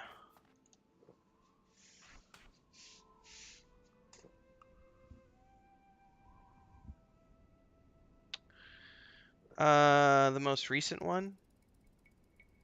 Yeah, I've probably deleted maybe 6 or 7 comments. But not very many. Like, I was expecting more, so it's been pretty tame, which is a good thing. YouTube does a pretty good job of self-policing, like, people who are leaving obviously really nasty comments.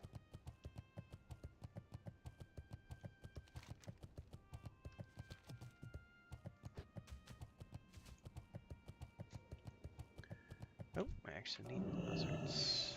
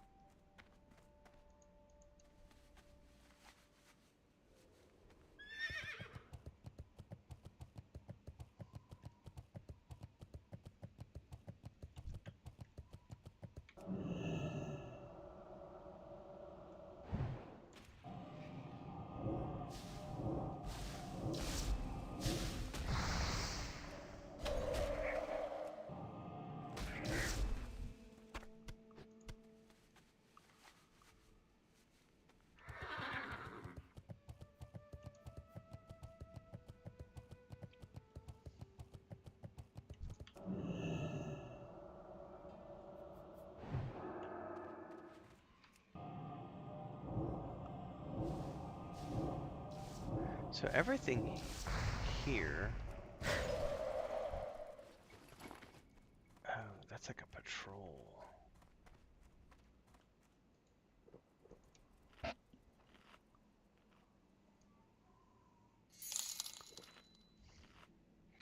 Yeah, I'm almost there. I'm stopping at the excavation site here. Okay. I heard something happen. Who was it? Dan Jennings once again swooping in. You, sir, are a rock star. Whoop, whoop.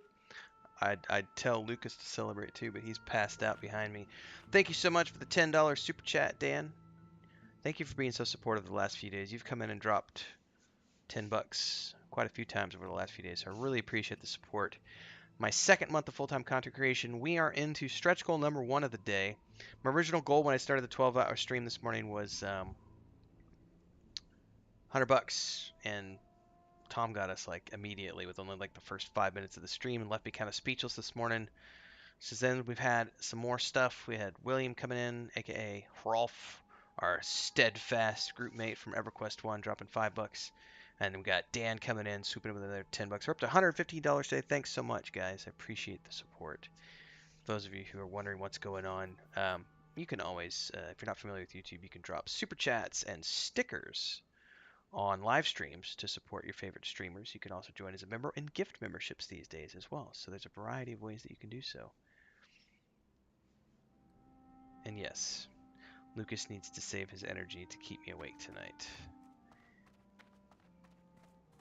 Yeah, they're pretty obnoxious from about 10 to about midnight, sometimes up until about 1 o'clock in the morning. And like, we'll be trying to sleep and you can like, they're so obnoxious. So like all 7 of them are like slamming into the door, and because they're like just chasing each other around and sliding across the concrete floor. Then you open the door and they all like freeze and look at you because they know they got busted.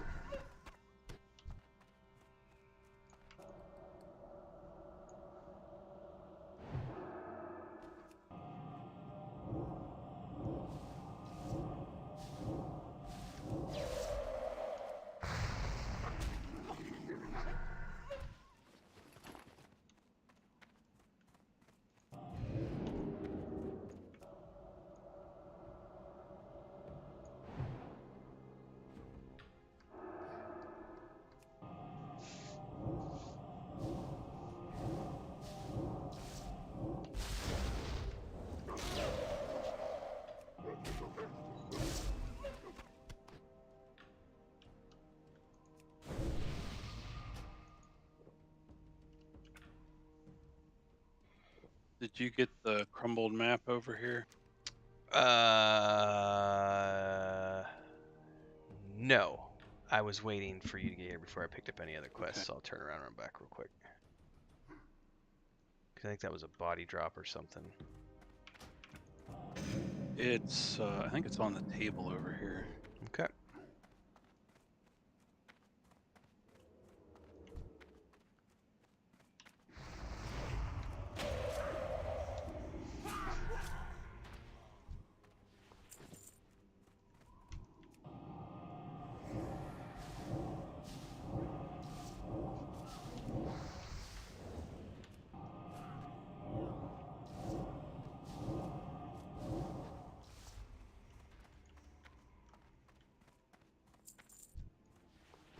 Aha! You're right, it Up is on a... the ground. They're taking me to Oldemon. Send help. Okay.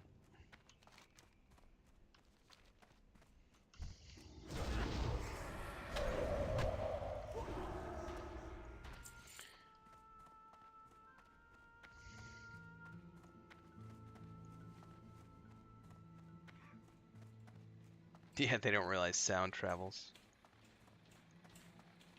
So the funniest thing was when Chris was cooking the French fries, she had the kitchen window, excuse me, was wide open. So she had it's a slatted window, so she has the slats open for ventilation and everything else. And then she closed it. What she didn't know is Lucas had gotten out while she was cooking, and all of a sudden we hear this horrible noise. We turn around and look, and Lucas has jumped up on the window, and he's trying to, like, he's outside hanging on the slats of the window, trying to figure out how to open it from the outside, and he's just howling with panic because he got locked out. Off with you. Oh, he's such a big baby. You got my attention. Okay. You got Yeah, my grab attention. Dwarf and his tools, and I just then grabbed them all, yeah. Mirage. See you soon. I And don't then know we'll which. want to go. Something to the east of us, it looks like. It's only showing there because that's another. That's the back entrance to Alderman. Oh, okay. Hang on, we got Coyote on me.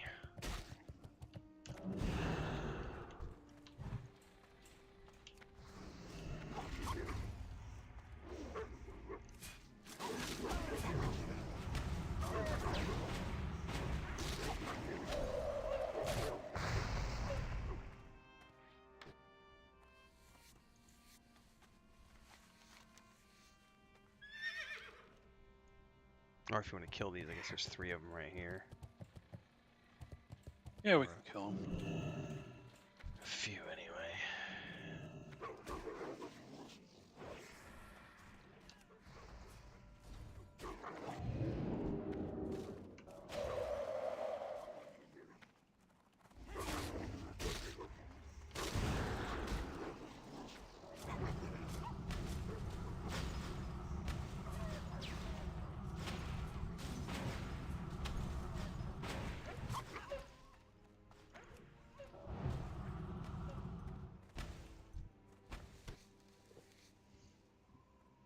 All that mana, and I didn't even get a single fang. Sniff, sniff.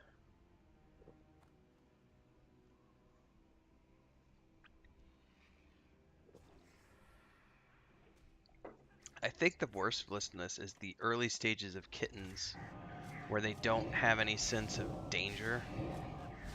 So they'll they'll go places they shouldn't go, that they can't come back from because they just don't know. Like the wall thing I was talking about earlier with Leia getting up on the wall. She has no clue that she won't be able to get back out if she goes down the other side, you know?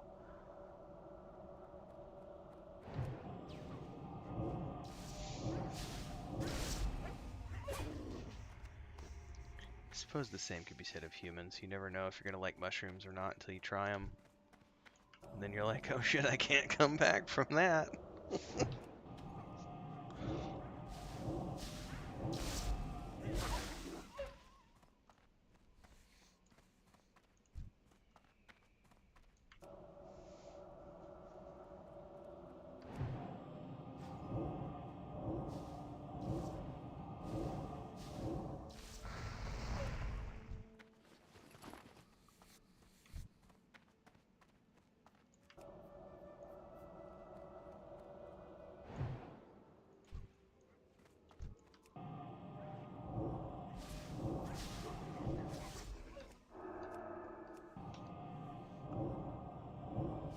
Oh, these have a chance to drop more than one at a time. Yeah, I got a couple. Haven't gotten any in a while, but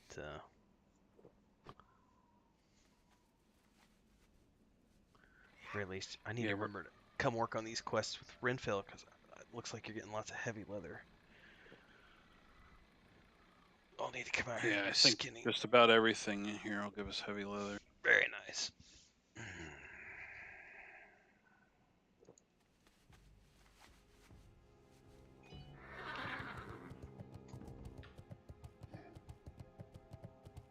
All right, hang on. I'm meandering in your direction. I gotta mute myself to listen to my brother's message.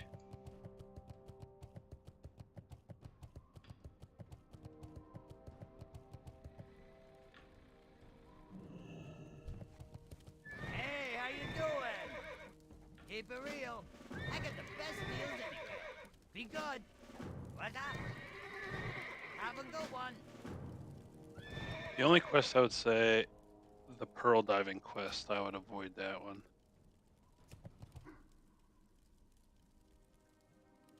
That takes place in Stranglethorn. If you remember when we had to swim down in the water and get that one troll legend. Well, even further down, there's clams. It is just a pain in the ass if you don't have underwater breathing.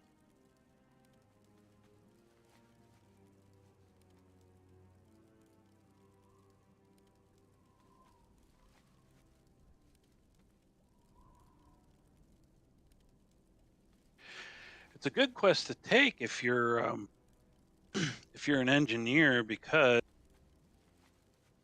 when you turn it in, he'll give you a pattern to make a certain type of dynamite. But again, it requires those blue pearls from Stranglethorn. So, okay, I'll go this way.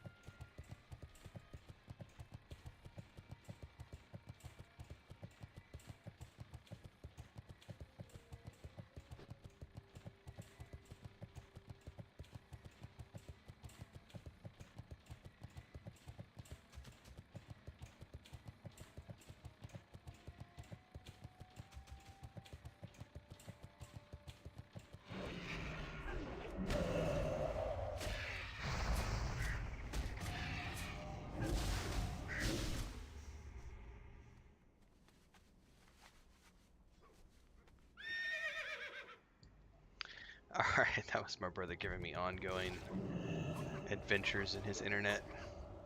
Oh, So he's testing Verizon's business 5G, 4G modem thing, and he says it's functional, but it cuts out every day from like noon to 1, and the speeds are very variable. He's got a 30-day money-back guarantee, but it's literally the only option until he can get Starlink, unless the local guy can get his shit together. So the local guy was supposed to be there yesterday morning. He was supposed to call and set up time. That didn't happen. Joey gets a text message at like 1 o'clock saying, hey, I'll come by tonight. I'll call you or text you in a little bit to set up a time. It never happened. And I guess he showed up at the ranch, at my parents' ranch, at like 10 o'clock at night and said, hey, is Joey around? My dad was like, dude, oh, jeez. you can't just show up, like, never called, never texted. You know, you need to schedule an appointment. So this is the guy who was, basically he's running a hotspot from his fiber in town, and Joey had his local service. But Joey's had his service for like a year and a half, and the guy's never sent him a bill. And then just randomly cut his service off like last week because, oh, you never paid me. And it's like, you never sent me a bill, dude. Missouri, it makes me laugh. Yeah. Alright, I just grabbed everything over there. You were saying something about the pearls and that quest, everything. I grabbed everything for the moment, but I am maxed out on quests now, so I probably need to start ditching Yeah, the some only of these. one. There's one other quest that'll we'll want to take in conjunction with the Badlands reagent when we're over killing the rocks, but that we might free up some space by then.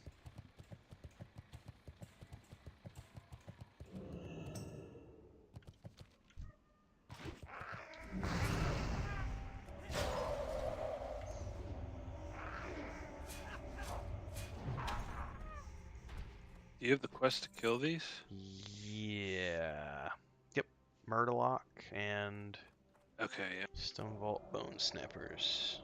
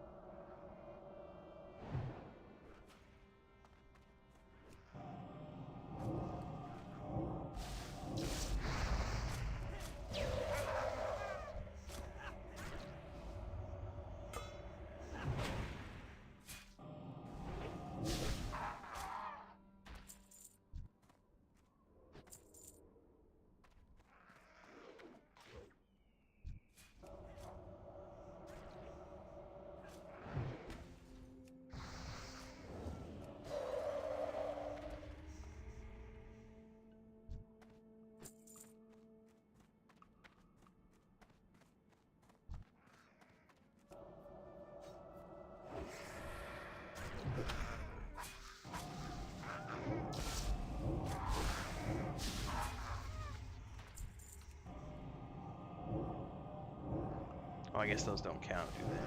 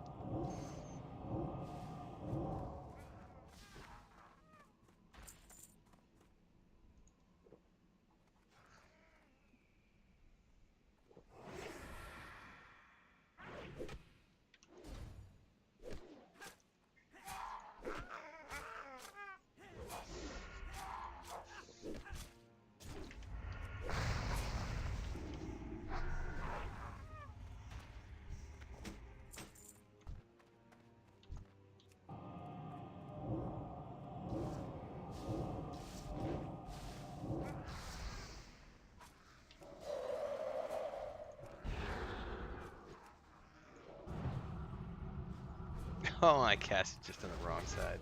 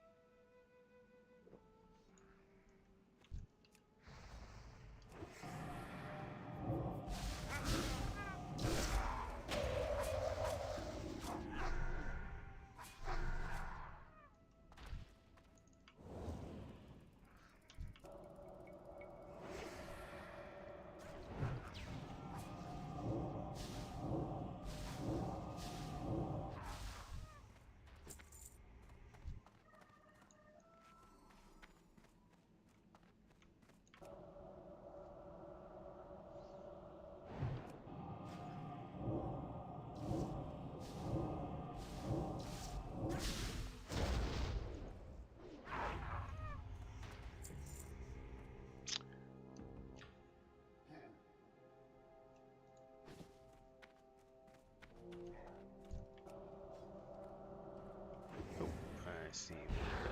Man, I used the wrong spell.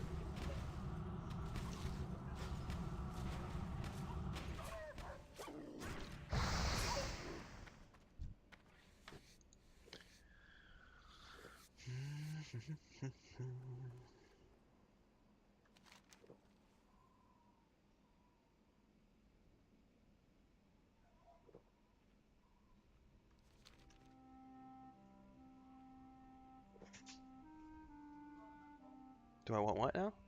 Sure. Is it in the skin? Thank you.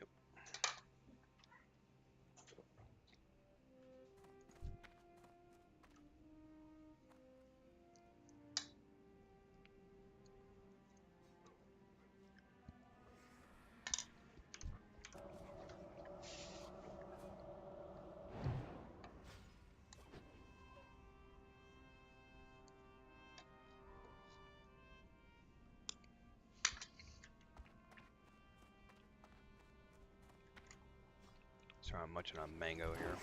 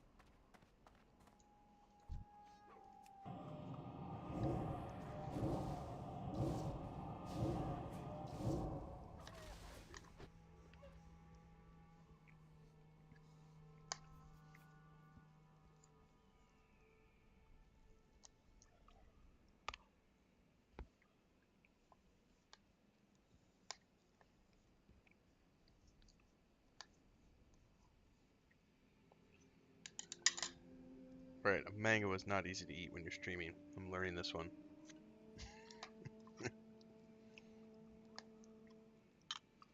Trying to peel it out of the...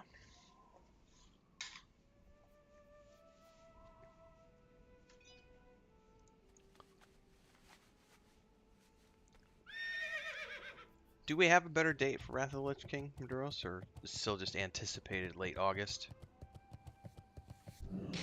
Yeah, I haven't heard anything different.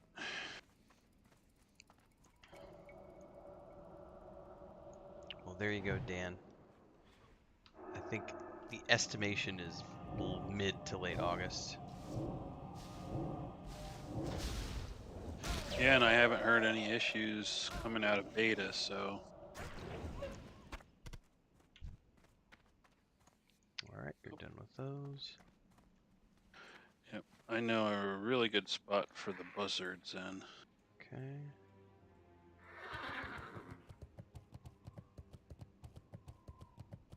Somebody was saying something in OOC just now. Oh, that's the 50% bonus. So they haven't said a couple weeks ago. They said in the coming weeks, 3 weeks ago today. So probably maybe by next week, start seeing the 50% bonus. It says if weeks is accurate anyway, which implies less than a month in theory. Yeah, I mean, the funny thing about that though is they did say that the experience was going to start at pre-patch, but I don't know if that's accurate anyway. Or they might be starting the experience bonus before pre-patch if that's the case.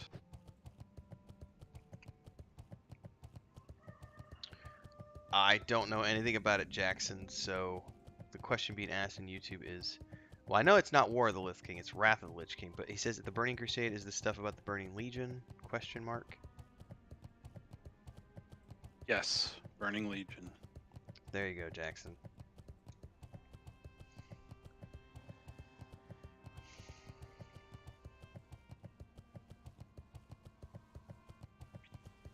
Oh look, another quest, which I probably can't grab Can I because help my you? quest tracker is full. Be seeing you. Yeah, the only one you want to grab is the Study of Elemental Rock.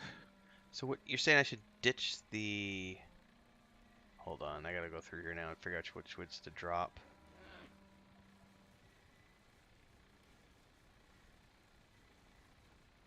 I'm gonna drop the Stranglethorn Vale ones.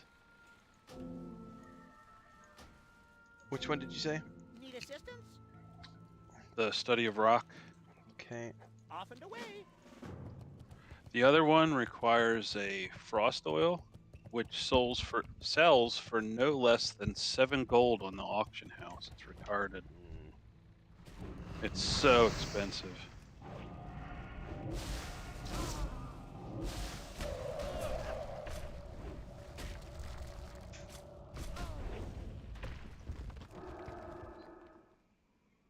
Hang on, Chris is showing us something on the stream. So apparently, here, come here. Apparently this little kitten likes mango. Yeah? Do you decide you like that? You eating the mango seed? That's funny. Well, here, you can take that, Chris. I don't know if Lucas will get into it. Lucas, ¿quieres probar? No. No, Lucas doesn't like it. He went, no thanks, mommy.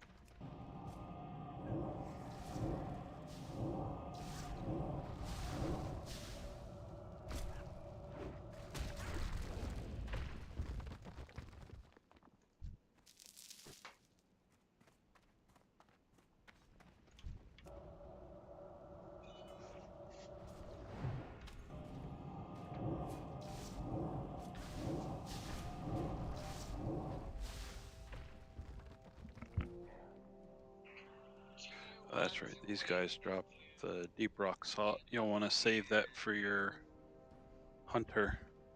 What now? You'll need that deep rock salt to make your to turn your thick hide into cured thick hide. Did I get something? Oh, I haven't looted any yet, so okay, but that's good to know. Deep rock salt.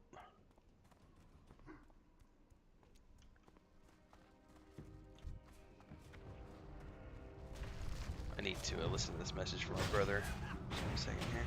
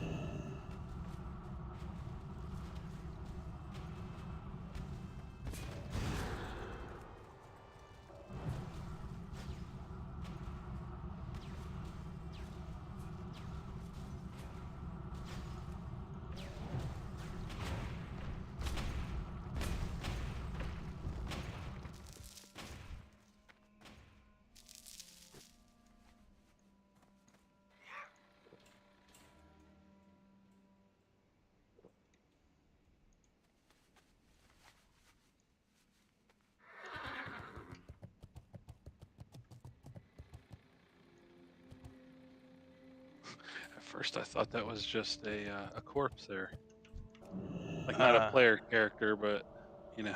Oh, like an NPC corpse. Yeah. Yeah, it's a player character, I guess. Got a mob here.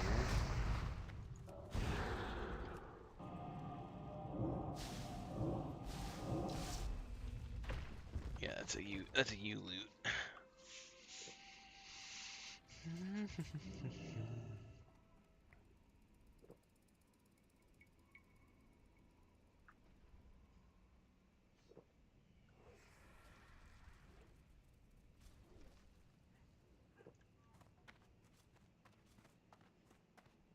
hear you. Where the hell are you? Oh, there you are.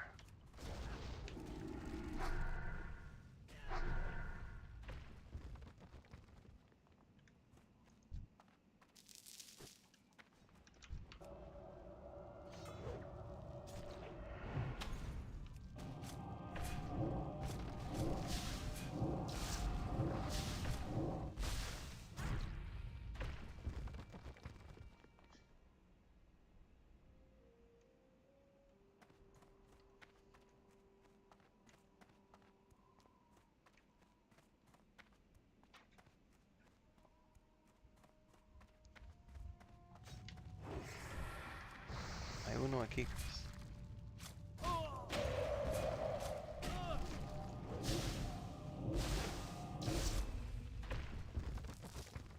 Yep.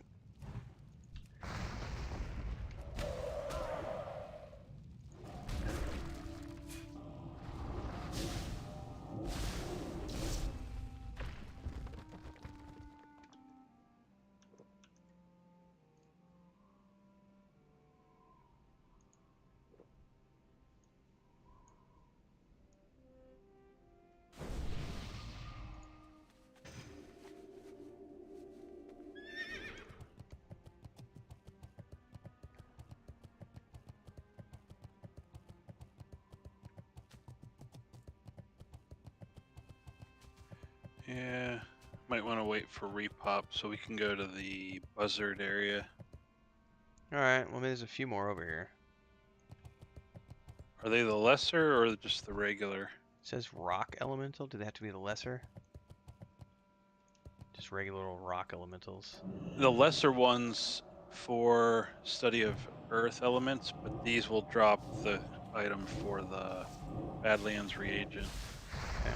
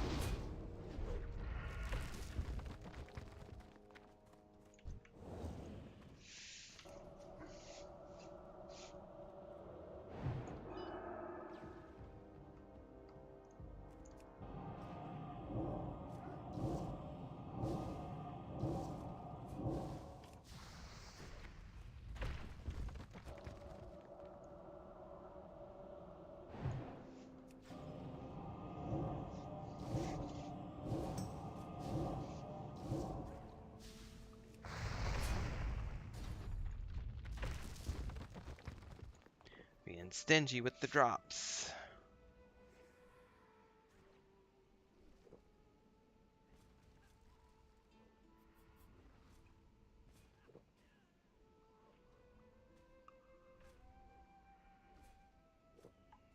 Alright, my brother's not gonna play tonight. He said they've got to work cows tomorrow first thing.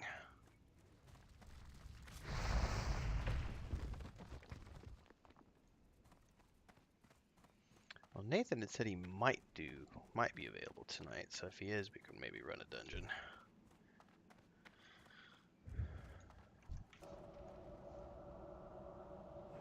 Oh, hang on. I'll be right back.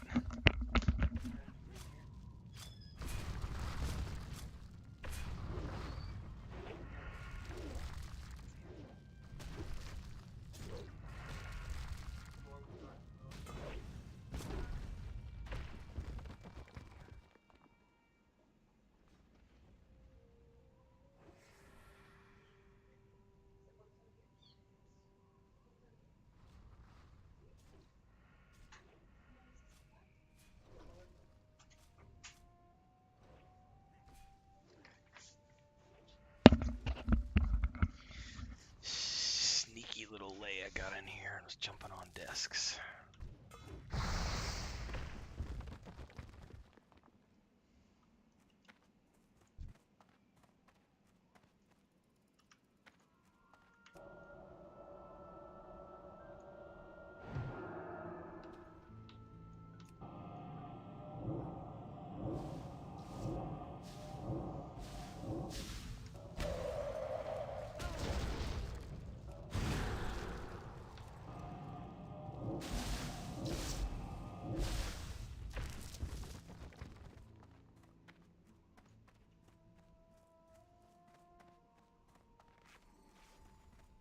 Looks like I still need 5 more of the small shards.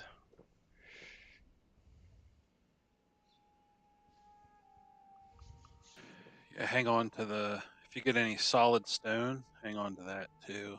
Okay. That's used by both engineers and blacksmiths.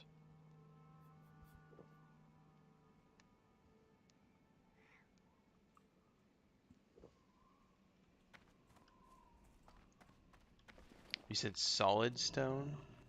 Yep, solid stone. Lifeless solid stone. I'll move that up here so I don't accidentally. And deep rudder salt, you said. Deep Okay. rock salt. Yep. Deep rock, yeah.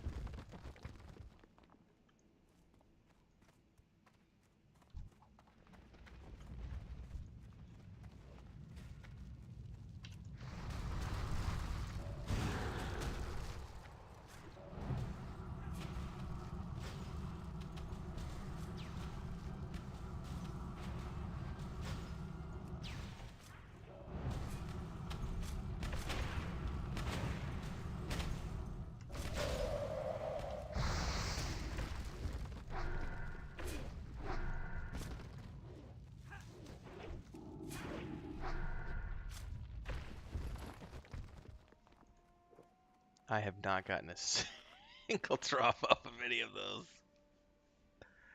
Oh my. That's for the small stone shards, right? Yeah, looks like you have 5 of 10. Yeah, I do. Top 5 Lord of the Rings characters. Aragorn is an easy first place. Faramir, easy second place. Eowyn, third place. Merry and Pippin.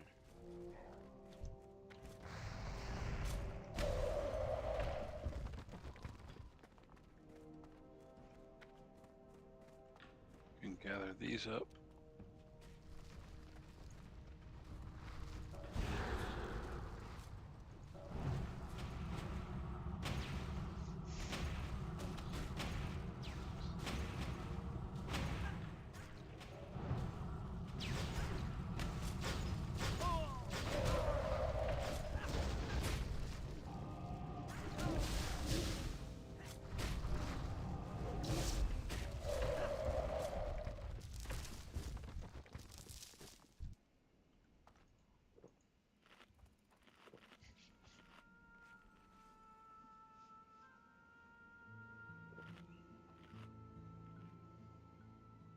Oh, you're at 7 of 10. I thought you were 10 of 10 on these. Never mind. I thought you were done. I was like, how did you already get done? I still need 5.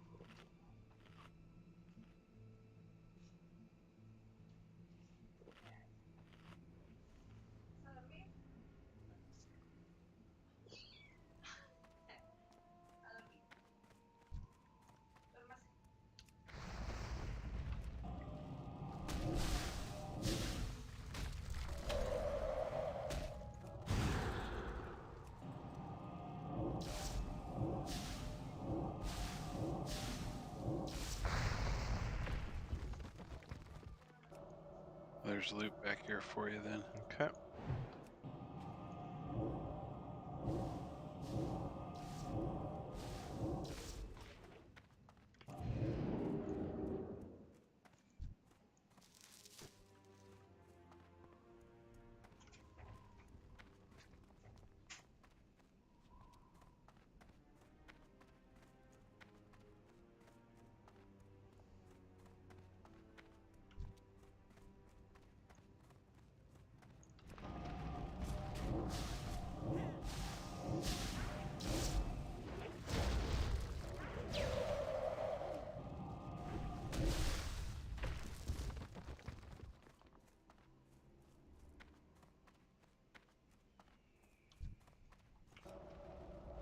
To all the people on the stream who said they prefer grinding mobs to getting quests, well, you know, you're getting your fill today.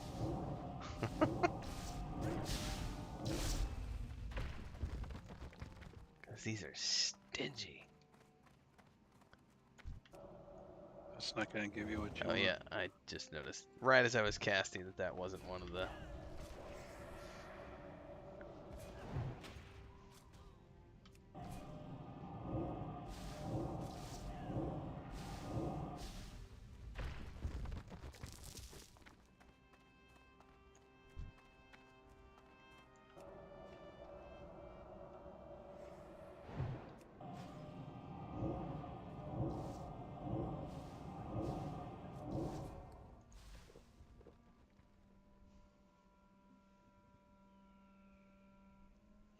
Explosive shotgun.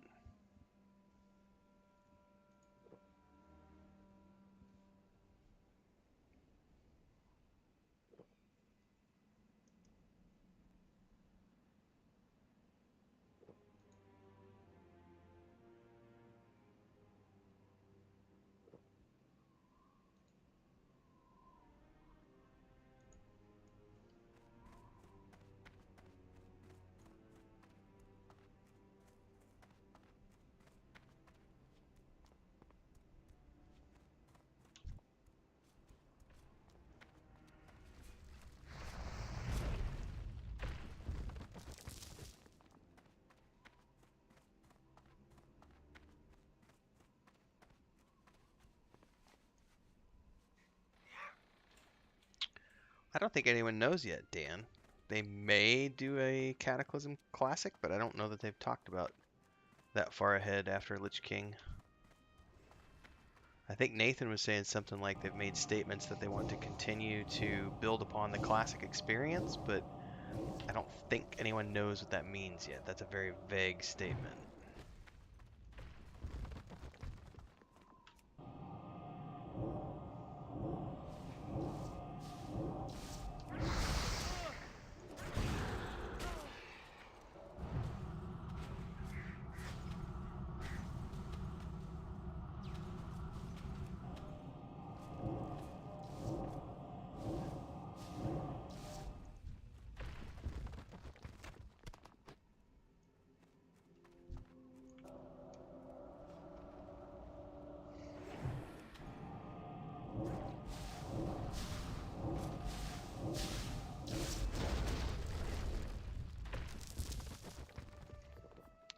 I know that I've listened to like Nathan and some people talk about how what they want to happen, but that doesn't necessarily mean it's gonna happen.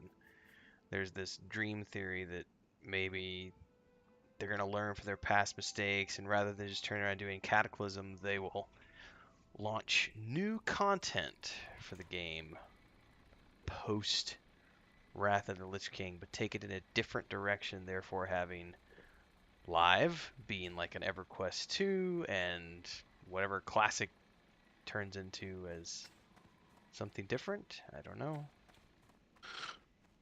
Yeah, I mean, thematically and it would probably be easiest for them to do it just like you're saying, where Cataclysm is kind of like the planes of power for EverQuest, where it could diverge very easily. Where maybe Deathwing never gets released, so Cataclysm never happens. Yep.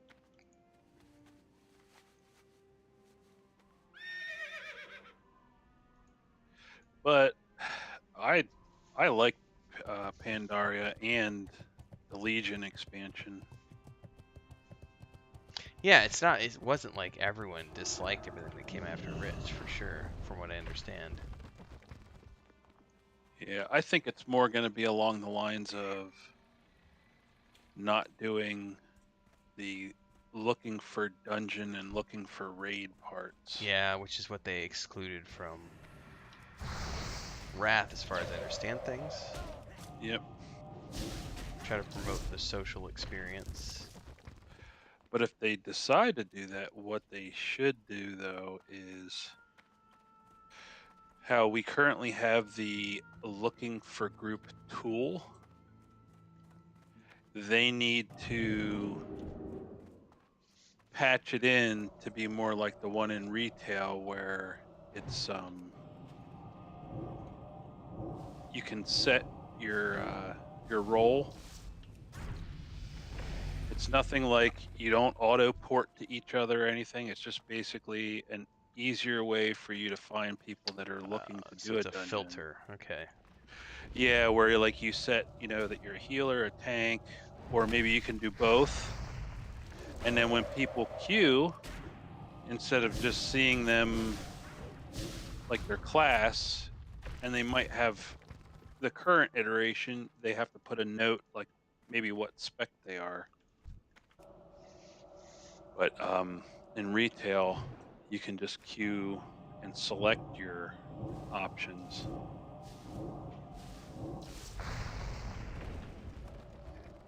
And the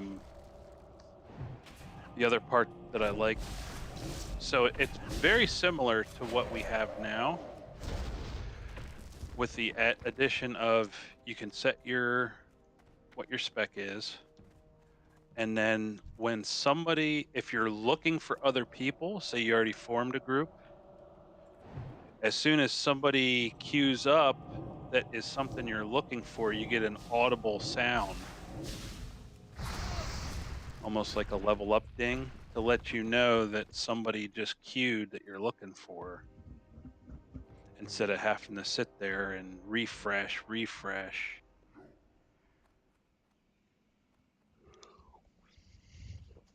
But I think as long as they keep it so that you're not like, as soon as you form up, you get ported into a dungeon or whatever.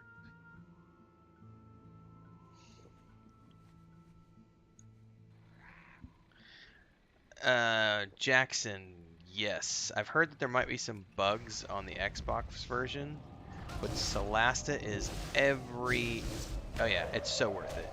Especially it's on Game Pass right now, which means it's free. Like, do it, man. It's a good game.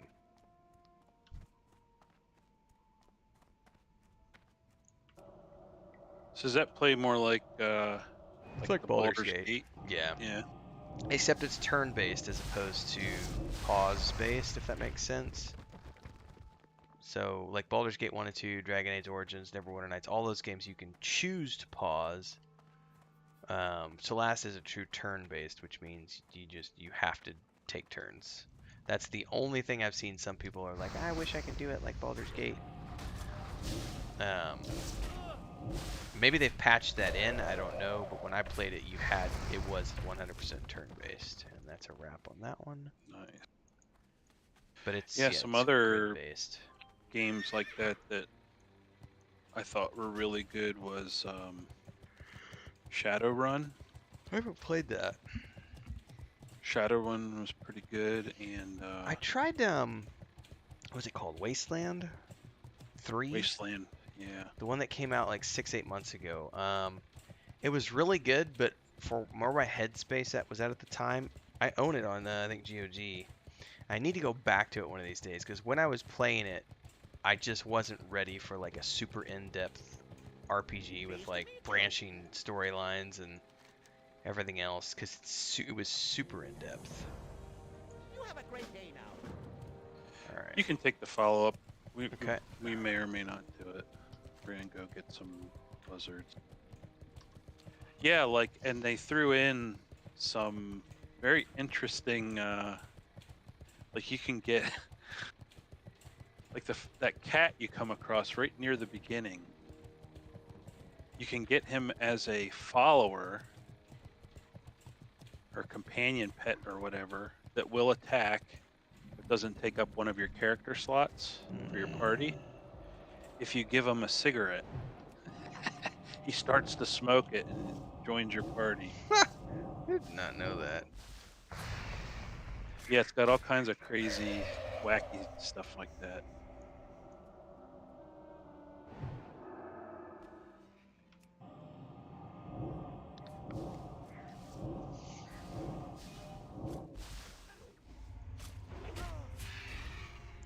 Alright, I am being told that lunch is ready, so whenever we get to a stopping point, I'll need to duck out and grab some food.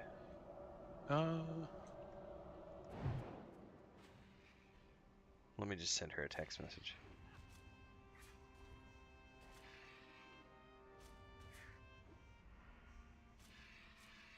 Now these can be a little stingy with their gizzards, but the thought process is that we would get our gizzards and then go run back to Loch Modan, turn in the Agumon quest, and then the reagent and get the follow-ups.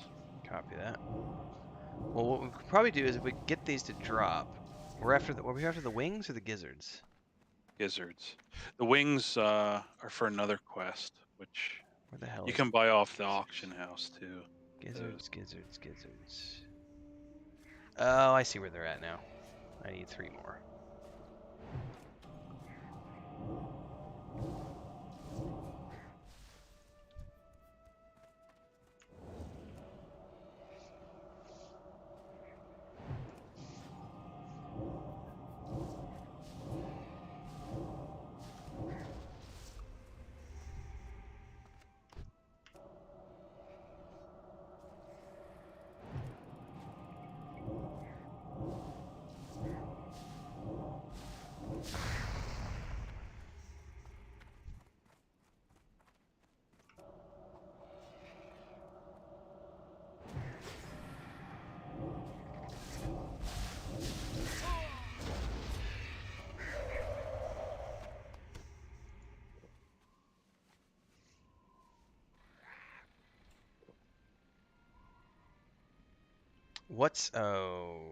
Ross is asking. So there's not a good answer to that question. So here would be my answer to that question. Which is better, Solasta or Divinity? I would say that Divinity, along with the Pathfinder games, has better voice acting and are larger games with more polish because they had much larger budgets. Solasta is a smaller game with, in my opinion, a more tabletop true experience in the sense that you're seeing all of the dice rolls, like you're getting the dice show up on the screen.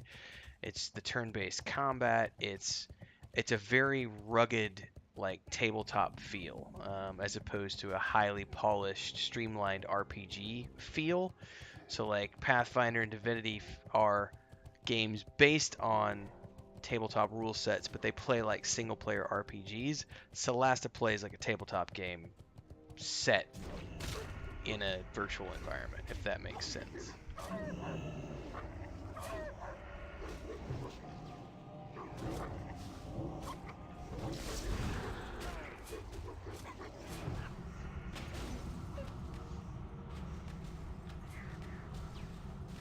But you can't say one is better than the other because they're both great games, so. And I think Divinity Original Sin, for me, was funner than the first one. Yeah, I'm definitely going to just need to go eat if that's going to be the drop rate on those. Yeah. Sounds good. Is there a safe place, or should I just stick follow on you? Stick follow on me, I'll run us back. Okay. Alright. I'll be about 5 minutes, probably.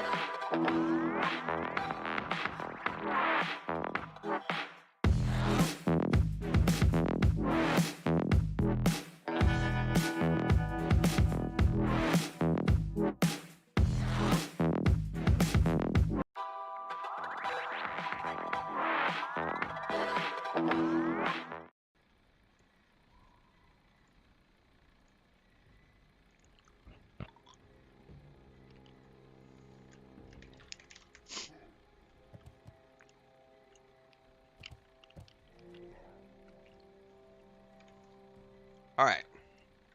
I'm back, ladies and gents. And this time I remember to unmute myself.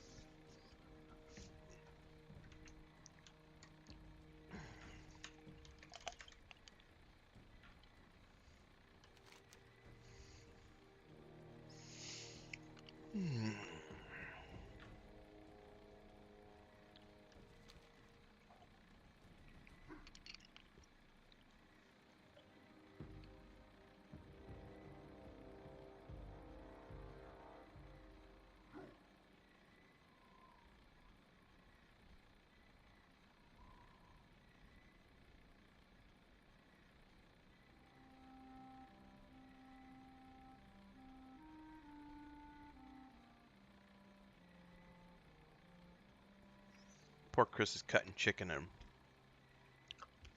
she's got kittens jumping all over the place trying to get to the chicken.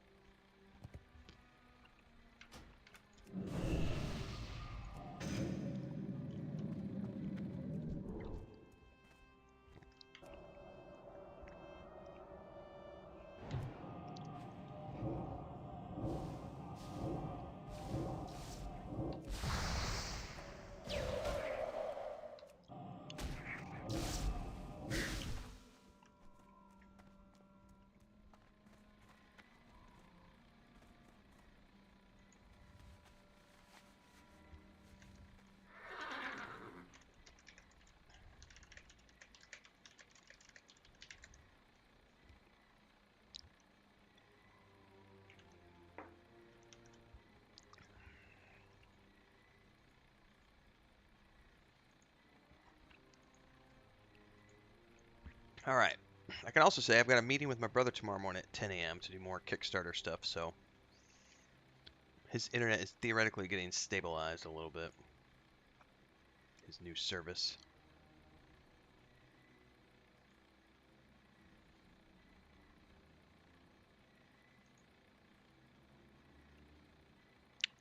You can set your level to whatever you want.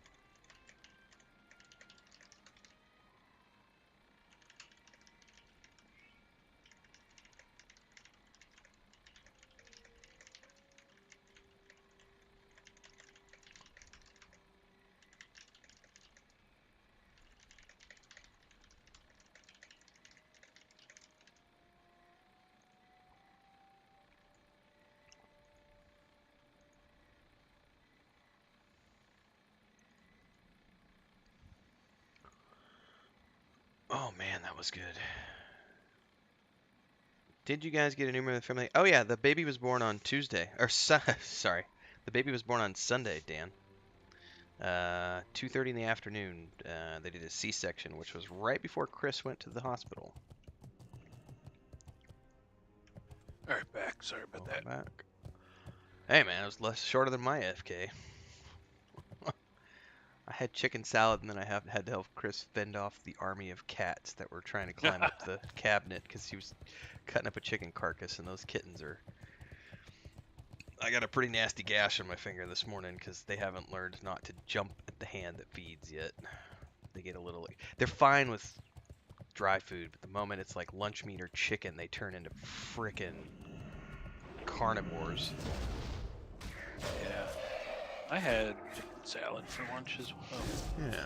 Chris just did a oven baked chicken. Half a chicken anyway.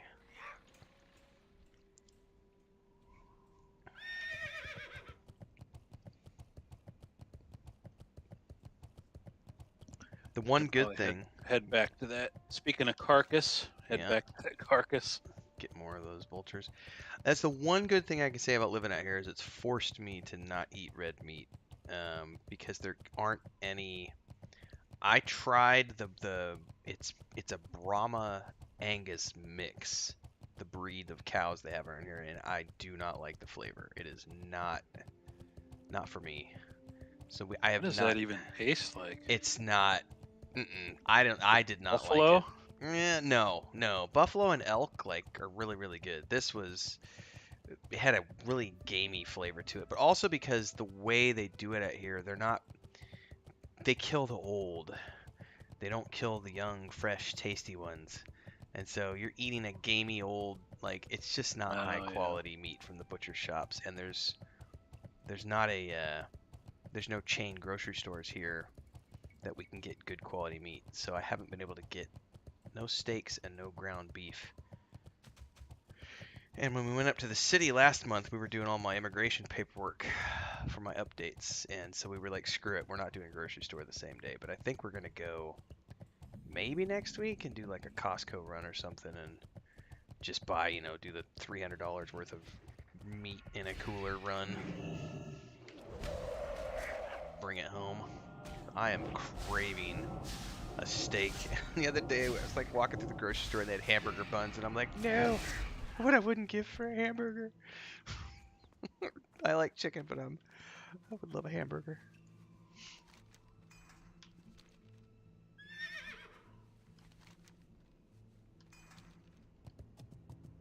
Yeah, it's like around here. I mean, you can get everything around here, but what they have that's always on sale because there's such an abundance of it is pork.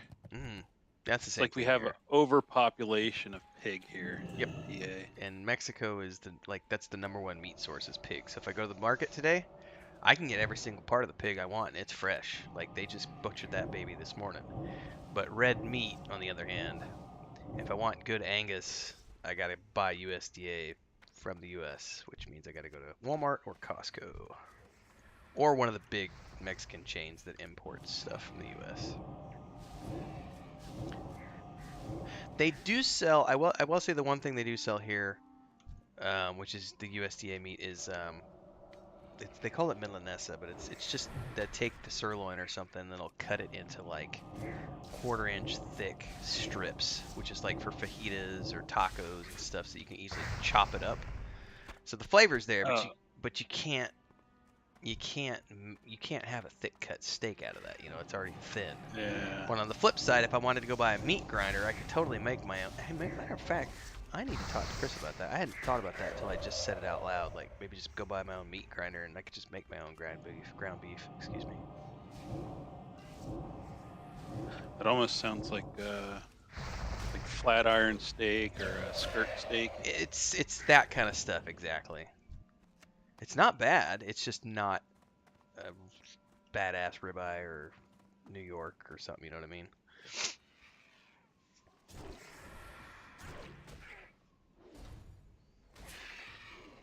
First world problems.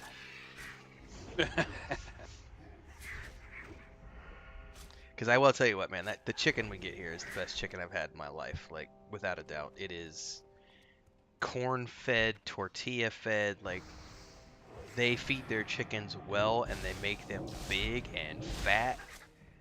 And then they butcher them, and sucks to be a vegan.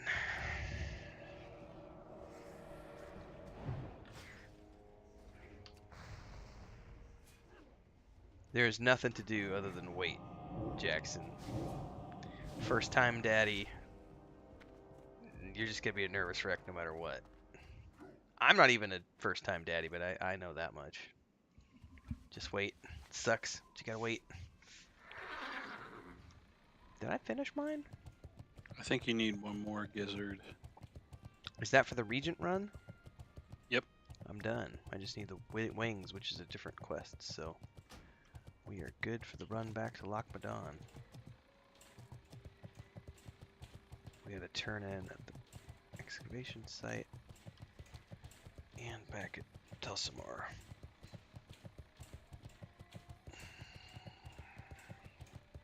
How about the dang 41? Remy, what's up, Remy? Hey, Remy, you know what we're doing right now? Can you take a guess, Remy? Here, I'll show you my map. You see where we're at? Yeah. Flashing that map. Can you guess what we're working on? May have been something related to something you asked about the other day.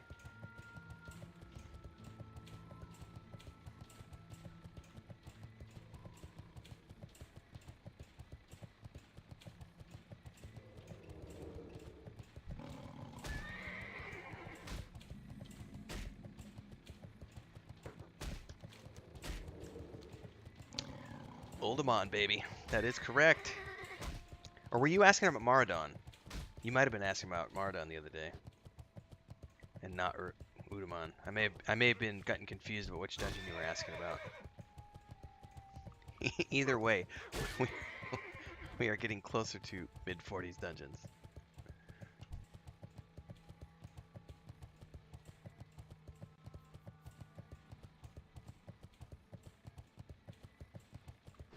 You need Oldemon too?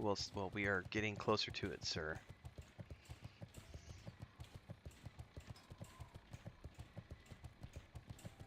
Yeah, we're high enough now that we'll be able to get the quest at the end too. The discs? Yep. I do remember that Discs one. of 'Cause Norganon. I nerded out so hard because I hadn't read up on any of the lore, and so I was discovering it naturally when Classic launched. I didn't read any spoilers. I didn't do any walkthroughs, any tutorials. I just did the quests.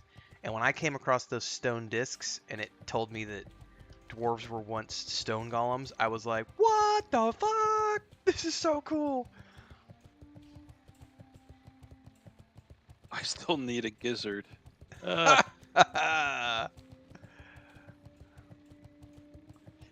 I get extras? Hold up. Let me look here. The wings No. you can, not the gizzards. All right, let me turn this on free for all. Oops. I'm gonna have to move that spell.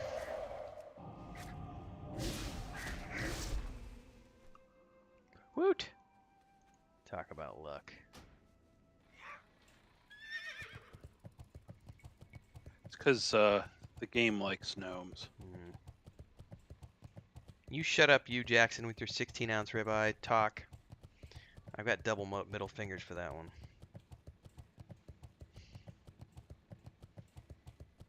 See, I actually like steak with like asparagus or a salad, and the baked potato on the side. As much as I don't like steak with gravy. The mushrooms I can get on with, like sautéed mushrooms and onions with a steak and a mashed potato. Some asparagus or Brussels sprouts or a nice big ass salad, some garlic bread. I just ate and I could still eat more like that. Growing up on a farm and then my family having a cattle ranch, I like red meat. You know, you reminded me of something too, though, Maduros. When I was living in Bulgaria, they also do a lot of pork. And it was really hard for me to find red meat over there because they just don't do cows. It's either fish or pork and lamb. Occasional chicken and stuff, but I mean tons of pork and sausages, like just lots and lots of. Like you'll go to a restaurant in the middle of the forest and they'll pull down sausages off the wall that have just been hanging and drying there for however long they are, and they'll cut them up, throw them on the hearth with some fire, with some potatoes, and just cook it all right there on the hearth of the fireplace before you. Oldemon Regent. Yum. Oh yeah. And it's cool because like it's a big ass. It'll be like a big, 4 foot wide stone slab that they've got, and it's been cooking baked potatoes and sausages for who knows how many years. So it's just got all the flavor in it, like a skillet, like a cast iron skillet. Yeah.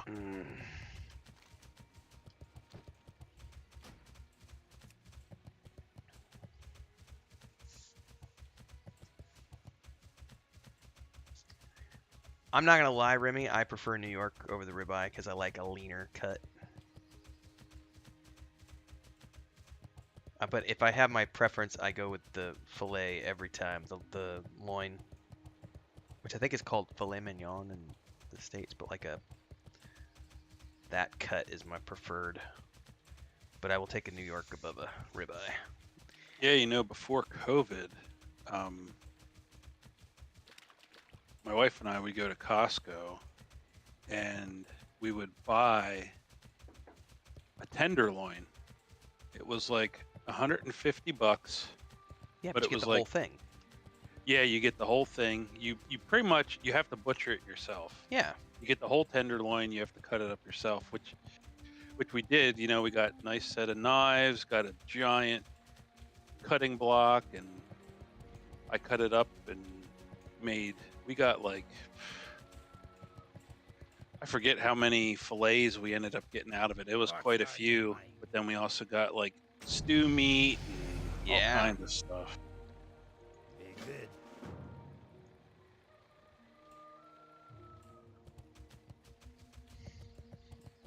The stew meat is the big one because you could do like good stew meat is worth its weight because a good stew will last you a week and it just gets better every day. It marinates after you've cooked it. That's like the and yes, Jackson, I like filet mignon over New York strip, and I actually sometimes like a sirloin more than a ribeye.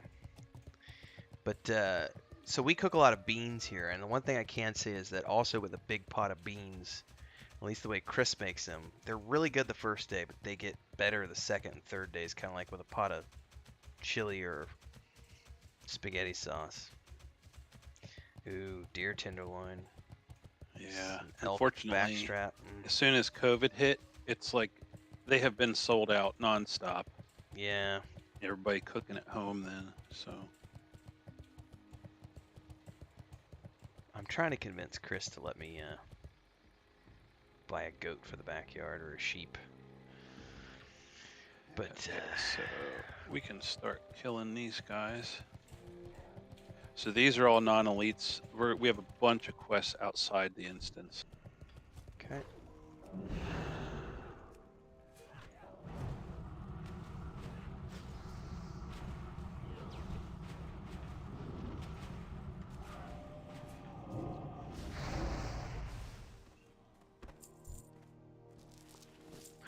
Mage Weave. Ooh, that's a quest. So I should have sold. Yeah, so I'll tell you what. That turns into Ironforge, so why don't we... Portal back? Yeah, we'll turn that... Oh, right. Yeah, I got portals, baby. Oh! Oh, no I don't. I didn't realize it was a different reagent. I have teleport portal stone. Oh. I didn't realize I needed a different reagent for the portals. Now yeah, I know. one I think is Rune of Portals, and the other one is I've got something of teleportation. I think. That's the ones I have. I have the runes of teleportation. So, is there a portal merchant vendor in Ironforge? Yep, sure Perfect. is. I will grab some while we're there. But I think Chris and her sister, they've been talking about starting a little business together here. And I think what they're going to do is they're going to buy a freshly killed lamb and make, like, one of the things that's really popular around here is a lot of families will do like a Friday, Saturday, and Sunday. They'll sell something like Friday night, Saturday night, and if they have any left over, they'll sell it Sunday morning. They'll usually do it out front of their homes. Everybody does it here. Like, in her hometown, there's a lady that's been selling tacos outside of her house for like 20 years, And if you go, you got to get there at like 6 o'clock on a Friday night, and she's got 4 tables, and there will be a line of like 20 people starting at 6 o'clock, waiting in line up until about 10 o'clock, and then she'll sell whatever she has left on Saturday night, and then if there's anything left, she'll sell it on Sunday morning. And so Chris and her sister have been theoretically talking. I think we're going that route anyway, is what we've been discussing. Chris is going to talk about it more tonight when she goes out there, but buying a lamb, which is, it'll be a couple $100 to get a whole carcass, but doing that and selling it on like Friday nights and Saturday nights in her hometown, which I'm not gonna say no to because I love lamb. And the way they do it here is they'll do 2 different ways, which is the barbacoa, which is like pulled meat, kind of like a pulled pork, but it's with lamb, and the other one is like they call it consume de borrega, which is like it's almost like a soup with the pulled lamb meat in it, but it's got garbanzo beans in it and cilantro and onions and chili and broth, and they'll serve it with fresh tortillas in a bowl. It is so freaking good. And lamb tacos, absolutely lamb tacos. Speaking of which, I'm gonna go post a photo in Discord. I gotta go find the photo now. Hold up.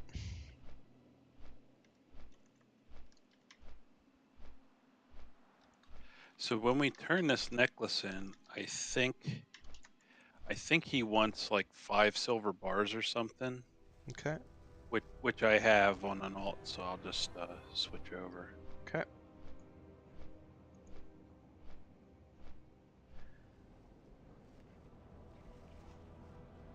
Yeah, my stepmom's family's from Croatia, so so they do, yeah.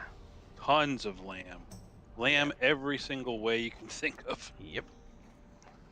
Like that's one nice thing whenever she hosts Thanksgiving. It's always they'll do a leg of lamb along with turkeys and stuff.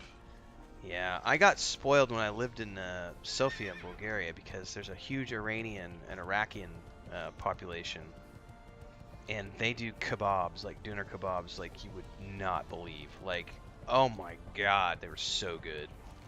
And it's like every street corner has one. And you've got the spit set up, and it's just, you can smell it like 5 blocks away. Oh. I do gotta go grab a picture because we did our foodie guide for Cancun, and I have some lamb taco. I'm gonna go put a lamb taco picture up in Discord to torture some people.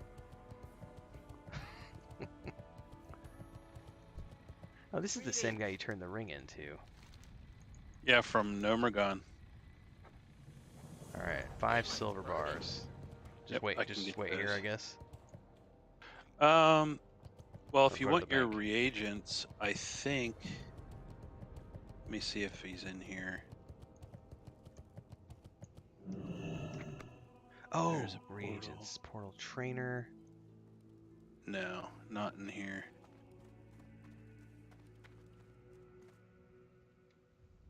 Oh crap! Where would he be? I would think he's around here somewhere. Oh, across the way. Longberry reagents are in this building here. Oh, literally, that's cool that it has a title on it. That's awesome. Thank you, sir. Alright, well, you do that. I'm going to go find this picture. Rune of Portals. That's the one I want.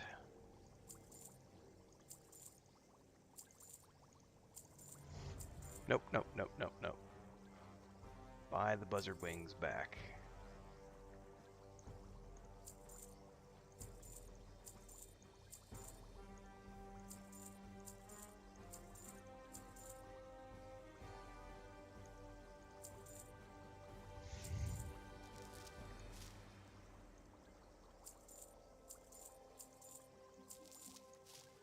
Alright, I've done that. Off and away. Pleased to meet you. Very good. Rune of Portals. That's definitely what I need.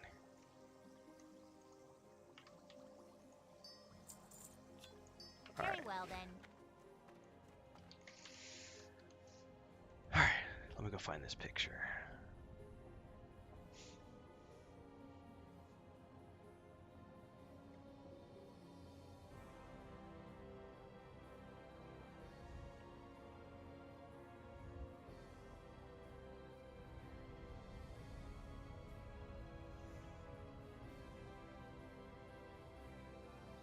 Oh, here it is. Oh, there's two of them.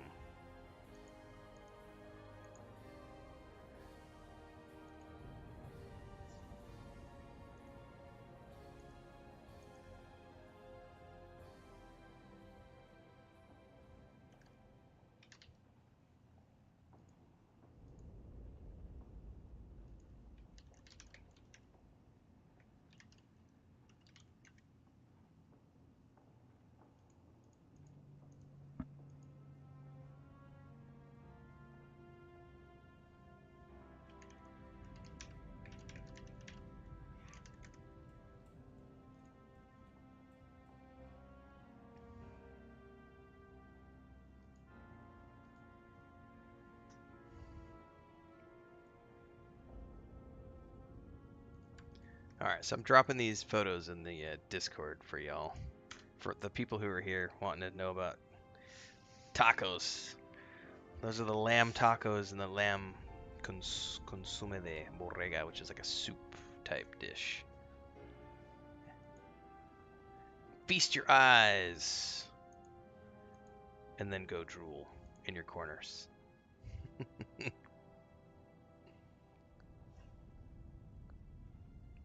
Yeah, I like good kebab. It's almost impossible to find where I live.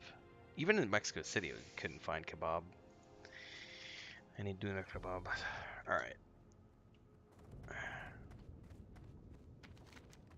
Okay, we need 5 silver bars, right? Let me go find where that quest is at. Silver bar 5, lore for a price. Yep, 5 each.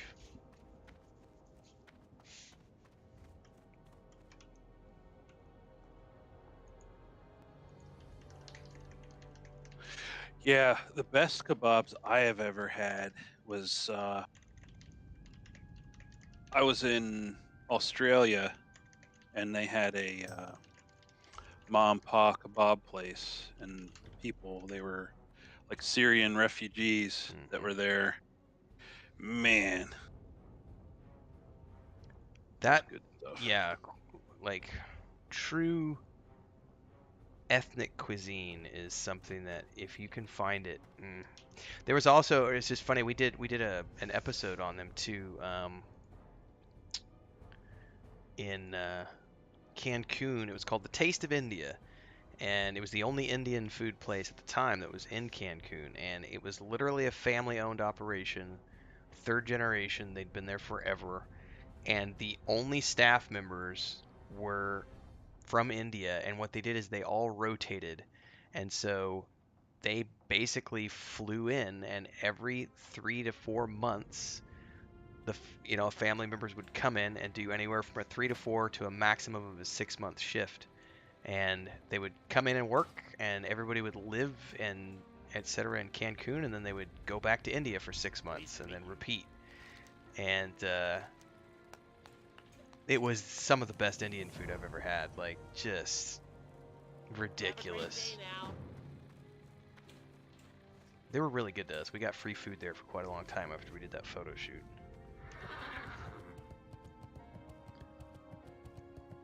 Alright. Anything else we're doing here, or are we going back? Yep, heading back. Alright, I have sold. I have a bottle of scrying.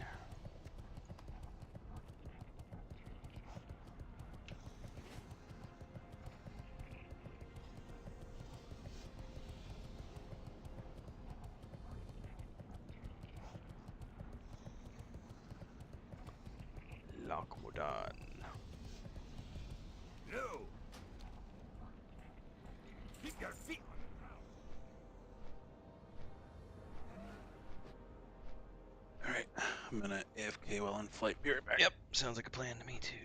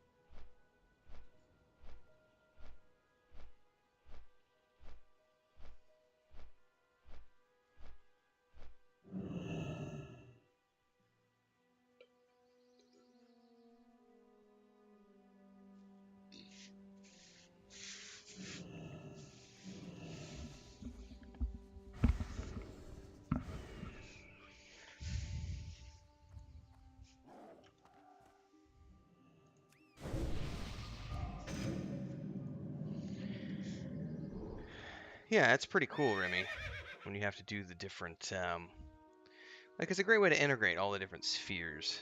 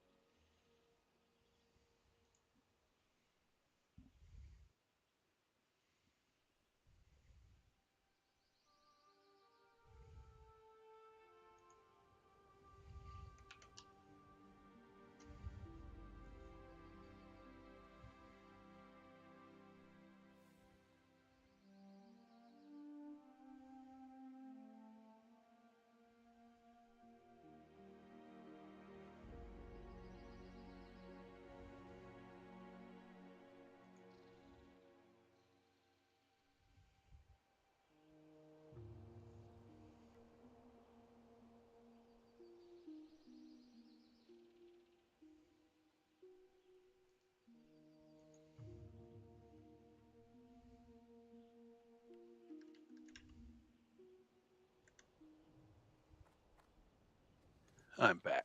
Welcome back.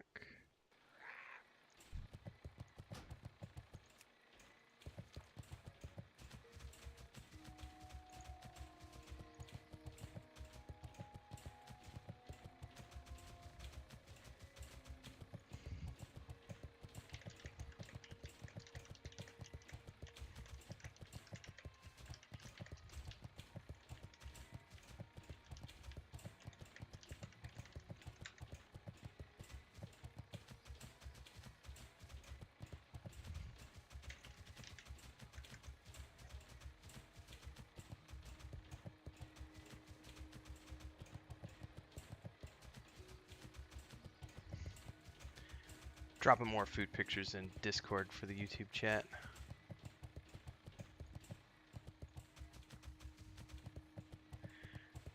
So Chris and I used to do food photography and videography and stuff.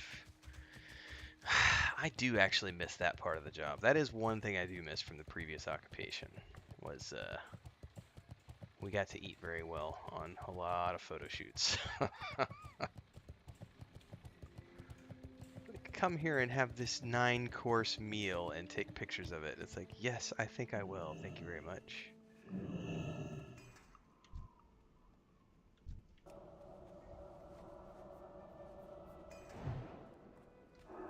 We just fireballs. Guess what? I have a fire ward.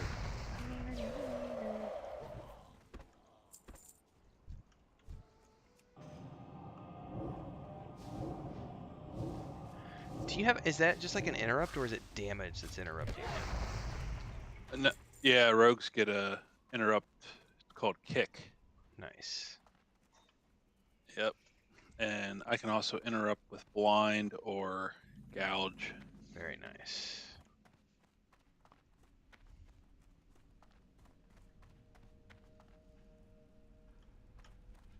So one of the areas like this should have that supply crate.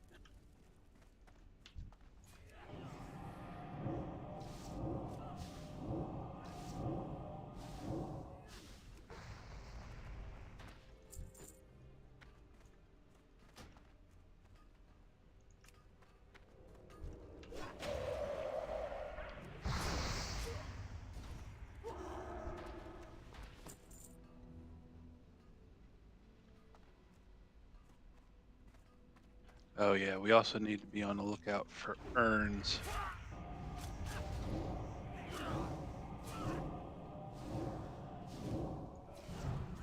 Oh, this little bastard. Okay.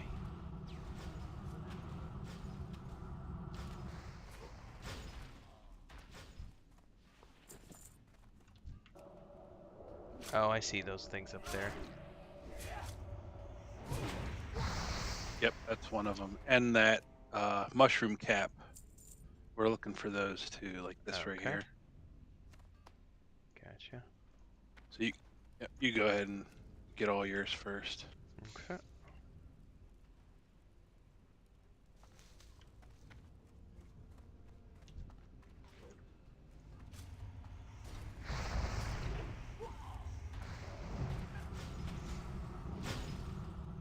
guess the big half-buried urns don't count, though.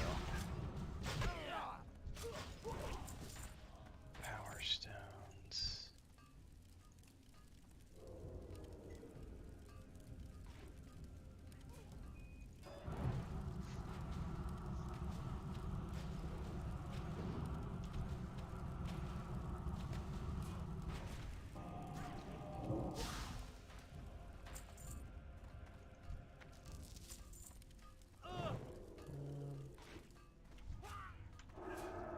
Oh, not enough mana. Oops.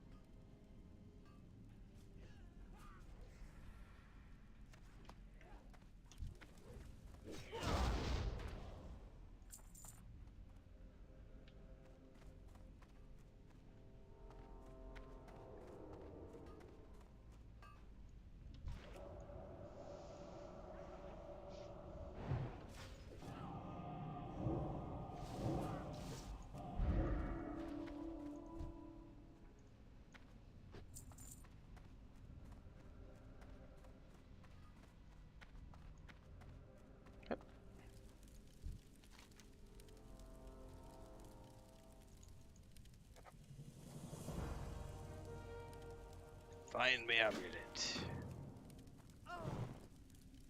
Ooh, that fire interrupted my harvesting.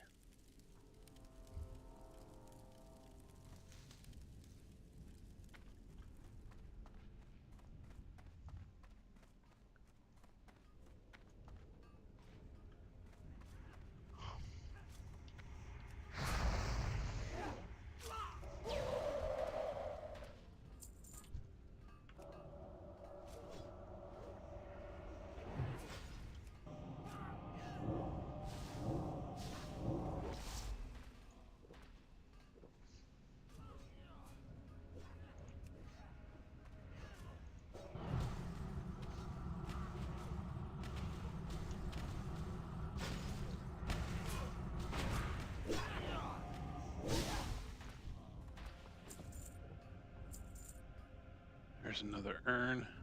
Okay. I'm gonna mid up just a second. I think there's two right here.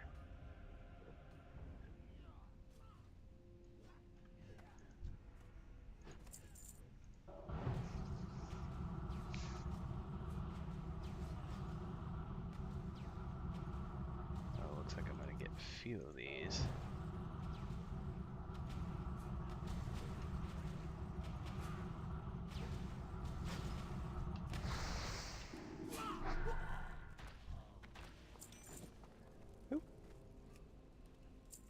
Is that a quest starter, or did we need that for a quest? We needed that for a quest. Oh, that's the amulet he just sent us for, isn't it?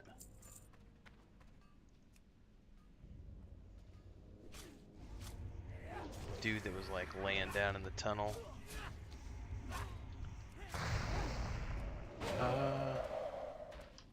Was it? Could be. Hang on, I can't zone in, can't zoom in here, I guess. Oh yeah. Yep, we can just turn it right back. I don't know if there's a continuation or not, but we might as well. He's right here. I think I got my 4. Yes, I got my 4 urns.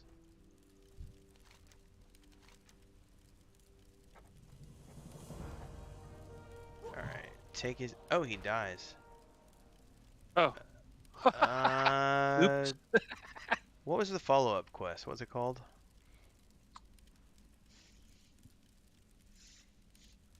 Because I don't know that I got it right before he died. The follow-up is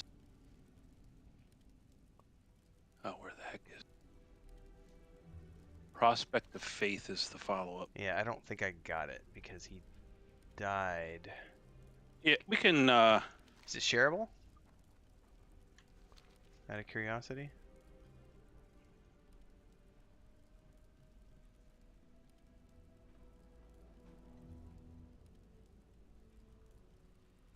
No, it's not. Okay, But we can. He'll respawn on our way back out. gotcha.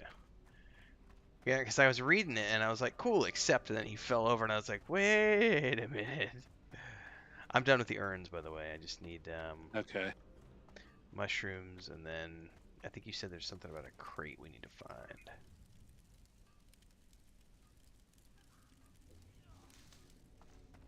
It'd be great if the mushrooms dropped more than one per, but wishful thinking.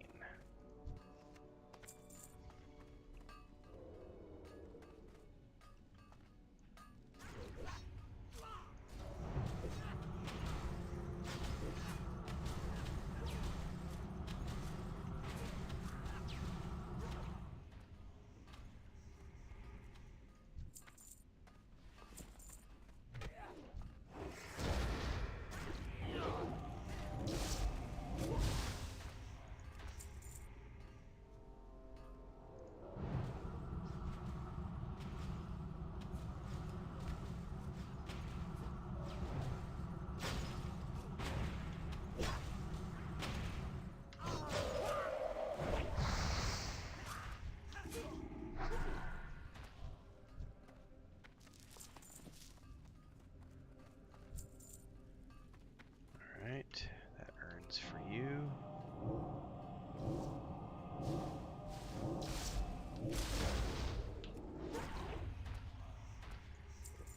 Yeah, we're gonna need this thing down here then. That chest. Okay.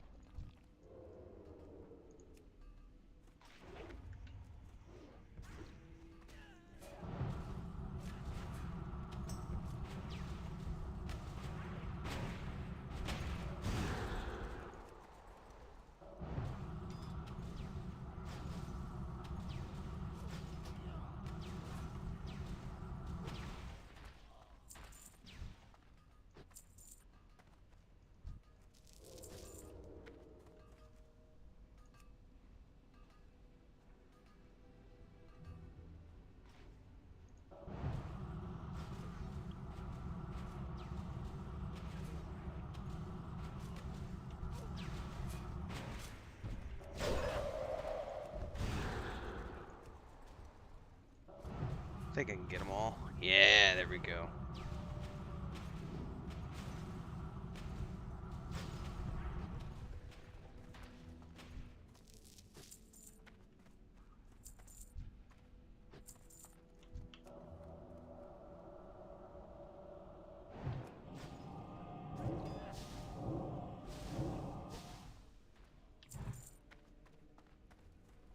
Those mushrooms are pretty scarce. Do those also drop in the dungeon? They do, yep. Okay, perfect.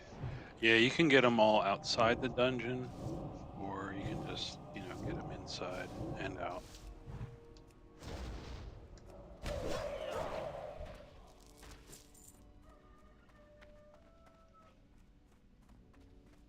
Gonna run back down here and see if he's spawned yet.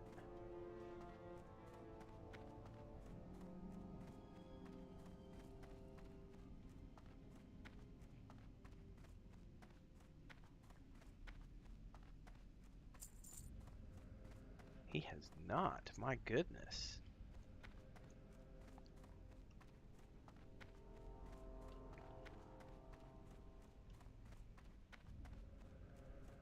how did I lose you from my...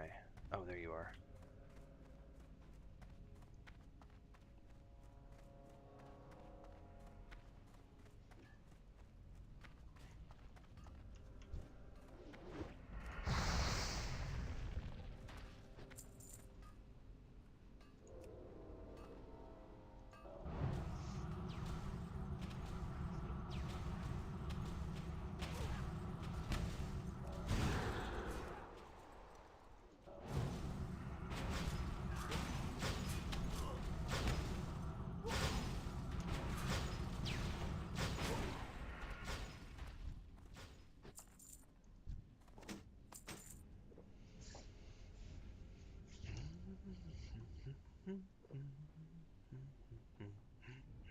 Here's a mushroom for you then.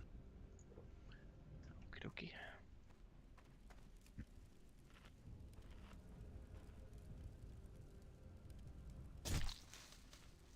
What just happened? Magenta cap sickness. All stats decreased by 10, 20 minutes remaining. Is it a poison or a disease? Disease. Oh. What? Gross. Yeah, the mushrooms totally spewed all over me.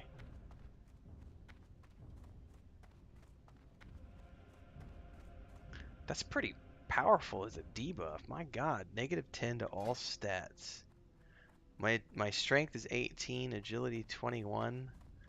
I am now a weak little mage.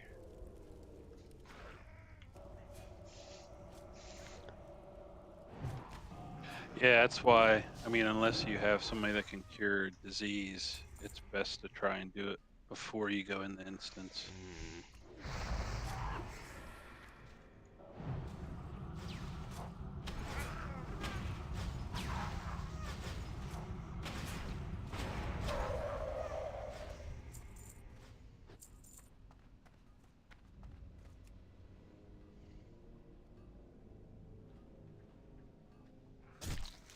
Oh, God, hit me again. I don't mind it now that I'm already poisoned. Doesn't duplicate.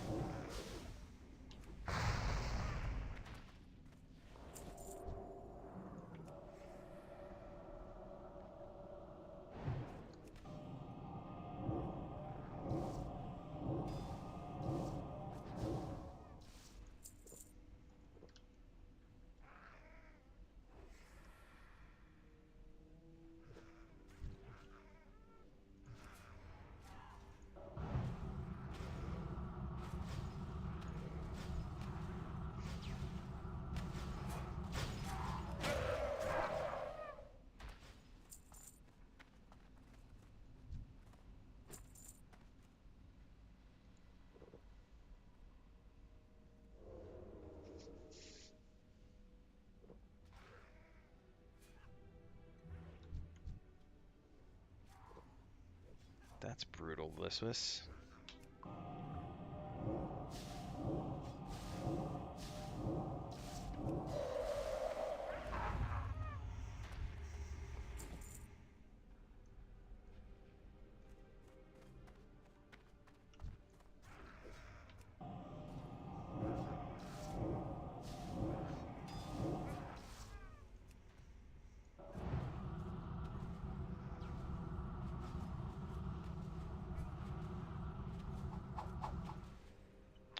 What are they checking at me?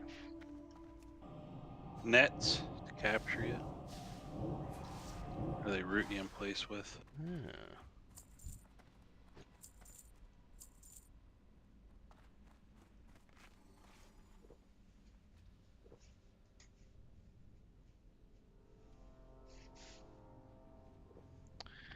Oh, that's a good theory, Jackson. That's a good theory.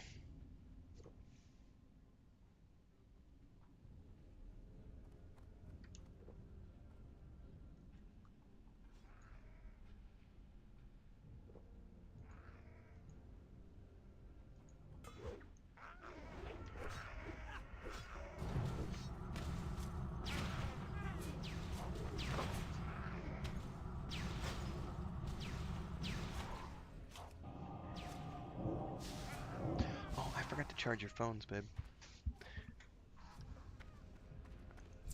Give me 2 seconds here, Maduros. I gotta grab her phone. Sure.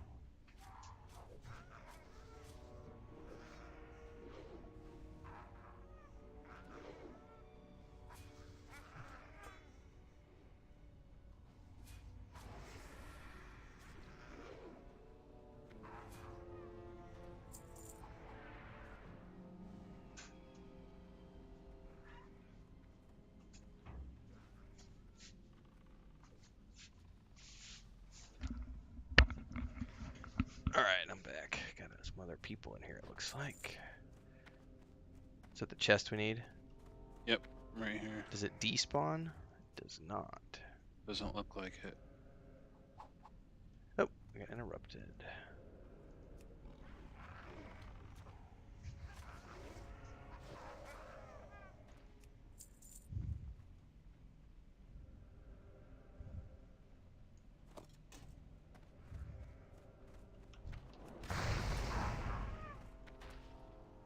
There might be a cap up here. Yeah, there's one up here.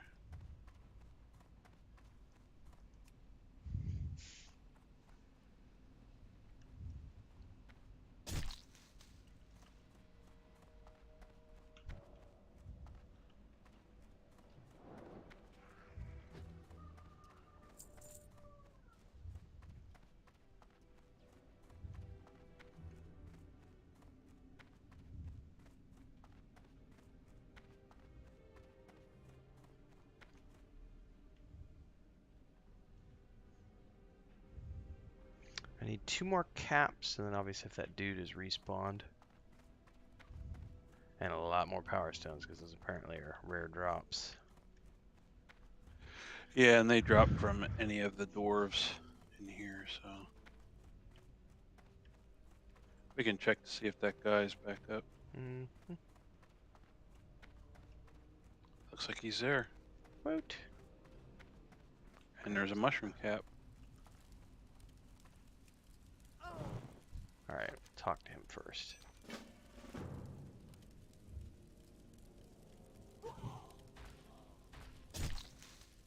Alright, I'm done with fungi.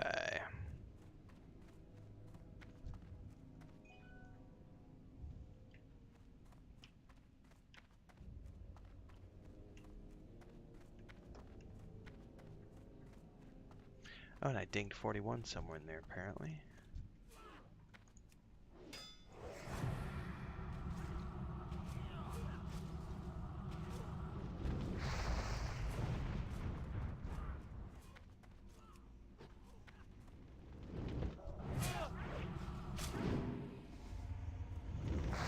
Alright, you know what? Interrupt your stupid fireball. That's right, bitch.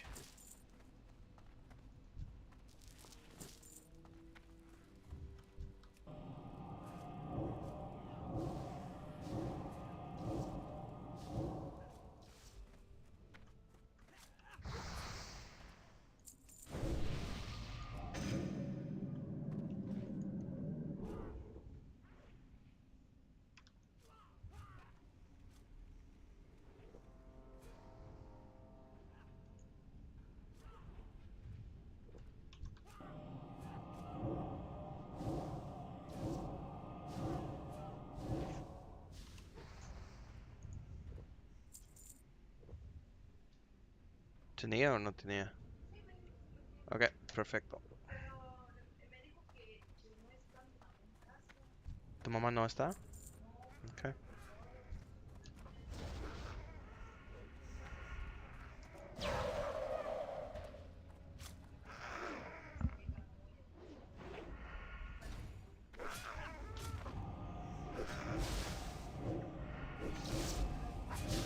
Ok. Okay. Alright, sorry about that. Chris is yelling at me. Not in a bad way. We're trying to sort out whether or not she's going out to her mom's tonight or not. Said her mom's not there right now, and nobody knows where her mom went, so we're waiting to find out. So this is a Mexican thing. I've had to learn how to come to grips with it. It is not an easy thing to do. It still is a struggle, and it's the doing things at the last minute without notifying anyone about anything, not taking a phone with you, especially if you're from an older generation and you're like screw phones. Oh. And it can be very frustrating because people just disappear, and then you're like, you have literally no, where did they go? We don't know. Like, are they at the grocery store? Did they go to the hospital? Are they sick? Did they get in an accident? Like, no one knows anything. And my wife, bless her heart, I love her to death, but she's notorious for she'll go 3 days without checking her phone, and it drives her sisters nuts. And I didn't realize it drove her sisters nuts until we moved here, and then I was like, finally, my kindred sisters, because it drives me nuts too. And Chris can't stand locked doors, and so like her sister has come in on us, like not in compromising situations, but her sisters just come over and let herself in probably half a dozen times. Each time she choose Chris out, she chooses her sister out. She's like, you need to lock your doors. Chris is always like, why? I'm going in and out all the time. Whereas I will just constantly lock doors because I'm like, I don't want to talk to people. But I just picture you following her around and locking doors behind her. This is literally what happens until I started getting yelled at after we moved in. Like, I started getting yelled at for locking doors, so now I just leave them unlocked. But I literally did, dude. Like, the first week we were here, I was like following around, and like I was literally locking doors like every 45 minutes to an hour, and then she just started getting all pissed off, and I was like, you know what? Fine. I'm just gonna leave the doors open.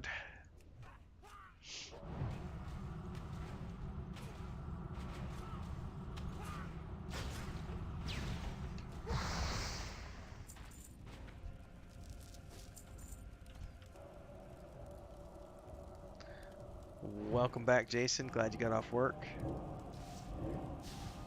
Spontaneity. Yeah, that's one way to talk about it.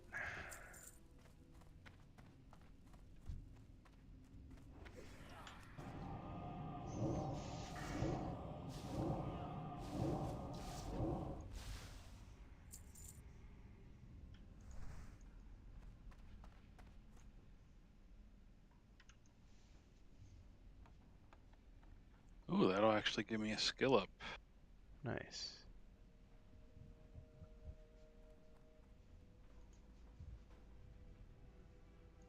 So I think you just need power cores, right? I'm at 6 and 8 and 4 of 8.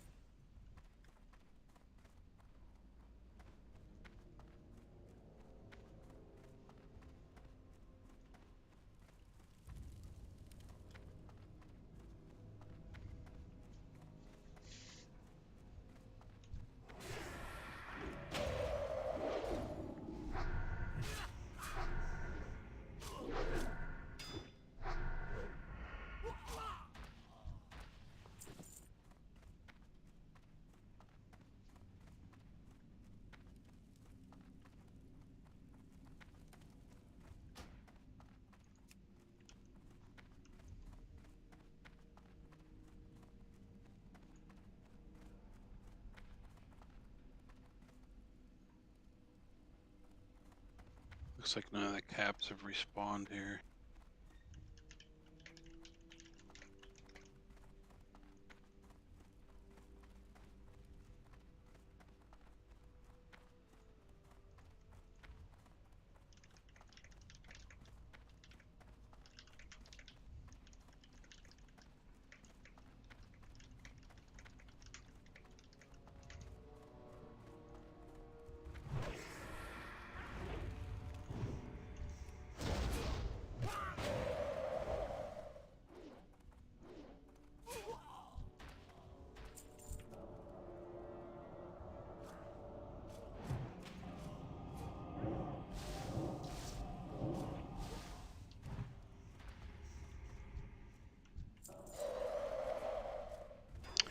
Oh, I just noticed my my cone of cold is green right now because I'm Oh. diseased. Right. Oh, and my casting looks a little green too. That's cool. Interesting.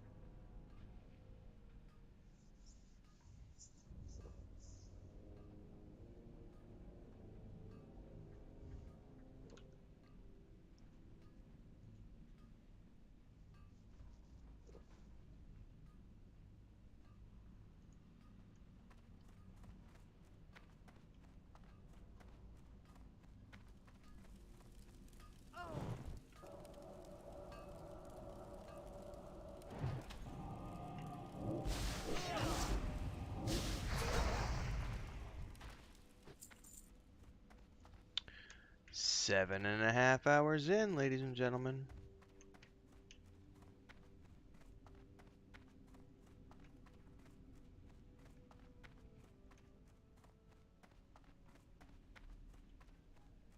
Ooh.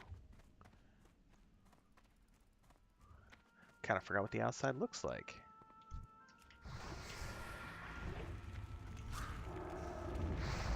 Oh, apparently they do fireballs. Oh, and I miscast.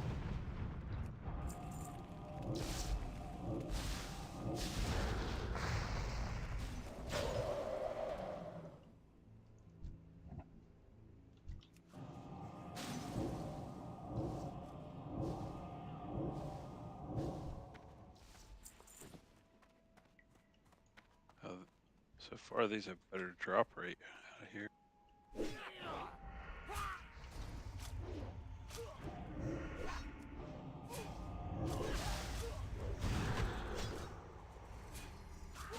Oh, that didn't even give me enough. Oh crap, throw those away.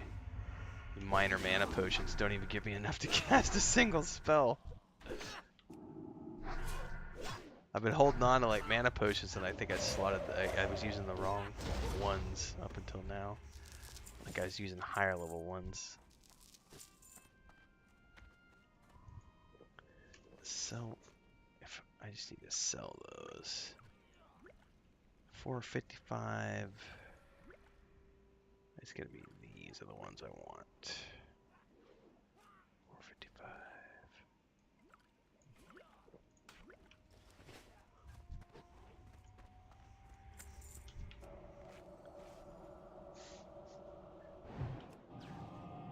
Yeah, I'm just on to the Annalium Power Stones, which I think can drop from the same guys, right?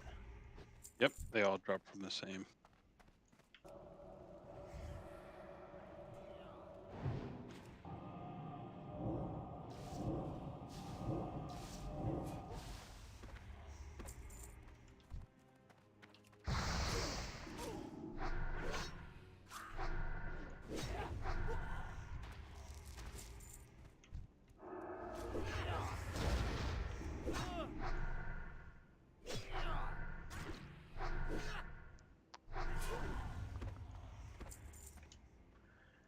Yeah, Bliss. I can remember years and years and years ago, probably around 2003-ish. I lived in this small town in Colorado up in the mountains, and I didn't used to lock my truck at night. There was nothing in it, you know, didn't have any tools in it, but just, you know, there'd be change in the ashtray and random stuff in the glove box, and I had a Leatherman stashed in one of the door panels,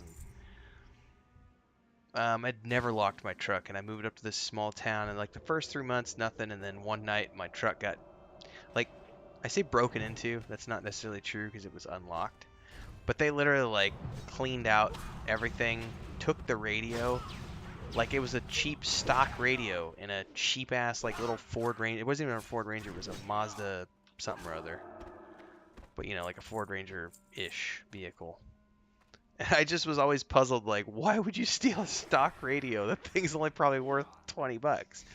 But tweakers are tweakers, and after that I started locking my vehicle all the time.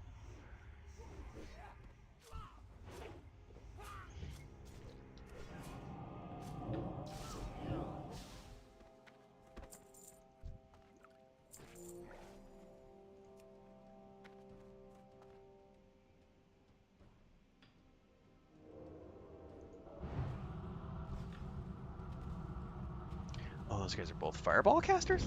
Run away!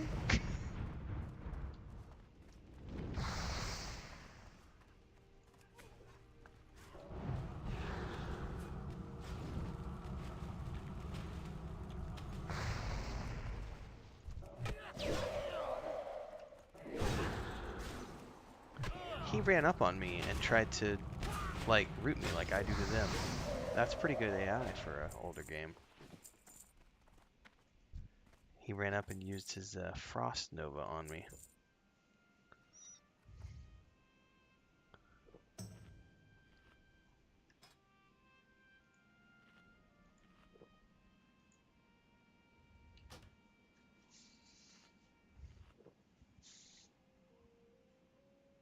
Dang, there's 7 people on right now. Yeah, I'm gonna do my recruitment video this week. I'll probably do it tomorrow, actually. I gotta be on the lookout for the Rings of Power video tomorrow, too. The trailer's gonna launch at some point.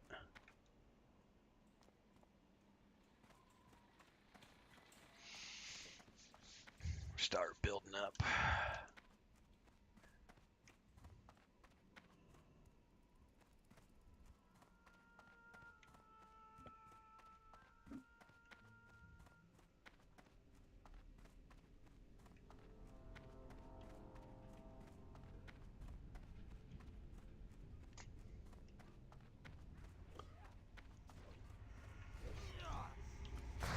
Yeah, it was that kind of place, Crinkled, where I lived at the time. It was a nice, you know, little town up in the mountains, but outside of the ski resort.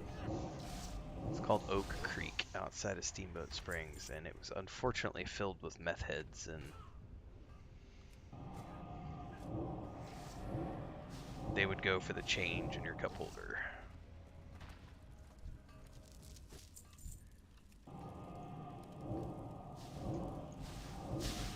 Or the change in your ashtray.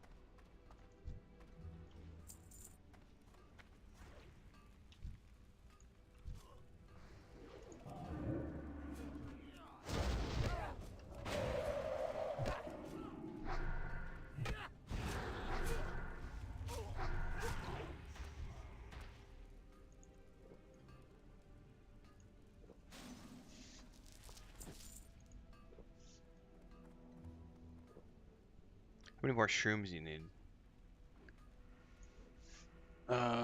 4.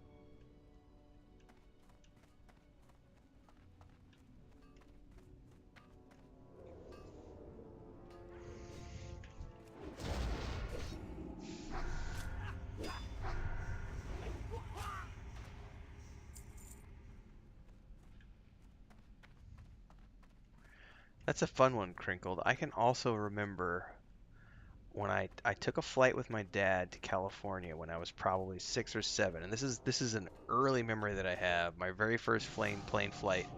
The airline was TWA, which are my initials. It's no longer around, that airline, and they had ashtray containers on the side on the armrests because the plane was old enough that it was from when they still permitted smoking on planes.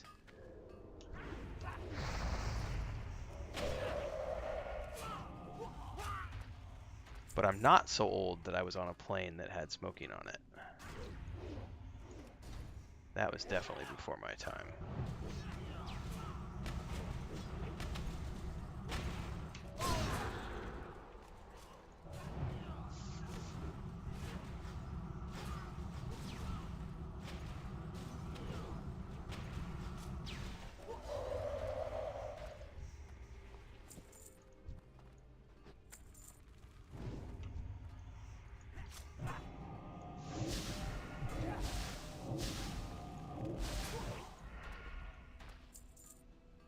Rats on that.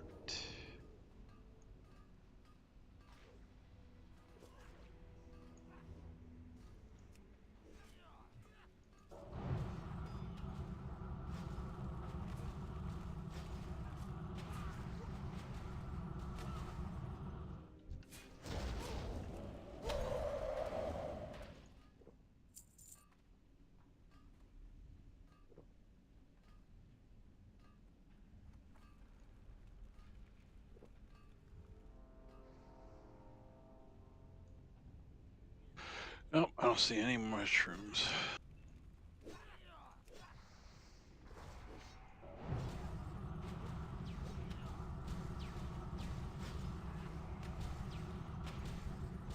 I have to assume that all these people are grabbing them too.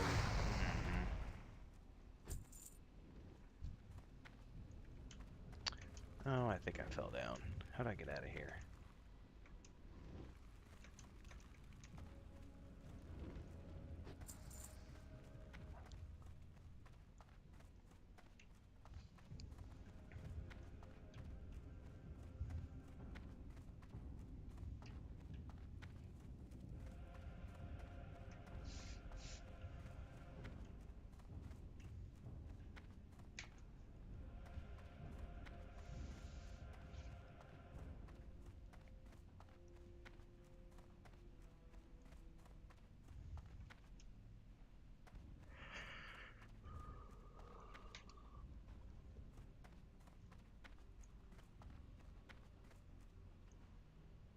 Oh, no mushroom up here either. Is there any way we can peek our head inside, or are they gonna be too deep? You know, I don't remember as far as how far in they are. I think anywhere that has like the dirt. So, I mean, we could peek in, yeah. Is there a lockout timer? No, I mean you can reset. Oh, that's 5 right. You can times reset. an hour. That's right. That's right. Forgot about that.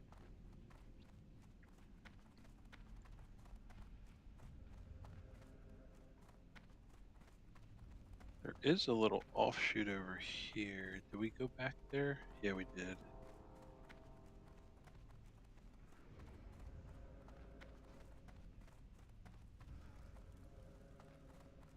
Just double check there isn't any. No.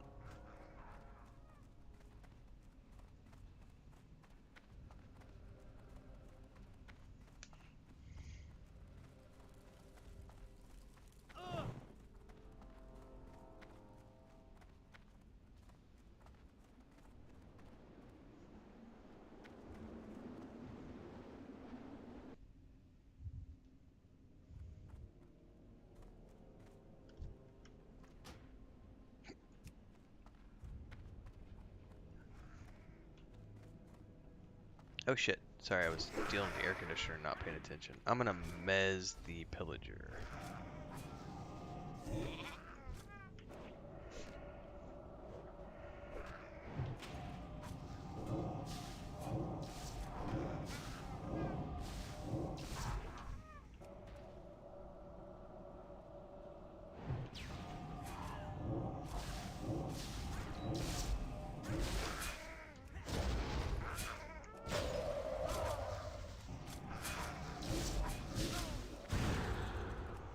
Oh, we got another one coming.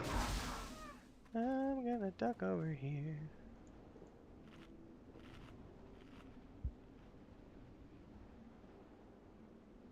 Did you root him or something? Or I did you just... distracted him. Oh, okay.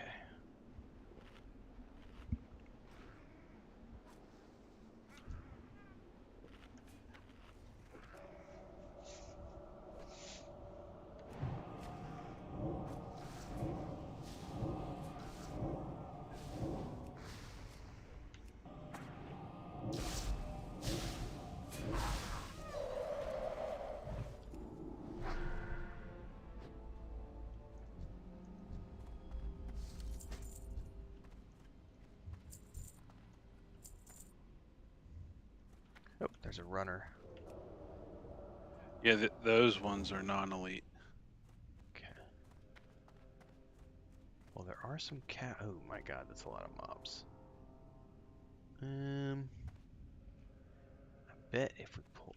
Okay, never mind. You got it.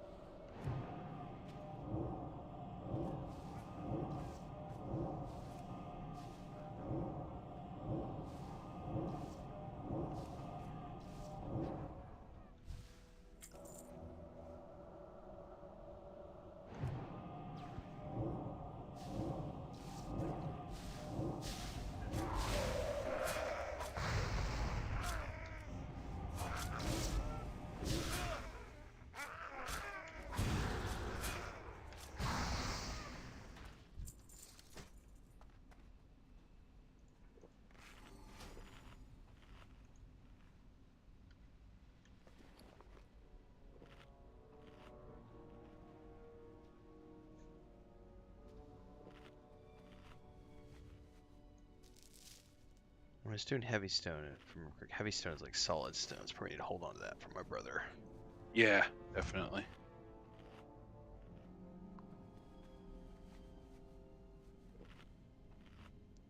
Oh, the lost dwarves. Those brothers are down in there, aren't they? With the table, and that's where you get the pieces for that Yep. map. And of course, the three of them are a throwback to the game Lost Dwarves. Blizzard game.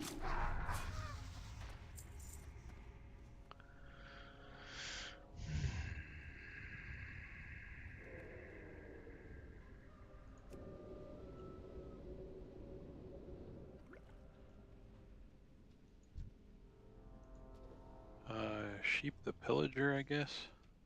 You want me to do it now or wait till you pull? Never mind.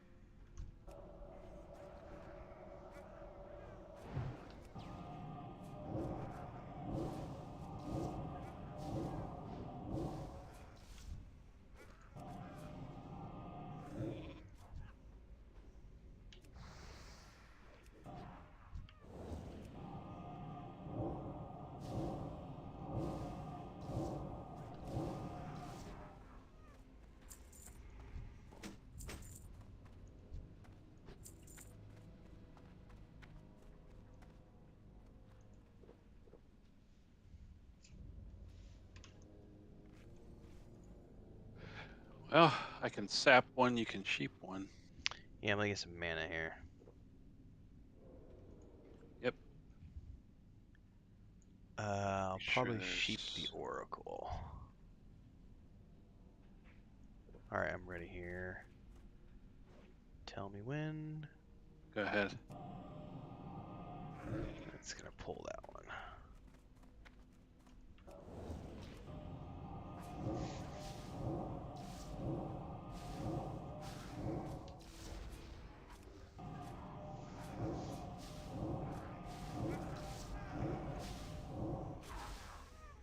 Okay, that sheep will break probably next.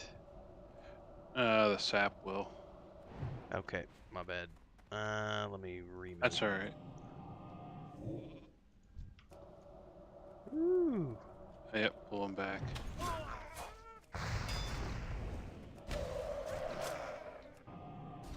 Is that one gonna add that's gonna be near to the one I sheeped? Oh, it Yep. totally is. Alright, I'm moving real Alright. quick here.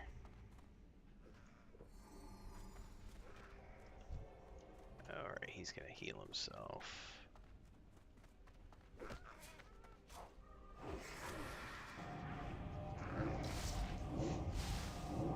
I need to do my evocation.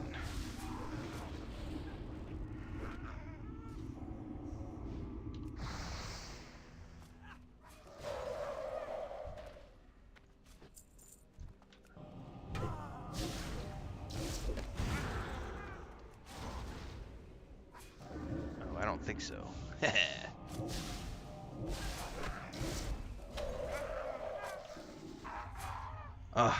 So I gotta say, like, the pacing here is so much better than EverQuest. Like, I love EQ, but man, the pacing is way more fun in this game.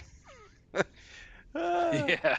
Like, Yeah. I get a little bored sometimes just sitting there in a camp with mobs that take 10 minutes to kill. This is a lot like moving around, and like that was an exciting encounter right there. All right, while we're medding, I need to answer this real quick on.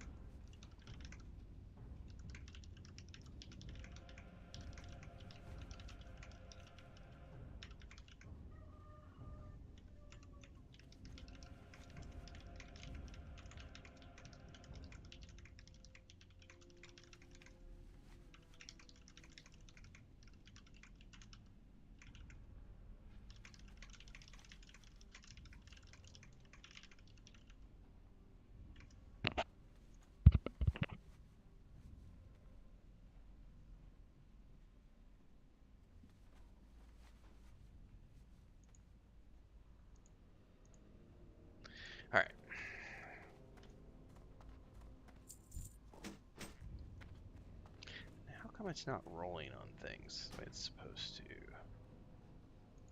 Oh, so that the necklace quest will eventually come where we have to come to this fallen paladin here. Yeah, I remember having to come back in here like 2 or 3 different times to complete all the quest chains. Because, like, you do some, get sent out, come back, do another.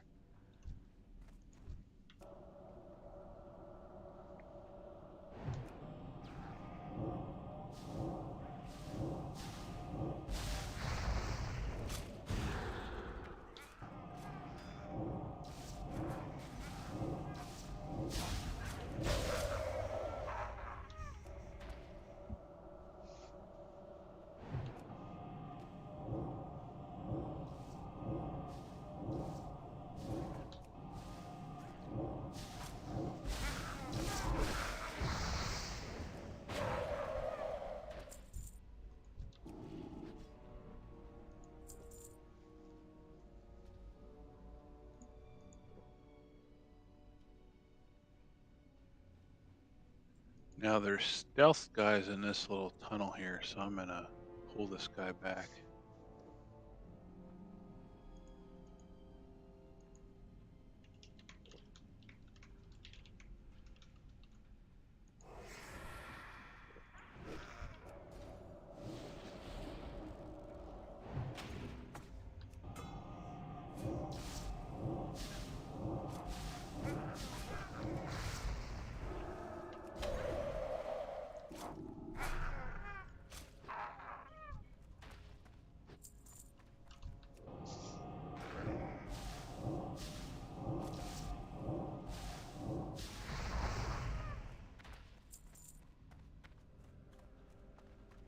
Well, this will be the test, because if there's no shrooms in here, I'm doubting there are shrooms down in here.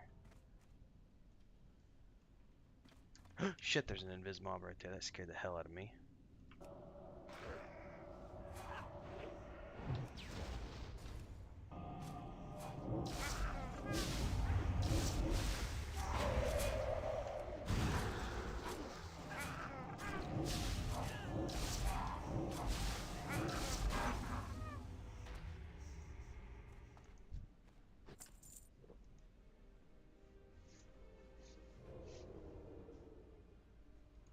I can stealth in and check. Okay. Yep, I see some shrooms. Sweet. Alright, what is this? I got a I got a poison dot on me. Oh, I need to put my own. I'm out of the moonberry thingy juices. Yeah, I don't have any. Well, I got a new water spell, so give myself 20 of these is good enough for now.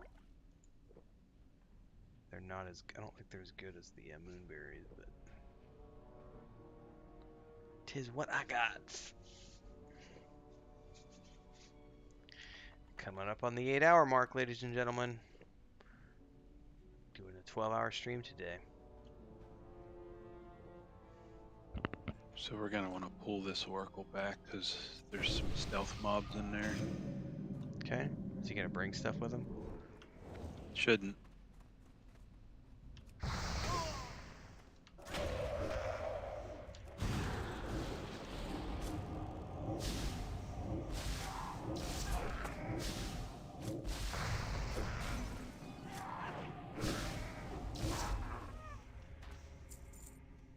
Ooh, I don't think I have a neck piece yet.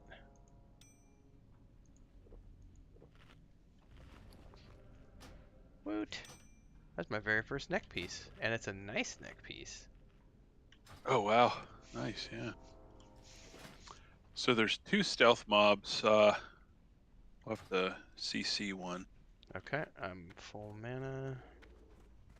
They're gonna be on either side, aren't they? Oh, I see him. You want me to sheep the square? Yeah, All right, sheep 3, one. That should 2, pull the other one.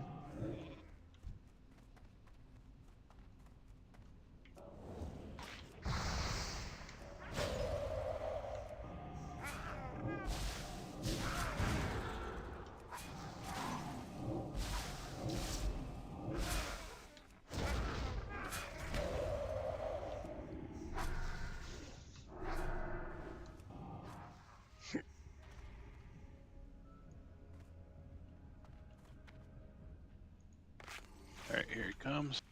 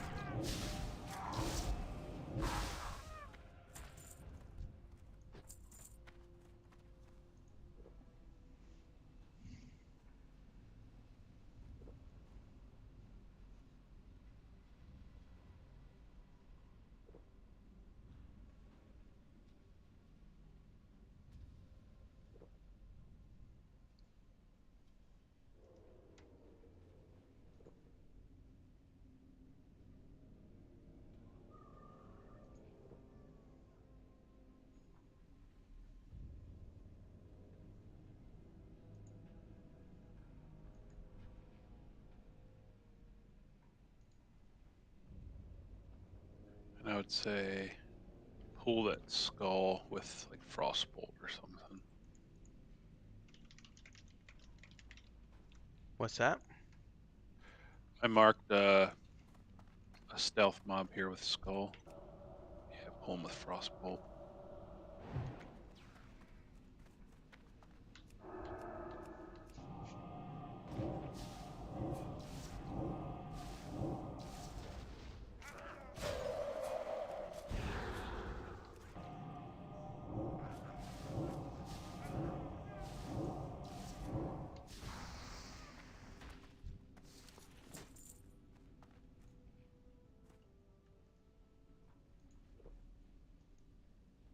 Now I don't know if that oracle will run straight down or across and down the steps.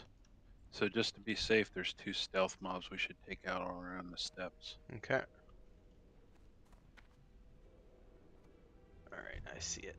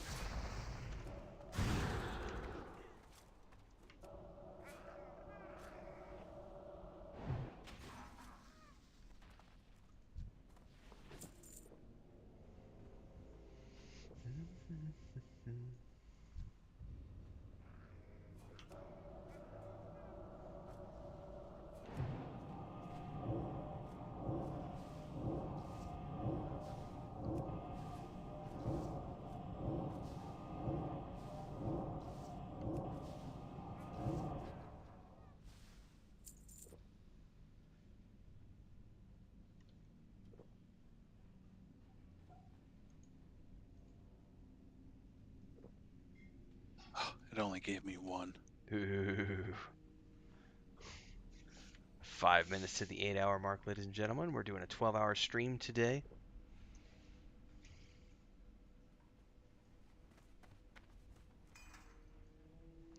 Our first one of the month. Doing some testing. So far, so good.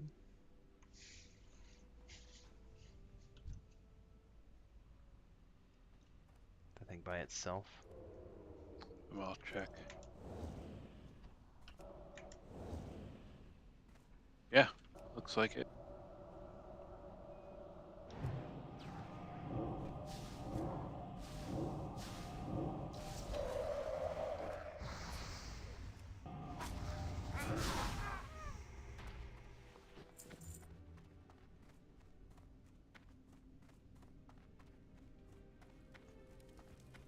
What can I do for you?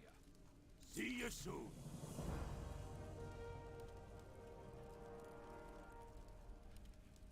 Safe. So as Alliance, you get the quest to open up that chamber.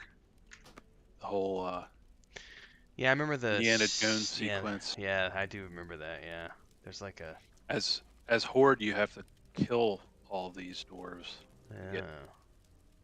to loot the item. Oh, really? Yeah. Interesting. Does this medallion stay with you if you reset the instance? You can check it in your inventory. If it has a timer on it, Does not. then it'll disappear. Okay, then you'll be able to keep it. It just says unique. Where's the staff? I don't remember that part. It's the first named in the next hall. Okay. Well, do you think there's going to be any more shrooms in here, or should we go back out and check the hallways again? There could be. It'd be a little deeper in that whole next section. Oh. Like if you look at the mini map. Yeah, I can vaguely see it. Where I'm pinging, that whole area. It's probably worth checking the hallway outside first. Yeah, it would be past the named anyway.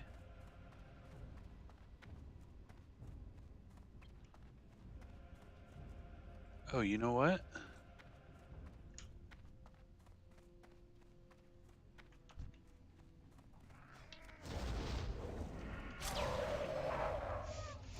There's an oracle there.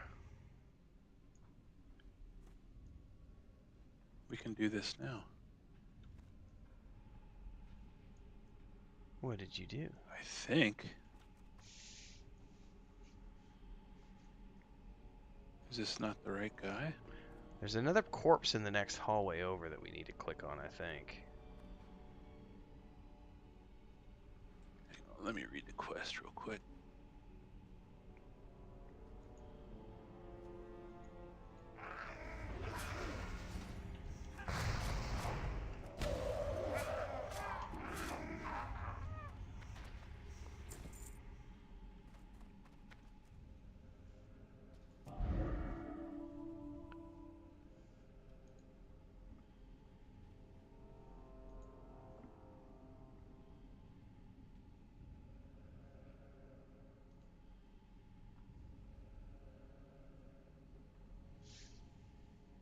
Oh, you know what? I think you're right. I think we use that after the body that's over in the corner over there. Gotcha.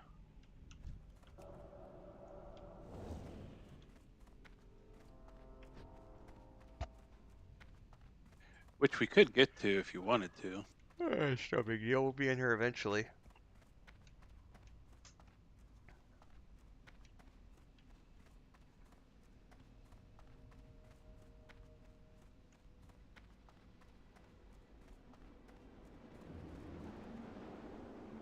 Dig site 1. Oh, here's a shroom right here. What?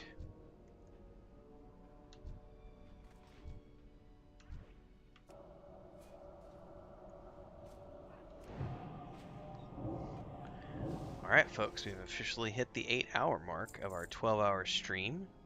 If you are tuning in for the first time, don't forget you can like, subscribe, and hit that bell icon to never got miss him. an update. That gave me 3. Oh wow, worth it.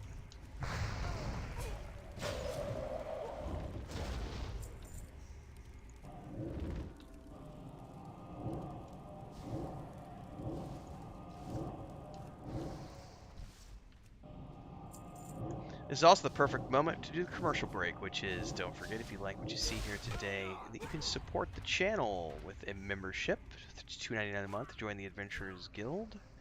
Gift memberships, and we've got our first stretch goal of the day. We were going to shoot for $100 today. We're already up to 115. So if you like what you see here today and you want to support the content creation that happens here, unlike Netflix or Disney Plus in a smaller way, you could do so with super chats and stickers. Choose your own amount. Helps keep me fed, helps keeps this channel alive. We head into my second month of full-time content creation on YouTube. So far, so good.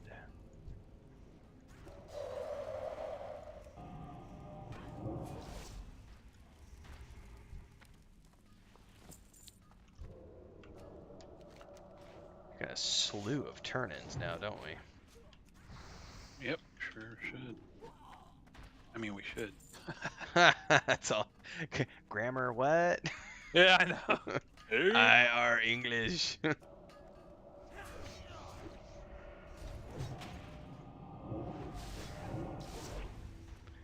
Once we finish up the turn-ins, I'll need a quick moment to do a bio, because I am dying.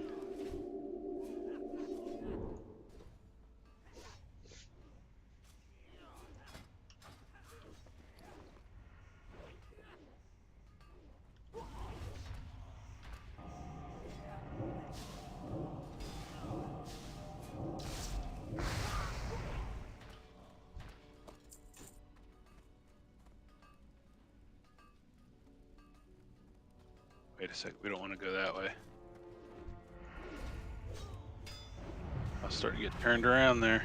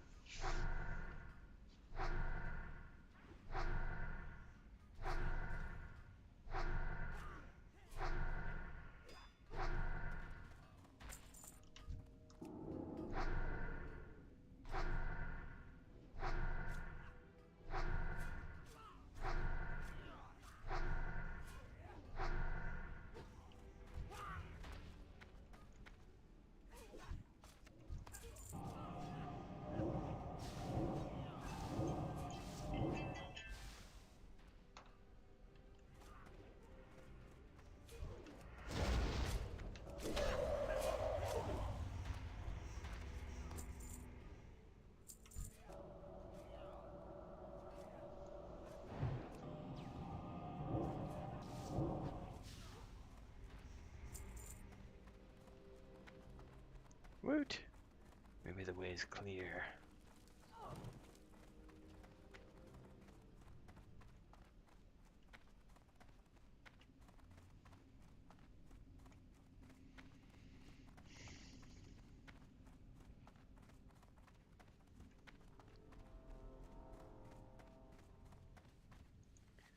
I have tried Final Fantasy XIV multiple times, Pepe, and I just can't get into it.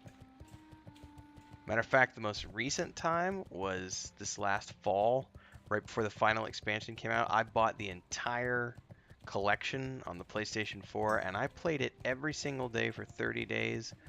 Got all the way through Realm Reborn and into the second expansion, which is Dragon something or other.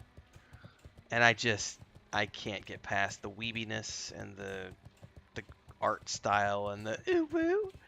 Just, it's not for me. It's not for me.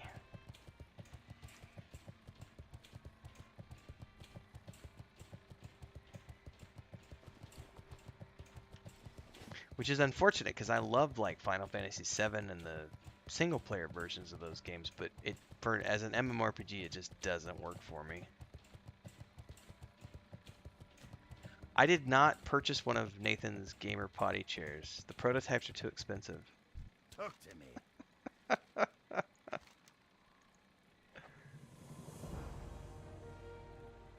Back to Iron Forge for that one. Off with you.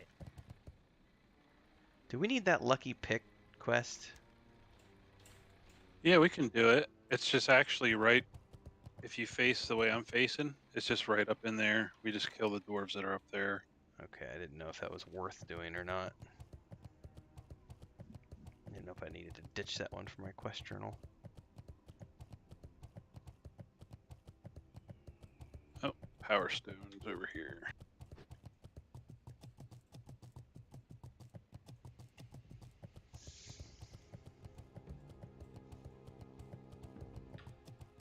Ooh woo. Konnichiwa. Oh, there's a vendor here to sell too. Yo!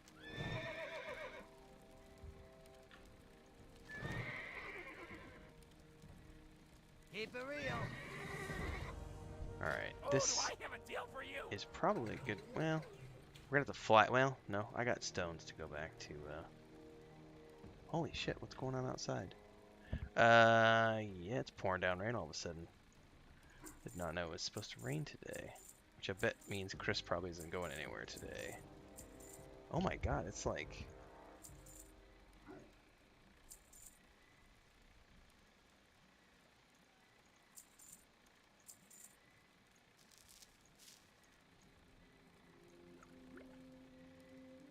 Hurry back!